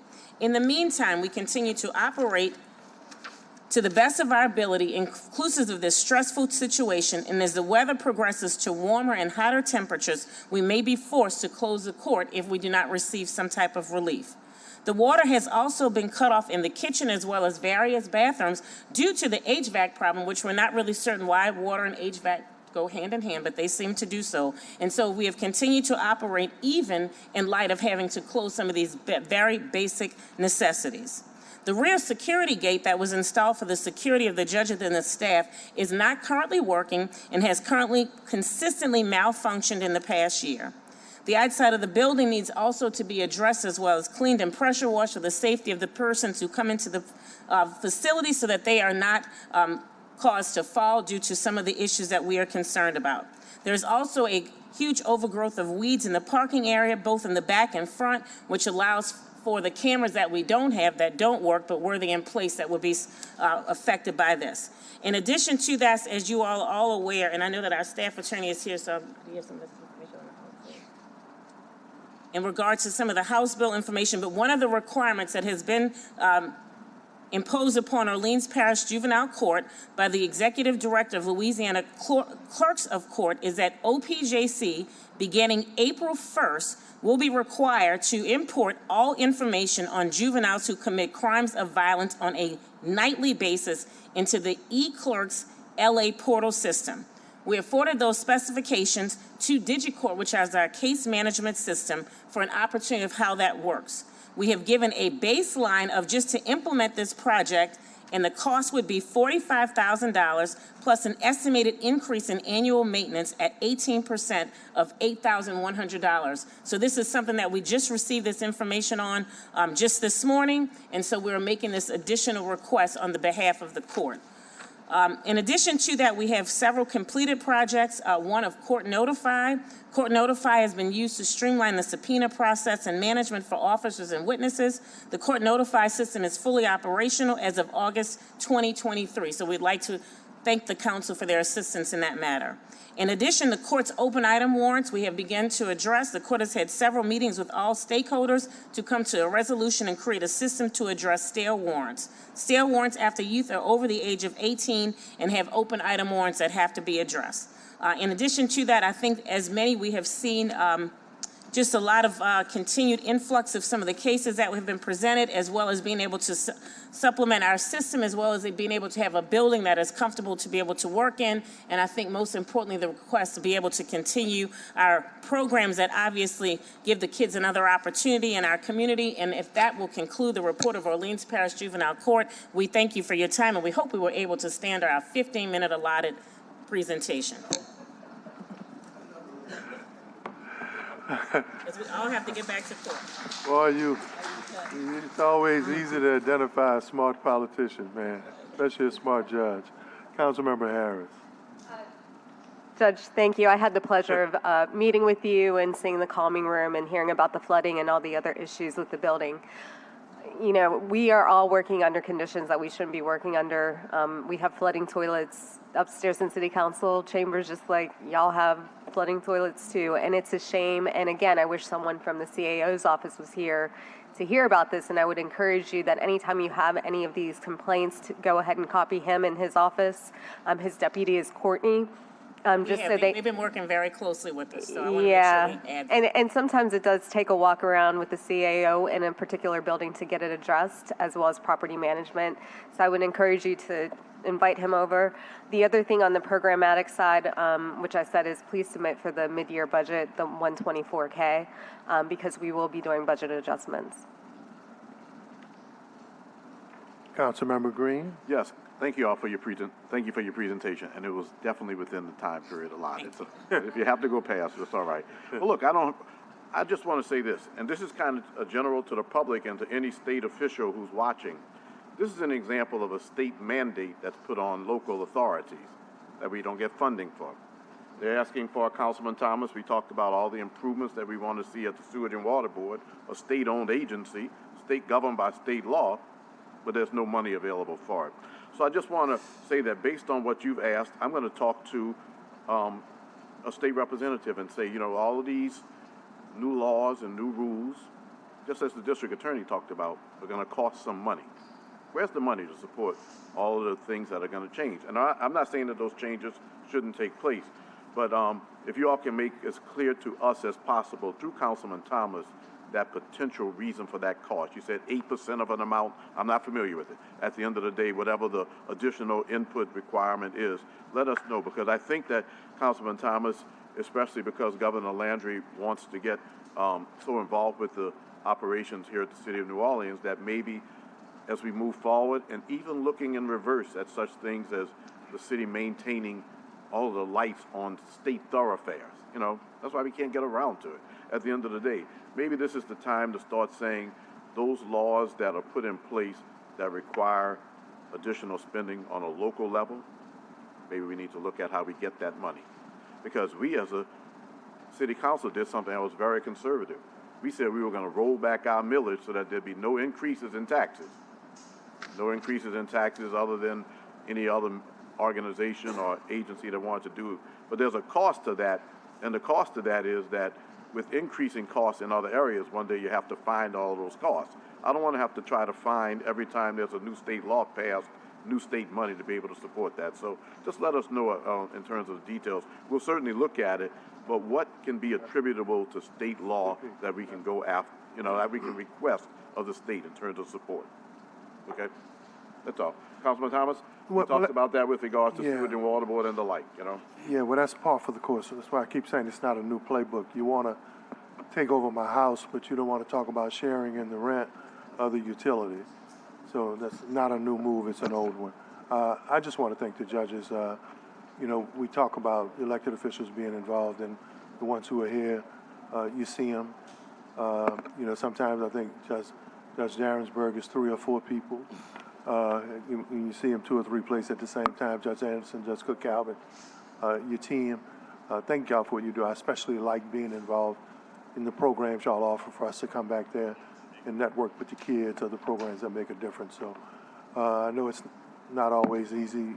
You guys need money, but y'all are exemplary in what you guys are trying to do to set a standard there to help our families and our kids. So thank you. Thank you. Any online comments? Thank you. All right, thank you all very much. Have a great afternoon. Oh, no, Bruce Riley, man. Bruce, please forgive me. You're going to tax me if I keep doing that, man. When I saw you walk out, I thought... No, that's all right. Thank you, Councilman Thomas, members of the committee.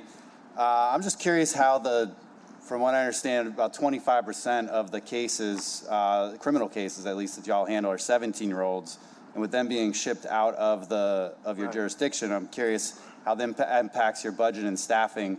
And then secondly, I'm curious about, I understand that there might be some wiggle room on sealing some of the records of juveniles that are arrested, never mind actually convicted, but arrested for crimes and accused, still innocent, being out there and doxxed by a lot of these neighborhood groups that just want to crack down on every kid that's accused of something. I'm curious how you guys might approach that, if you could. Thank you. Great question.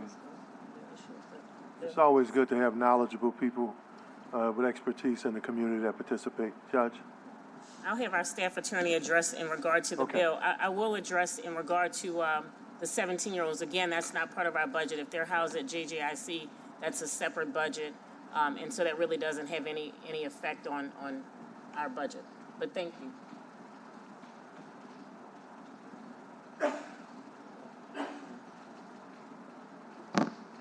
Can you repeat the question about the bill? Judge, the question about housing or the jail? Or Bruce, please. How are you going to address the transparency bill, HB1, which is to put everybody's arrest records out there, and then all the minute entries from the court so that all the public can see what's going on? And as we know, innocent until proven guilty, but you're going to be out there as a kid charged with a violent crime. I'm curious. I mean, they're acting like y'all are on board and you're just going to knock it out and do it. I'll give it. Well, to the thing about 17-year-olds, I'm sorry, my voice. There was never anything added to our budget when the 17-year-olds were added to the juvenile court, so that we had to work with the same amount of funding, despite the number of additional cases. As to the question about how we're going to do it, it is a state law. We really don't have a choice in whether or not we do it in terms of whether in complying with the law. But I think it's important that as to how we're going to handle is that we're going to need additional funding to be able to carry out some of the mandates that this new law has imposed on our court. In addition to the staffing that is not included, that's not included in what we've talked about. What we talked about, the $45,000, only includes the computer software that it takes to make it happen, or rather to add to our software to make it happen. But we are in need of additional resources in order to complete what the law has requested us to do. I hope that answers your question. Yeah, and I think, Bruce is exceptional. He operates like a lawyer. He knows the answer to those questions because historically, every time they've initiated something like this, we never talk about those criminal mandated costs that have been passed on. And I think you're right in our approach. I think at some point we need to begin to fight back to let folk know just how much more money, because if you want to help us, come with a package too. Don't just come with these demands. Mm-hmm. Thank you, guys. All right, Thank you. Any online comments? No. Next item on the agenda, We have the Orleans Parish Sheriff's Office. Sheriff Hudson.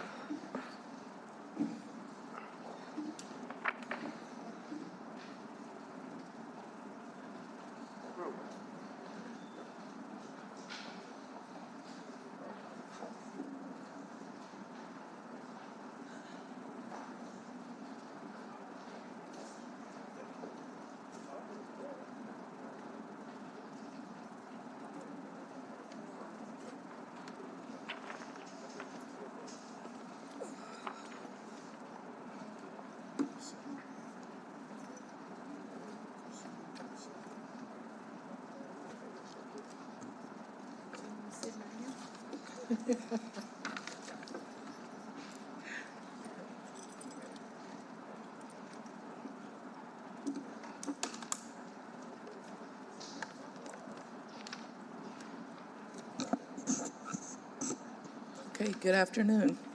Should we hold up, get started? Sheriff, why don't you go ahead and get started? Thank you. Thank you. I'm sitting here Orleans Parish Sheriff Susan Hudson. I'm here today with some members of our leadership team who I'd like to introduce. Sitting to my right and to the camera's left is Deputy Chief Melvin Howard. He is the highest ranking sworn law enforcement officer in our agency.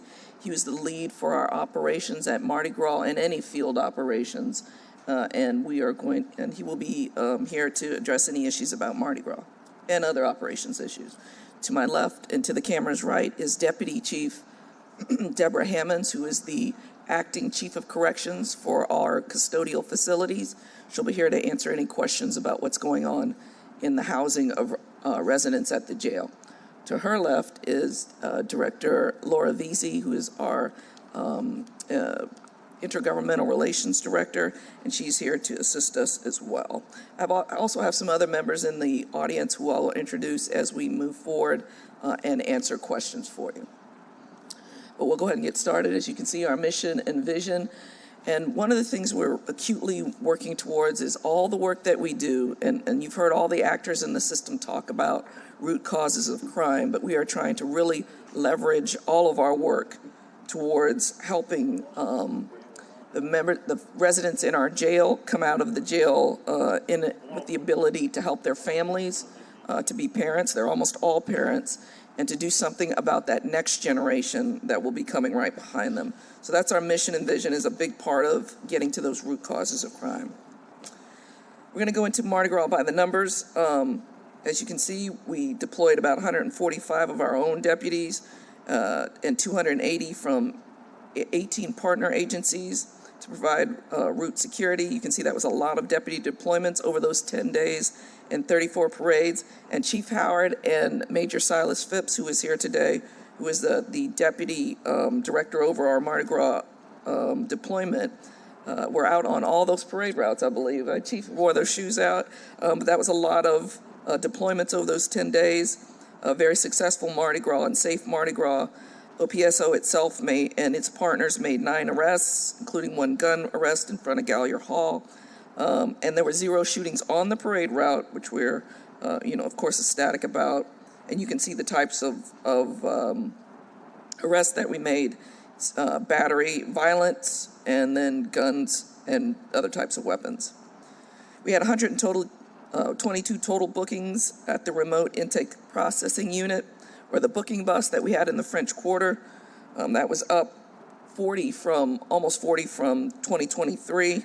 That was something that our partners really loved and allows all officers to get back on the parade route quicker. Kudos to Chief Hammonds and her team for that great work. We had 511 total bookings on charges during that 2-week period. That represented 41% of the jail population for that period. So as you can see, it raised our numbers quite a bit. It was a stress with officers on the parade route, but Chief Hammonds and her team did a great job keeping folks in the jail taken care of. Continuing with Mardi Gras, we had, as you know, we work with the Family Justice Center and other actors in the criminal justice system who assist with victims. And this year we assisted 86 people who encountered violent crimes throughout the city, domestic violence, sexual assaults, homicides, etc. And it didn't have to be something that happened on the parade route. We were just there and visible to community members. So wherever it occurred, we would be there, or whenever that crime occurred, we'd be there to assist them. And I want to thank Captain Stephanie Minto and her team for doing a great job. And our public information officer, Casey McGee, who helped to publicize that so folks will know where they could go. And that was heavily utilized. And domestic violence, of course, is, as everybody has mentioned up here, is just at epidemic levels, it seems. It's a big part of all of our arrests. I was looking at our numbers, and it was around 1/3 to 1/2 of arrests during certain periods. So we know it's just really out of control. We do want some intervention in that. And since we deal with the perpetrators or alleged perpetrators of these acts, we want to really focus on that while we have them in custody.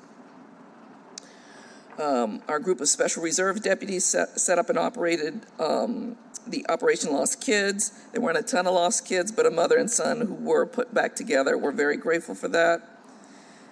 The CEA with the city that we worked out between us and the Chief Administrative Officer was $2.35 million. And I want to thank Keith Schroff, our Director of Finance, Elizabeth Boyer, our Payroll Director, Martina Jackson, our Purchasing Director, Captain Mary Goodwin, for all of their hard work in staying pretty close to the budget. We were less than 1% over, and that had to do with delays on the parade route, which caused for additional hours for officers to be out there. Did I forget anything on that, Chief? No, ma'am. You're right on. They did a great job, really appreciative of that, and we got all the invoices in. I want to thank our Chief, our Director of IT as well, Chris Dickerson. Who is here today, he helped us to put together some programs to allow more electronic collection of data this year about hours worked, so on and so forth, so that we could wrap it up quicker, have that information electronic, so just kudos to him. You have any questions about Mardi Gras before we move on to the jail? Okay, in the jail, although I'm going to introduce, when we go through, actually let's do it now, introduce our new clinical program director, Damon Smothers, and he is in the back of the room. He came on board just a month ago. He's from New Orleans. He was an educator in schools especially dealing with young black males. He is here to help us get our clinical programs moving.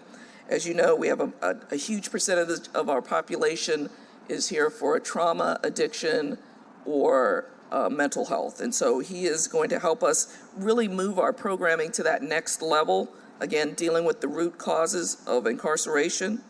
And we're very, very excited about that. So he is here to help us step up our game. Some of the programming we've got in place right now, though, are, we've got arts in the jail.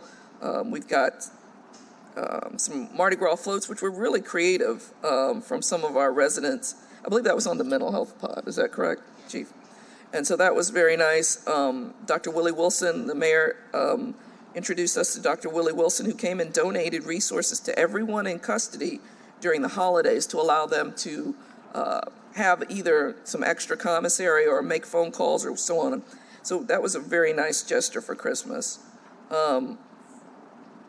The Girl Scouts Beyond Bars is really an incredible program that allows mothers and daughters to visit in person, which, as you probably read from the studies, in-person visitation is really key to behavior in the jail, but also when folks leave. So that is there's never a dry eye in the house, and I always try to attend that as much as I can. It's such a special program. And we are hoping this year to work with the Boy Scouts as well and see if we can do something for the men. Recreational therapy, we talked about art and music that we do as part of our therapy for those in our mental health facility. One Book, One New Orleans is here every month providing reading material and usually an author to come speak as well. So that's something that our NOAA residents look forward to. And then this year so far, we've celebrated the graduation of 4 students who earned their high school diploma in January. Some of you were on that call. But if you had a chance to be on that call, you understand that these young folks didn't, as the district attorney talked about, did not go to school outside of the jail. And they have been through some really tough circumstances. So to see them be able to now get their diplomas is just an amazing thing. Do you have any questions for us on any of that before we move on to RFPs? Okay, we put out for several RFPs to upgrade our facilities to more of a smart jail where we can use less human resources and more automation. We're working on our jail management system, and our director of IT, Chris Dickerson, who stepped in and had to take that all on, is moving forward. We're grateful for this. We're working with the city's IT department and the funding on that as well as part of the ARPA funds. We've selected a vendor after we went through a rigorous RFP, and we have now a system that will be coming in place. We hope by the end of this year, but more likely at the beginning of 2025. That will allow us to collect more data about incidents, about what's going right, what's going wrong in the jail, so that we will be better equipped to deal with our consent judgment, and much more data for our partners who all need the data that comes out of the sheriff's office. We have a new case management system coming on board that will be pretty quickly.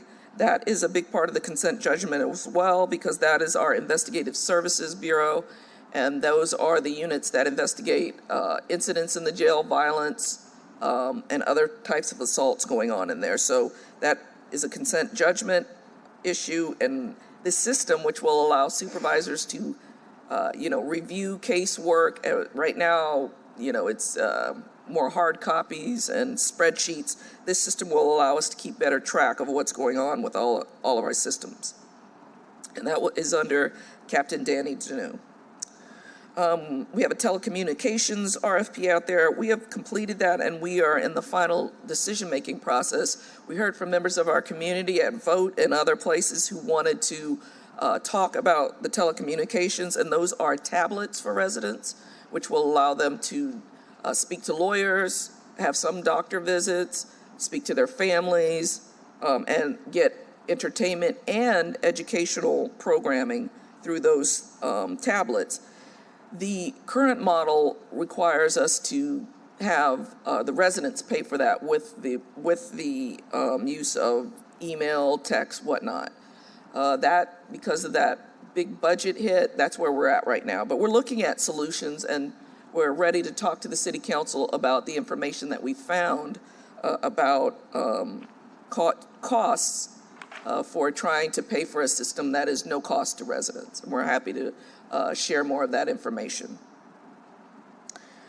We are also working on a finance solution, as we have a very antiquated 30 to 40-year-old black screen, green prompt financial management system that makes it difficult for us to really hone in on our finances, and we are excited to be going out as required by state law, and that we will be doing that in the first quarter under Director of Operations Keith Troth.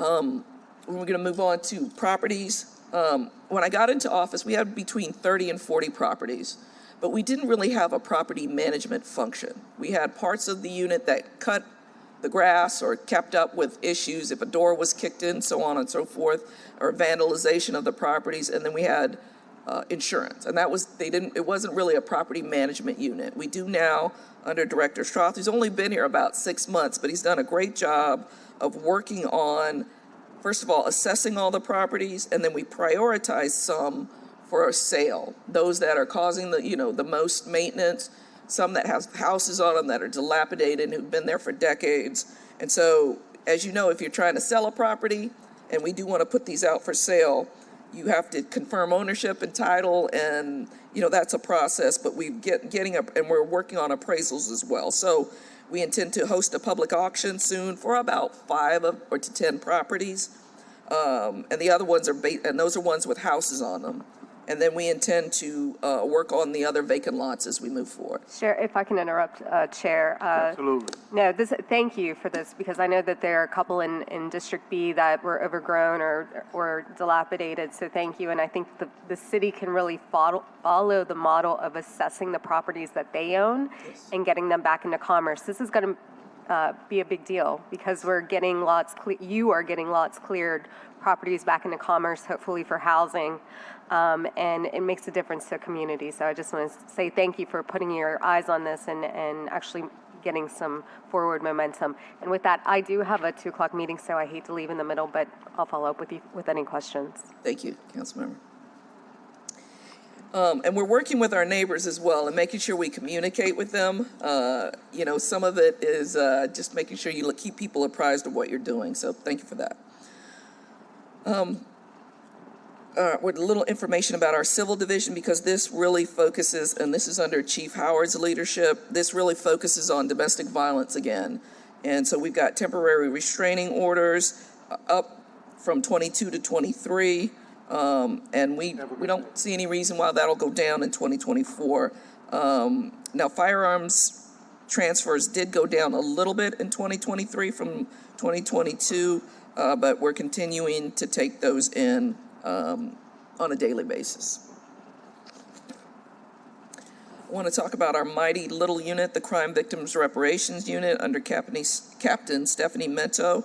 That was up as well this year. We went from around 800 or so cases, 800 to 900 cases, to 1,100 in 2023. And we went from about $1 million to $1.2 million. So you can see that the types of assaults, whether it's sexual assault, child sexual assault, homicides, or any other types of assault, and we work closely with all council members on that, so we're grateful for that support. This is some of the toughest work that we do, but obviously some of the most rewarding as well.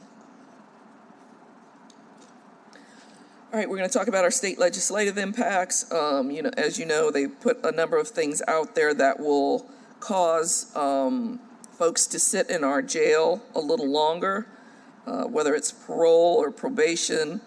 We're not allowing parole or probation. Now, folks may not take these deals and are going to sit in our custody longer because of some of the changes that are being made up in Baton Rouge. We're going to have, there could be more incarceration for technical probation and parole violations for those who currently have that. That will increase our population as well. We think that the bills that talk about no good time for the times that they're in our custody could cause problems with people taking pleas or wanting to move their cases quicker. So we're concerned about that raising our population as well. We also are obviously concerned about juveniles coming into our facility. We're trying to work with JJIC about that, but April 19th is coming fairly quickly. And right now in JJIC's custody, there's roughly between 30 and 40 young folks who would come to our facility. And it costs around $47,000 to house an adult per year, but children are more costly because they have more requirements, more doctors, more food requirements, more exercise, just other requirements that boost that cost up. And I think we've got a slide that's going to talk about that coming up. So these are all problems. And then, of course, the impact is going to get us closer and closer to the council's limit of 1,250. And we are at 50% in the jail staffing. So that is going to be a complete burden for OPSO deputies. And as we continue to compete for folks in law enforcement, that's going to make it tougher and tougher for us. And of course, the budget does not provide from the state any additional resources. So we're very, very concerned about our ability to comply with the consent judgment and with state law, as well as city mandates.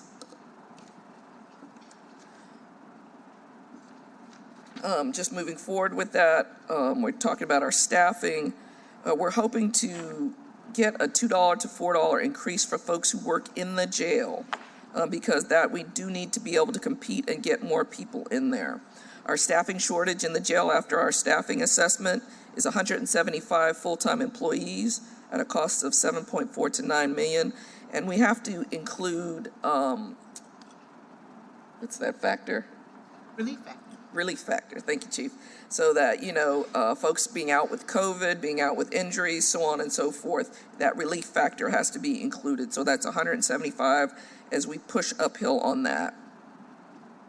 We're concerned about the juveniles for a number of reasons. For the sight and sound space requirements, we have 60-person pods, and if we have just one male or one female juvenile, we have to move all 60 residents adults out of that pod and figure out a place for them, which, as the population rises, makes it very difficult. And we also have to separate people and housing. As you know, classification is about where you can house people within the facility. So, again, we're very, very concerned about that. There's also one other issue, the healthcare demand. The city and OPSL recently did an RFP for health and mental health services and picked a new provider who is supposed to come on board in June. We did not include the cost of juveniles in that RFP, so that is going to be what happened last year. That is going to be additional funding we're going to have to figure out what we're going to do about. We wanted to give a little bit more information about cost per resident per day. And you can see in Louisiana, the average, and different states that border us or are close to us. So we're somewhere lower for costs at $130 per day. That comes out to about $47,000 per year for an adult. And as you can see over to the right, you can see what is driving those costs and what moves us into the upper bracket on costs. Healthcare is a big part of that, that is a part of the consent judgment, and then housing being a big part of that. Food, those are also parts of the consent judgment as well.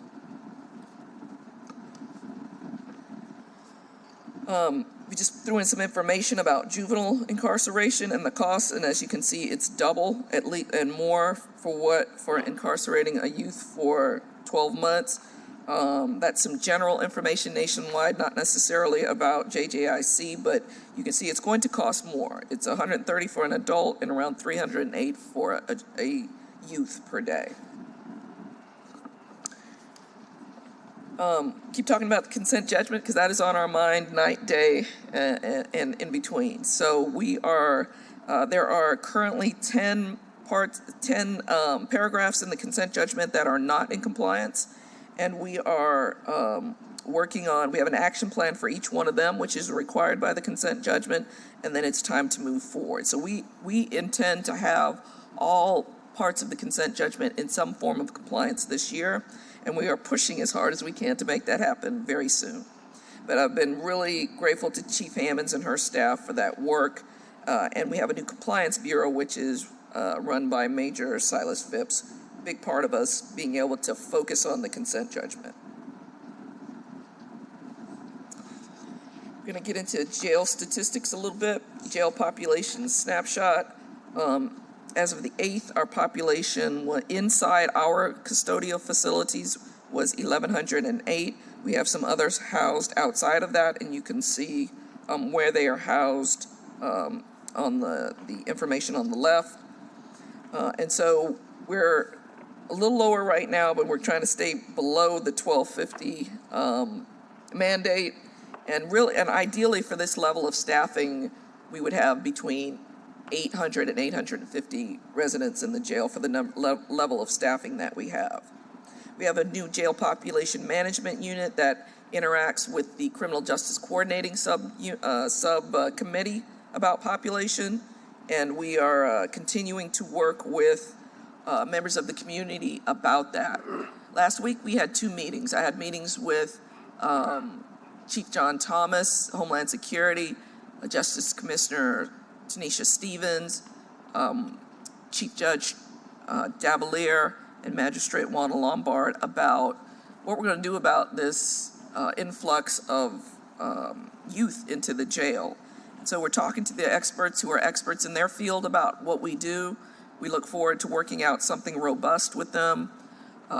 We also met with JJIC Director Deshelle Williams, who is so knowledgeable about juveniles, and we are trying to see what we can do to work together to use these economies of scale to help each other, whether it's transport or other types of issues. Trying to be efficient. Would you say something, Chief? Okay.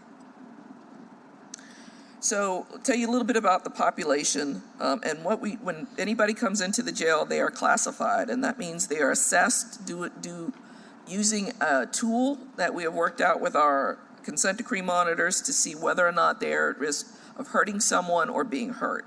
And as you can see, the high security, these are just how people are classified, as either high security, as being somebody who might want to escape, has been known as a predator in a jail or a known victim, psychiatric, medical, suicide, those types of alerts that we need to be cognizant of at all times in order to be able to house them appropriately and keep a close watch on those who need it. So you can see we still have a very high population of those in high-risk classifications.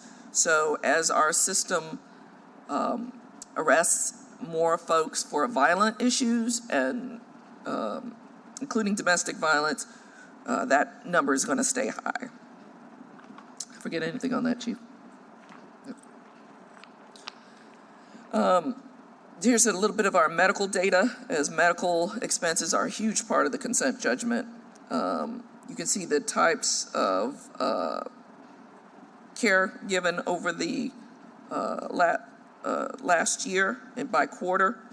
And so you can see substance abuse continues to be high, general mental health continues to be high, folks who are in there for sexual abuse and other types of issues, very high. So we're dealing with the population of folks, again, dealing with trauma, addiction, mental health, and who have been victims in the system also. Mr. Riley at Vote talked about medically assisted treatment. We are very... Could you stop there for a minute, please? Yes, sir. And I apologize, but something got my attention. Under the categories for medical data, you have substance abuse, accepted treatment, attended therapy. Why so little accepted treatment and therapy? Why so little accepted treatment? Yeah. Well, we can't, of course, force anybody to do anything, but we do try to work with them to, show it's for their benefit. But like a lot of therapy, not everybody's willing to go do that right away. What we do want to do going forward, and we love having these conversations with the court as well, is because the court has the carrot and the stick, right?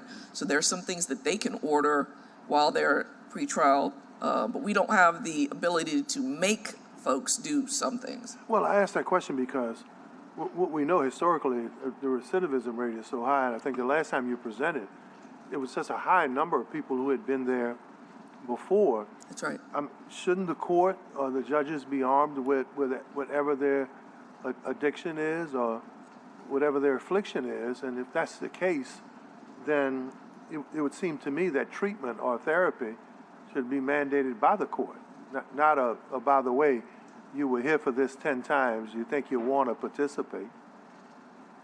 Yeah, and there are drug courts, and I think, but one of the things we also, I think, have to do is work better with them. So there are drug courts, there's veteran courts, there's domestic violence courts.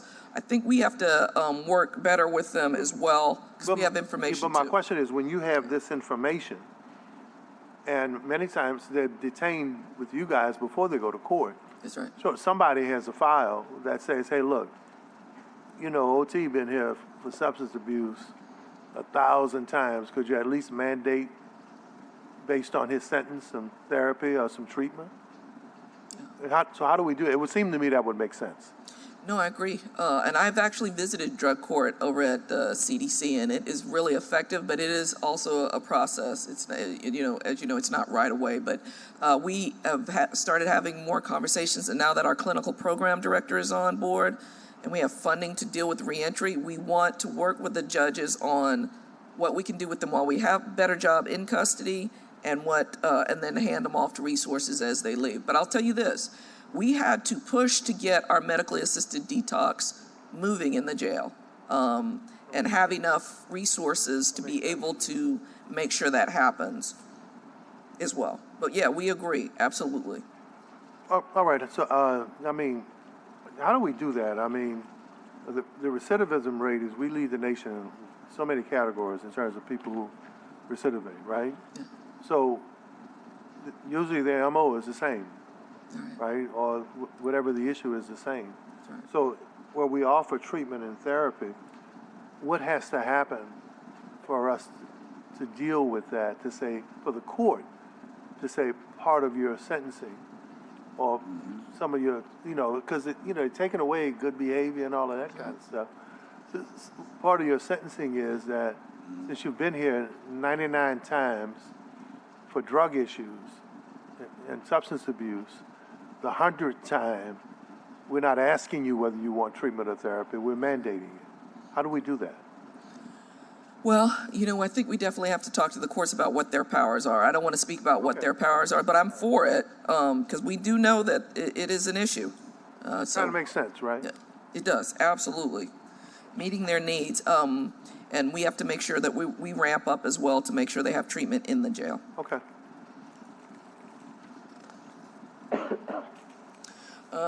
I didn't mean to get you off your rhythm because you were on the roll. No, that's a great subject, because it's something important. We know folks are in there a lot because of that, and everybody's been talking about fentanyl and deaths outside of the jail. There've been some inside the jail as well. So I want to highlight the disparity. All right, in Q2, substance abuse 719, accepted treatment 38, attended therapy 54. That's a big number, right? Q3, reported substance abuse 615, accepted counseling 10. Right. That's a big old gap. Yes, it is. Okay. We agree, 100%. Sometimes people need to assist themselves to get there. We agree with you. All right. We are, in addition to we really pushed our provider on medically assisted detox to get that moving so that we wouldn't fall under the auspices of the Department of Justice, but more importantly, so that we can help folks deal with what's going on with them as they leave. As we know, this is a big issue when they leave. We have been using some of the funding that we received from the opioid settlements to deal with getting folks ready to leave. It's not a great deal of money, but we are educating them about the risks of overdosing since they've been in jail. And we know they're going back out to the streets, trying to get them to places where they can have the support that they need not to come back. And then we are working on our security, and under Captain Danny Deneau of the Investigative Services Bureau, watching really closely to see when drugs are coming in, arresting those who are using it. And we have one canine who is Rex, and Rex is working double time to help us try and find stuff. Did we get anything on that? Again, we have our medically assisted detox program going forward. We've had to ramp up. It wasn't really working very well when I got into office. We pushed it. We're now up to 50, but we still have 93 residents on the waiting list. And that is a function of the medical providers having staff to be able to bring more people in. So we're going to continue to push it, because it's very important, needless to say. We want to update you on our staffing efforts. Last year we were net 100, bringing folks in, most of those related to our custodial functions. This year we continue to hire. We have also had to work on bringing up staffing in the courts as we bring more and more people. We bring the entire population of the jail to court, every month, every couple weeks. So as we do that, we've had to ramp up for Chief Howard's functions in the criminal district court, and even in the civil court where the domestic violence courts are as well, to make sure that we're moving forward. We have 10 net hires, 9 as of today, and we'll have 1 more next week, so 10 net hires in the courts as we continue to work on as many different hotspots as we can in our process. Some of the key hires in leadership, as you note there, we have a new jail major, we call him Gio, Anthony Giovingo, who's come in from Tangipahoa Parish, and we are promoting also another captain in our compliance function to the jail, and so we will have some really good leadership that is focused on that consent judgment in the jail to help Chief Hammonds with her work. And we already talked about clinical programs director Damon Smothers. And did we already talk about Dickerson, our training? We also, we were able to hire Captain Troy Dickerson. He left NOPD after several years there, 20 plus years there. And he has, because of his expertise in training and teaching, as he is also an adjunct professor, I believe, at SUNO. So that was a big win for us. And he's only been on board since December, I believe. But one of his biggest jobs and first jobs and priorities is having a supervisory school, which started, I think, today. So we're very excited about that. That is something that is critical. If you ask NOPD in their consent decree, what was the key? Supervision is the key to all of that. And so this new supervisors training is going to be phenomenal. We have new sergeants, provisional sergeants on board that need that training. And as we move forward, everyone will have training before they get into their jobs. It's the key to success and, of course, excellence. So we're very excited about that. Here are our resignations and separations. We had a couple removed for conduct. We lost one of our chief recruiters this year, Noel Rivers. We also lost a former Deputy King. So it was a tough month for us in February. And then we've had 13 resigned. Most of those associated around the jail. That's tough work, and it's not for everybody. So we lost some folks around there as well. As part of our employee engagement, we have a new recognition program where we recognize multiple employees each month, and we are working on making sure that everybody who's doing great work gets a chance to be recognized in this department. And as we move forward with creating evaluations that evaluate how well our employees follow the consent judgment and do what's mandated under that. We look forward to even better levels.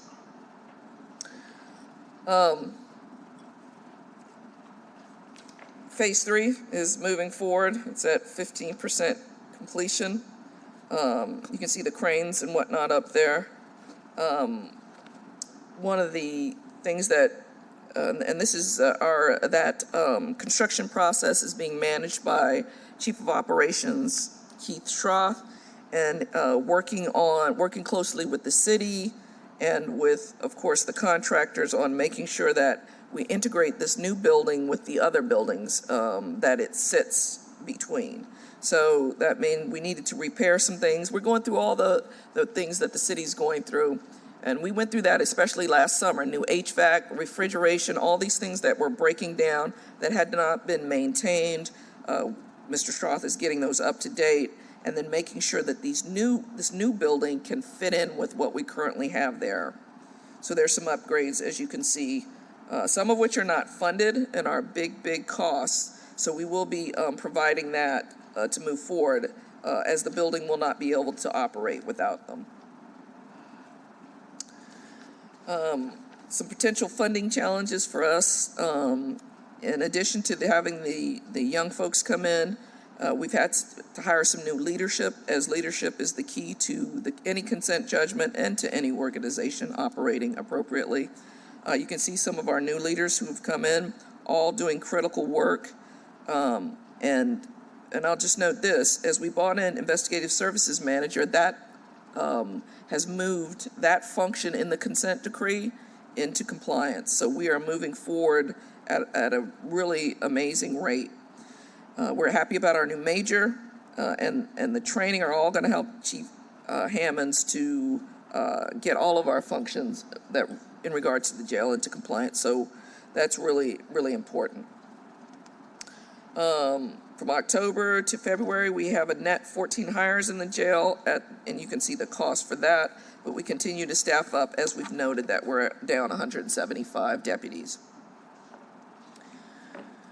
Okay, community engagement. I want to note that we have a new website. It's opso.gov. We moved to the .gov sphere, and it's a little easier to find information now, whether it's about you were looking for information about somebody in custody or about our functions. We have that new website, and we're very excited about it. Our Chief Information Officer, Casey McGee, and our and our Director over in IT have helped to get that going. We're going to continue to populate that. And as these new softwares come on board, the jail management system, case management, we'll be able to populate more snapshots or dashboards as we move forward. So we're excited about that. But here's some of the community engagement that we do. We get a lot of requests to be at schools, and our DARE function continues to lead the way. Sergeant Altrice Taylor, we had a ladies' prayer brunch in January that we want to really work on these family issues of domestic violence, helping those in the jail be better parents, stop that next generation from coming. So we're really excited about what we're doing with our community, as we know that it's not community engagement, it's community leadership that will get us where we need to go. So we thank our community, we thank you, and with that, I'll answer any questions you may have.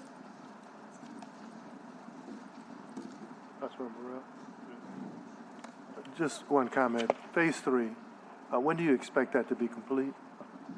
The court-ordered mental health facility. This is Director Trothier.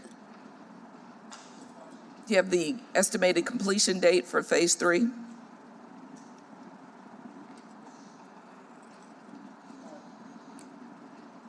It's going to take at least another 16 months. Okay. That's with good weather. Okay.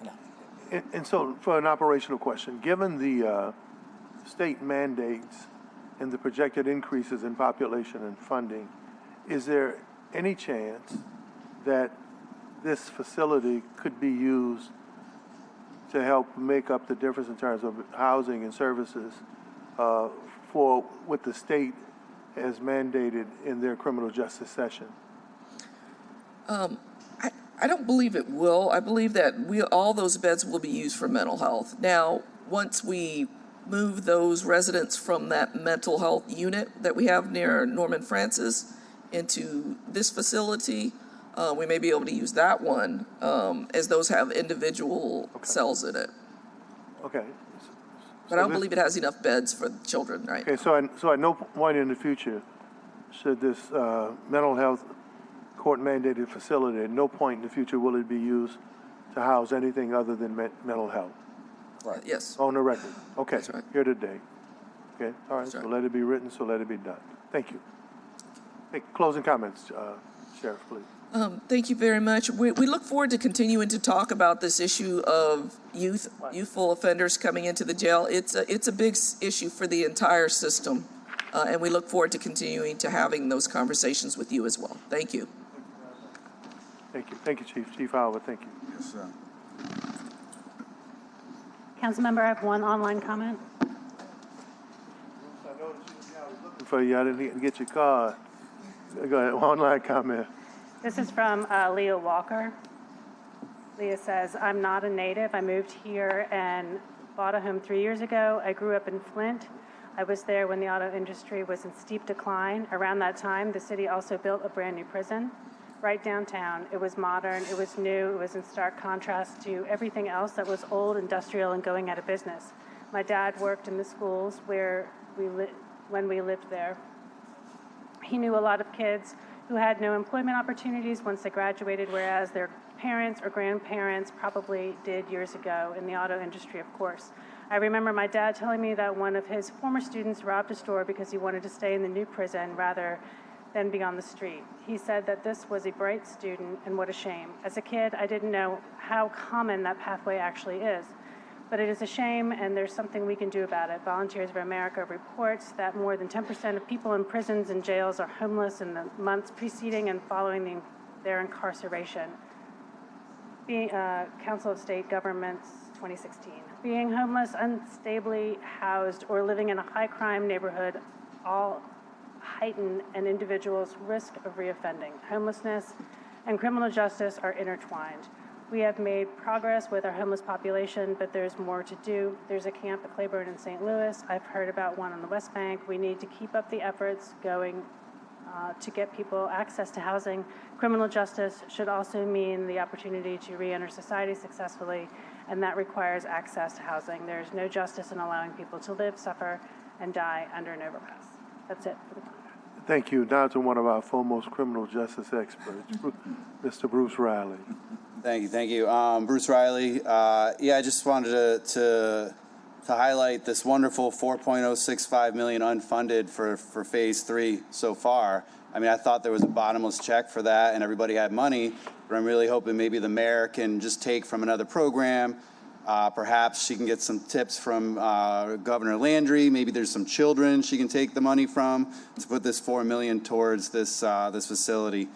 Secondly, y'all were talking about the medication-assisted treatment program. Obviously, I've been a big supporter of that. I noticed that there's 93 residents on a waiting list, which is practically double the amount of people in the program. So kind of getting to your point, Councilman Thomas, about people wanting treatment. Well, here, due to lack of resources, we actually have twice as many people wanting treatment than are able to get the treatment. So I think finding a way to get those resources in there would be critical. And then finally, I'd just say that, as we know, the sheriff deals with people in this limited time space in their lives, right? They're either on their way back to the street or they're on their way to prison. And this is where we need to be talking, with Dr. Avegno, people like Dr. Anjali Niogi and the FIT Clinic, and trying to create a continuum of care, because there's something that you might kickstart during your 2 weeks, 2 months, or sadly 2 years in jail, right, that you're going to need to continue on. And then finally, to the point of recidivism, I think you'll all be happy to know that New Orleans, within Louisiana, has one of the lowest recidivism rates in the entire state. So factor that into your lives when you go around talking to these people, because these other places don't have people like y'all who are actually committed to trying to help people. They don't have organizations like VOTE. They don't have First 72 Plus. They don't have Dr. Avegno. They don't have people that are really committed to trying to help. And so people actually come to New Orleans after jail or prison to try to get some opportunity, try to get some treatment, because they don't have it in these other parts of the state. So when everyone starts to blame us for everything, they should be giving us some props for a few things as well. Thank you. Another area where we could help the state, since it's not helping itself. Thank you, Sheriff. Thank you. And if I could just, Councilman, I just want to mention, we do work with Dr. Niogi and our health department as well. We agree they are rock stars. Thank you. Thank you. Thank you. Ms. Curran, next item.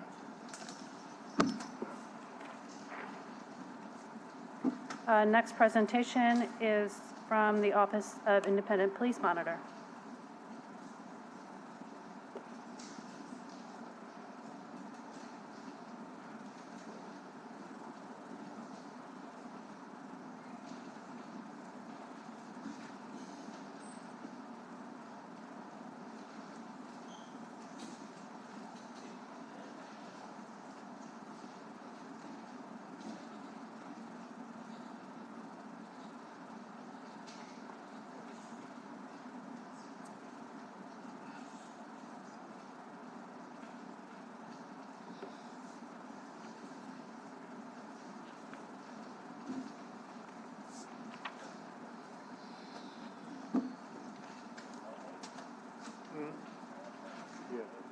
Yeah, because I miss Michelle Wilson out of town when we rescheduled. Who? Oh, you talking about over here? Oh, downtown? Oh, that lady. Okay. Do we have someone from JJIC here? Okay, you're gonna present on their behalf? Okay, all right. Go ahead. Good afternoon. Thank you for having us. I'm Stella Cement. I'm the Independent Police Monitor. I'm joined today with Chriselle McGowan, our Deputy Independent Police Monitor. Today, we're going to be providing a brief data snapshot of the data that we have collected from our internal work in 2023. That's going to include how many complaints of misconduct were submitted, our use of force and critical incidents, the disciplinary hearings that we monitored, the mediation that we were able to conduct, and the outreach activities that we completed. We're also going to briefly highlight some of the projects that we currently have in place and that we're taking on in the first quarter of the year. So starting with the data snapshot from 2023, we just wanted to highlight that we received more complaints of officer misconduct last year than in previous years. 133 complaints were submitted. That is more than all the previous years that we're showing since 2019. We believe that the increase has to do with our increase in accessibility. So as more people know about our office and know about our services, are able to submit more complaints. Now, in the coming year, we are going to be doing a data look behind. So we are going to be auditing all the complaints that we've submitted to the Public Integrity Bureau for the last handful of years to be able to see what the outcomes are, because we do want to see what the results of all these complaints of misconduct are.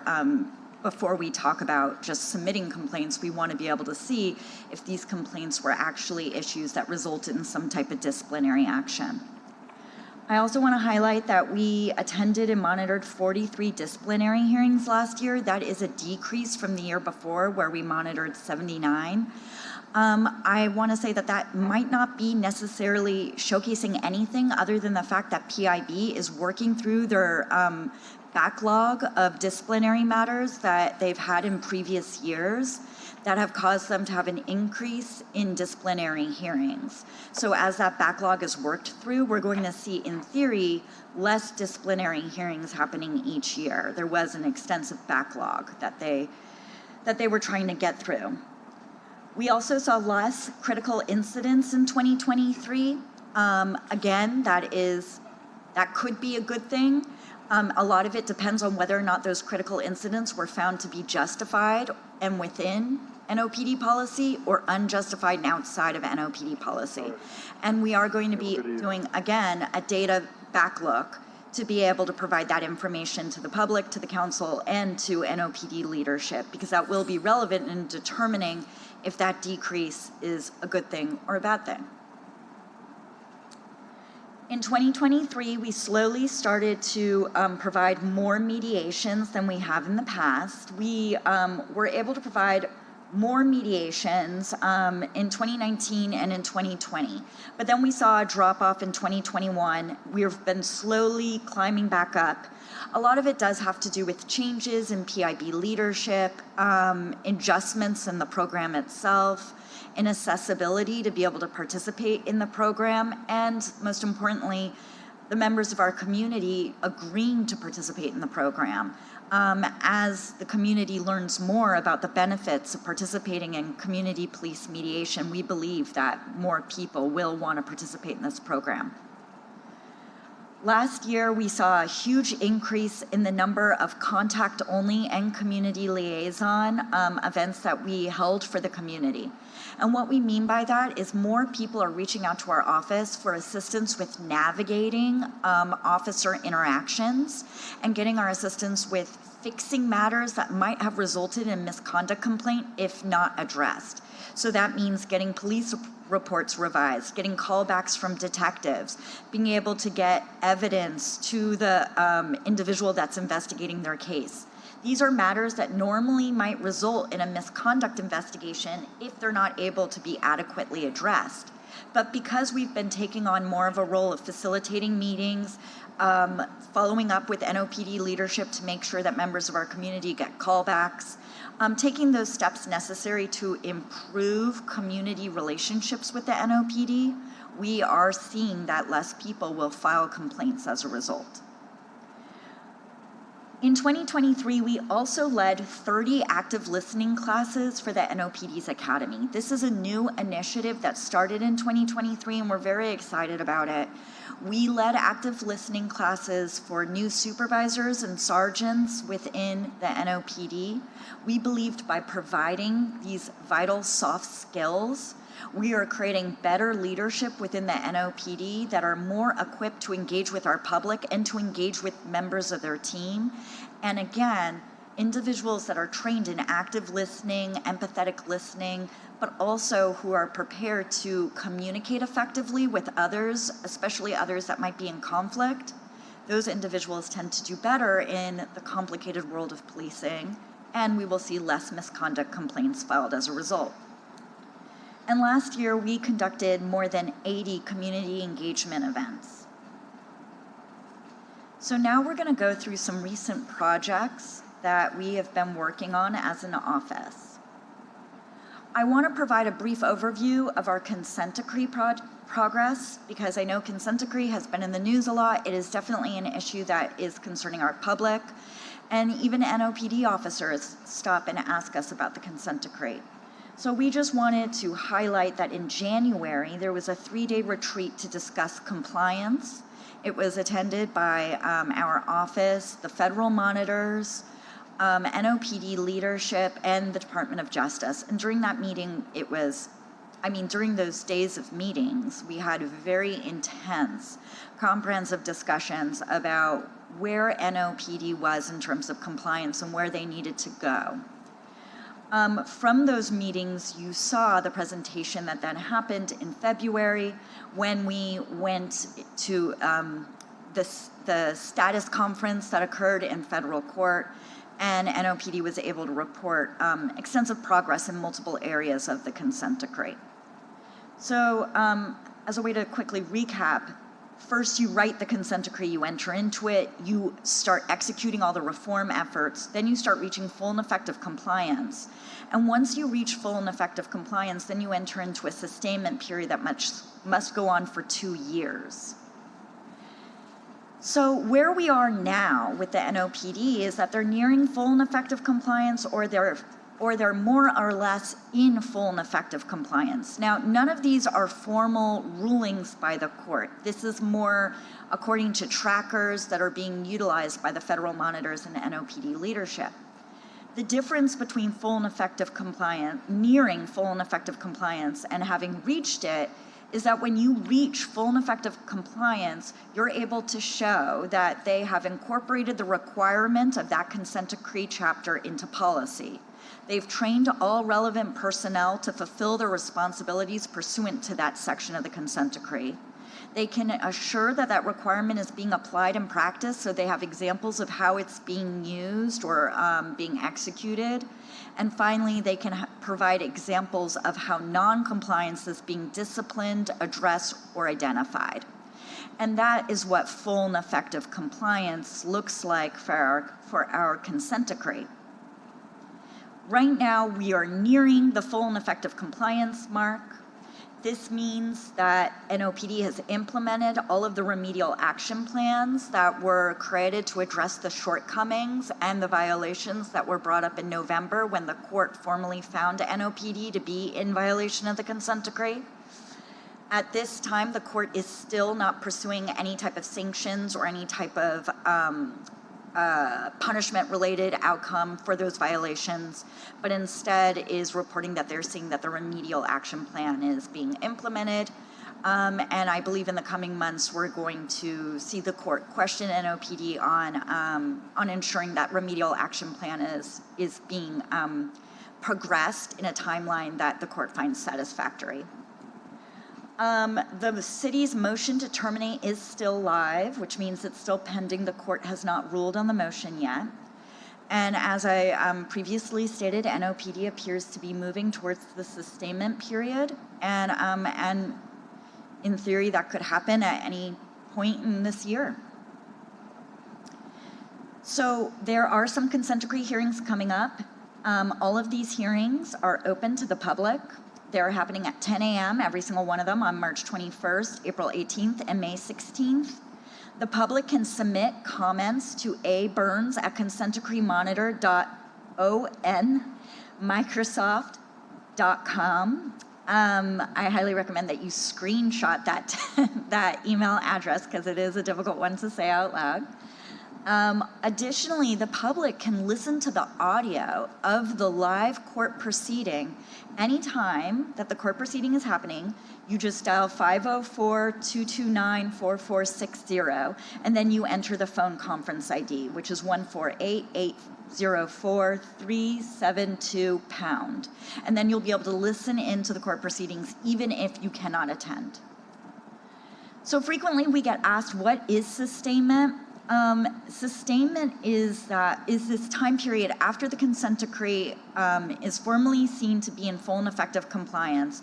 And during this time, you're going to see the NOPD increase the amount of kind of engagement that they're doing around these requirements, and you're going to see the federal monitors, in theory, decrease the amount of engagement that they're doing around implementation of consent decree chapters or monitoring the successful execution of those items. You're going to see that OCDM will reduce any audits that they're conducting, but they might still provide technical assistance to the NOPD conducted audits.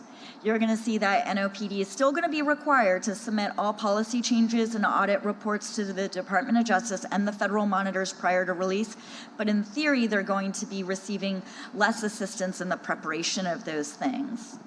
You're going to see the OIPM potentially take on a larger role in policy development and technical assistance on audits being conducted by the NOPD's Professional Standards and Accountability Bureau. And you're going to see that PCABs, Police Community Advisory Boards, and community engagement must continue to ensure that NOPD is still abiding by the standards of the consent decree. And that means they have to hear from the community how they are doing.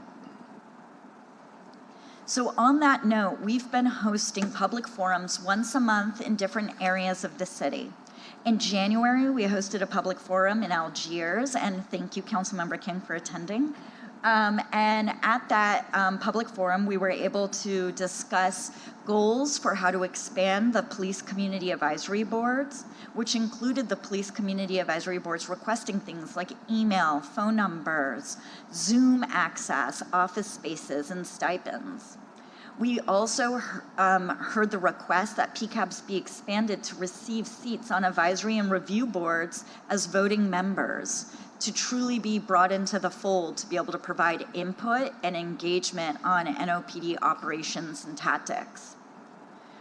And we received a request that we start incorporating PCABs more into our media and outreach work in order to increase public awareness and engagement with our PCABs. And that's something that we're going to be looking at very critically in the coming months. In February, we hosted a public forum uptown, and at that public forum, we did an in-depth debrief of Mardi Gras and learned how Mardi Gras policing affected those neighborhoods.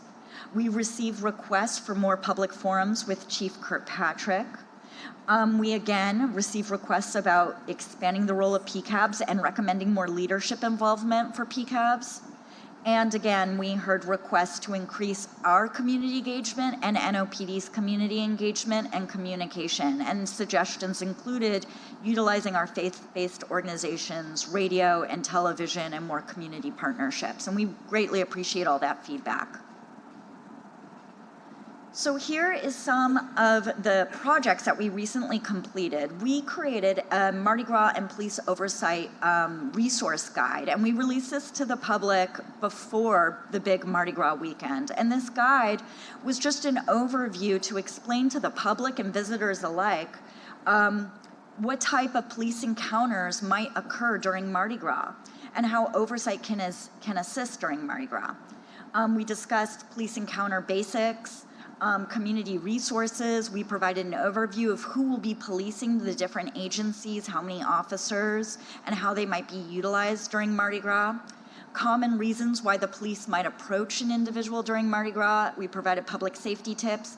And finally, how to report officer misconduct. And this is just one example of the different types of informational resources that our office intends to release in the coming year.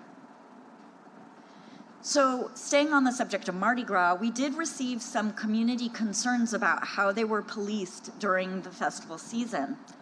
We provided assistance during the festival season by hearing those concerns, doing complaint intake, but also we were able to provide real-time recommendations to NOPD leadership to be able to address issues as they arose. One example is that we started to see on social media the concern, and we received a call from a member of our community about this concern specifically. He stepped out, but he was here, about this idea of that the Chief Kirkpatrick had been communicating to individuals that they can't record under the overpass during marching band performances. And so members of the public were highly alarmed by this believed policing change and started reaching out to our office. I was able to call Chief Kirkpatrick right away and advised her of this misinformation that was being pushed on social media and asked if she could quickly address it so that way there wouldn't be confusion.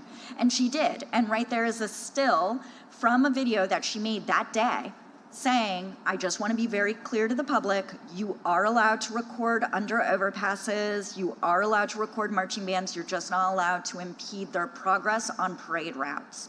And that's the type of clarity and information sharing that our office is able to do on behalf of the community with NOPD leadership to improve the way that NOPD is policing. We also received public feedback about the marching band push incident, and we worked with NOPD's leadership, specifically Chief Kirkpatrick, who was very involved in this as she responded to the family's concerns. And we were there when Chief Kirkpatrick both called one of the affected students and spoke to his mother and provided a very sincere apology on behalf of the department. And so we appreciated that quick responsiveness from Chief Kirkpatrick on this issue. And Captain Sanchez for immediately cutting the number, and now there is a force investigation that is underway. Some public recommendations that we received that we're providing to NOPD before they start the next Mardi Gras season is that they communicate more with the public about changes in policing that the public should expect prior to Mardi Gras season. Similar to hurricane season, we know it's coming every single year. The public knows that they should probably change their expectations accordingly, but there should be more information about what that looks like and what they should expect. We should also try to engage parking enforcement, on all of these tactics to make sure everybody's on the same page, because we frequently receive complaints or questions that are actually supposed to be addressed by parking enforcement. So we do want to kind of increase some of this collaboration between these different agencies. And then we receive recommendations about utilizing more civilian workers at parade routes to provide parade presence, so that way NOPD can focus more on policing issues. So finally, here's our work plan for 2024. It is available on our website, and we have a lot of ambitious projects that we're trying to take on. I'm happy to report that this morning we were at an RFP selection committee meeting to be able to select our vendor for our 24-hour hotline, and we selected a vendor. So hopefully things will progress soon. And we've received permission to move on to the selection committee for a public-facing database that would include misconduct, policing information, and use of force information. Again, we're releasing more informational one-pagers, we're building a public archive, and we're expanding our mediation program. These are all big goals. And this week, we're gonna be hosting a public forum at the Joe Brown Community Center at 6 p.m. We're gonna be co-hosting it with Captain Sanchez from the Public Integrity Bureau, and the theme is all about officer accountability. How does discipline work? How does the Public Integrity Bureau work? What happens when you file a complaint of officer misconduct? So this is a chance for anyone in the community to be able to attend and ask any of your hard-hitting questions about officer-involved discipline and accountability. So please come. That is Wednesday, Joe Brown Park, New Orleans East, at 6 p.m. And there will be food, and you can bring your kids. So again, free food, and you can bring your kids. Yeah, I'd appreciate if you would forward that flyer. Yes, absolutely. You know, we have some relationships out there where a lot of these meetings are not attended very well, but maybe if we target some groups, we can make sure folk come out. Of course, yeah, we would really appreciate it.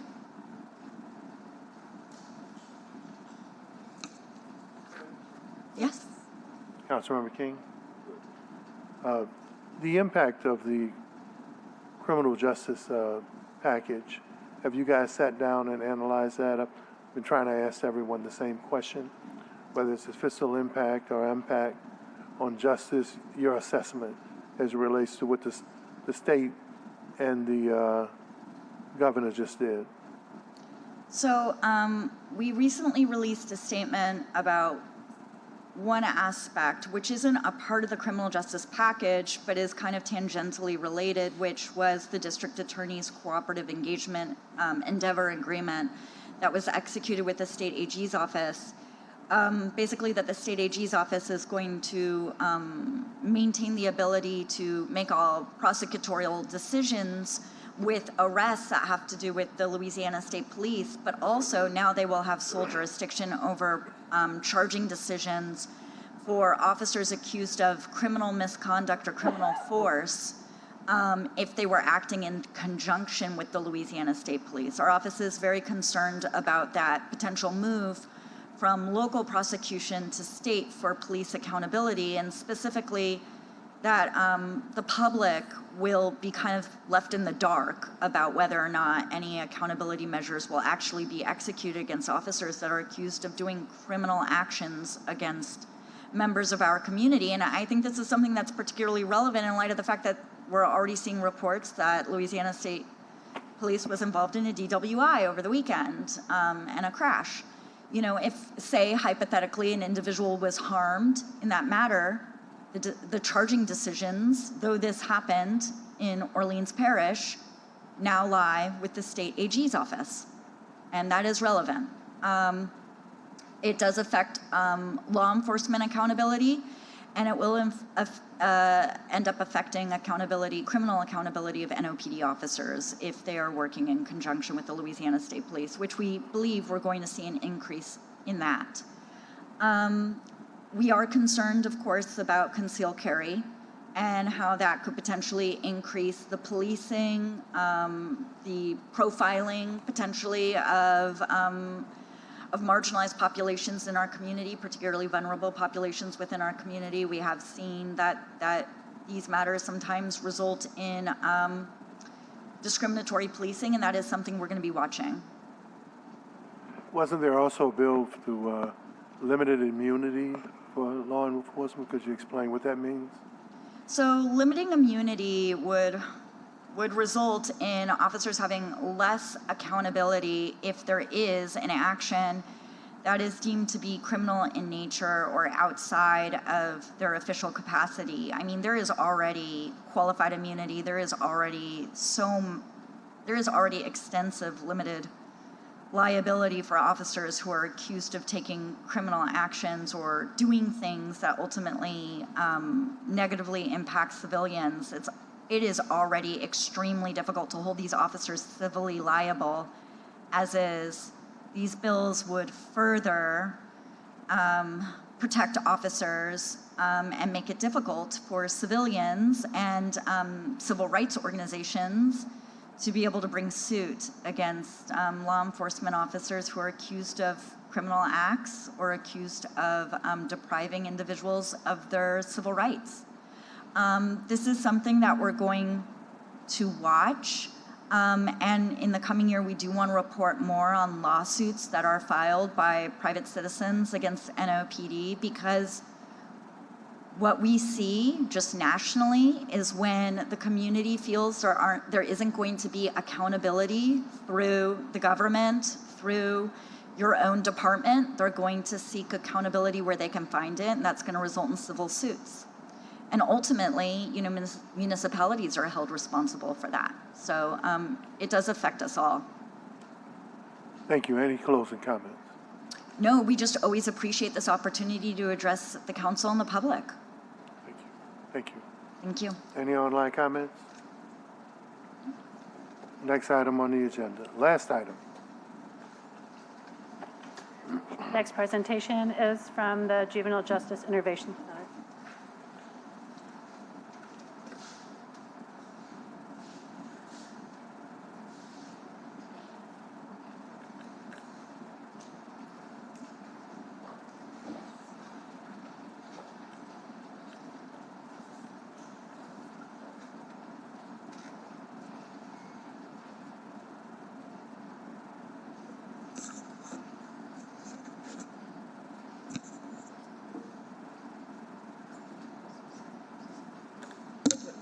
You can start your presentation when you're ready. Identify yourselves and start, please.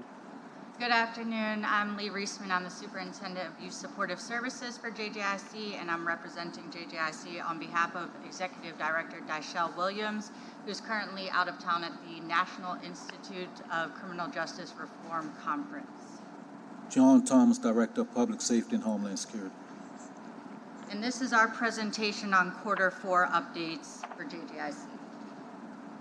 First, we're going to talk about intake and release data. So in Q4, between the months of October and December 2023, we saw 130 new admits. Of those new admits, the top 5 charges included illegal possession of a handgun by a juvenile, illegal possession of stolen things, a youth being remanded from court, simple burglary, and unauthorized use of a motor vehicle. During that time, we also discharged 122 youth. Those included 36 non-detention cases, 0 819 deadlines, 71 court-ordered releases, 10 OJJ transfers, 2 OJC transfers, and 3 DOC transfers. Also in Q4, we did have 1 critical incident, which included a staff on youth assault. In Q4, JJIC began to see significant stress on our population capacity that has grown since that time. And we find that the following population and statistics are the group or the population that is congesting the system and really putting us over capacity. In Q4, that included 9 youth currently being adjudicated as adults, 2 youth adjudication status pending a Supreme Court ruling, 29 youth pending 305A or B transfers, and 7 youth post-adjudication and pending OJJ transfer. As of Friday, February 23rd, 2024, these are the same statistics. We had 10 youth currently being adjudicated as adults, 1 youth CDC arraignment hearing set, so bringing it to 11, 25 youth pending 305A or B transfers, and 8 youth post-adjudication pending OJJ transfer. In regards to our Human Resource Department and updates in hiring, we continue to attend job fairs and community engagement events. We are working the registry for JDC 1, 2, 3s, social service workers, and all of the various positions we're hiring for. And we continue to discuss and implement staff recognition and appreciation. Some of our bigger barriers include core administrative vacancies, which include the Superintendent of Residential Life, Superintendent of Facilities, the Budget Coordinator, Training Coordinator, Data Manager, and Security Manager. I have some updates from our partners with Children's Hospital. This is data from November 2023 through January 2024, and we can note that all metrics increased during this time period. The average daily youth at the facility was 75.5, up from 70 the quarter prior. During that time, they had 271 mental health visits, 181 medical visits by providers, whether that be sick, intakes, or et cetera, 172 social work visits, and 205 sick calls logged by the nurses.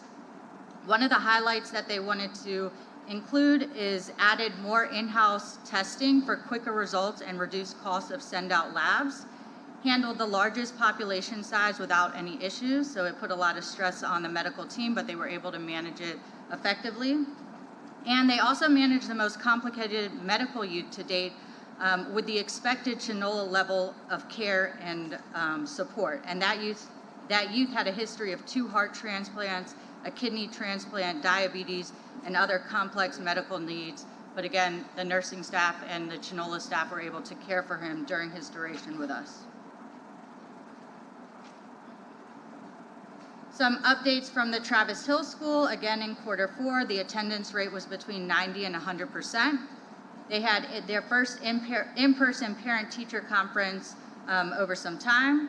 They partnered with For Your Eyes Only to provide eye exams and glasses for youth. They had their winter leap testing where they saw an increase in ELA scores, and they conducted their winter 2023 graduation with 1 graduate. Some updates for youth supportive services during quarter 4 include the intensive in-home and community supervision program. In that program, they had 63 youth and families participated in the quarter. 35 of those youth were new enrollees. 30 were successfully graduated, 14 were unsuccessful, and 5 youth were rearrested while enrolled. Other support service programming throughout quarter 4 include weekly conflict resolution workshops, Young Artists Movement, the Grief Group, Artivism Dance Cohort, New Orleans Youth Coalition, Cultivating Youth Physical Fitness, LCCR Book Club, Ellis Marcellus Center for Music Group, Thanksgiving Family and Youth Engagement Dinner, and CJ McCollum Tour and Holiday Watch Party. Some upcoming goals that we are currently working towards include securing permanent programming partners through our CEA process, developing community partnerships to implement prevention services in New Orleans East, and requesting a salary increase for all JJIC specific positions. And then last, I just have some images from some of our youth activities. Any questions? Councilmember King? Anything you want to close out with, Chief Thomas? No, we just had a meeting with Sheriff Hudson on the transition to the 17-year-olds, so we're getting prepared for that. We appreciate all y'all support when y'all come over there. That means a lot. CJ McCollum got involved with the juveniles, so that means a lot. And Director Williams and Ms. Reisman is doing an excellent job with the youths. And we appreciate all the support that y'all give us back at the Juvenile Justice Intervention Center.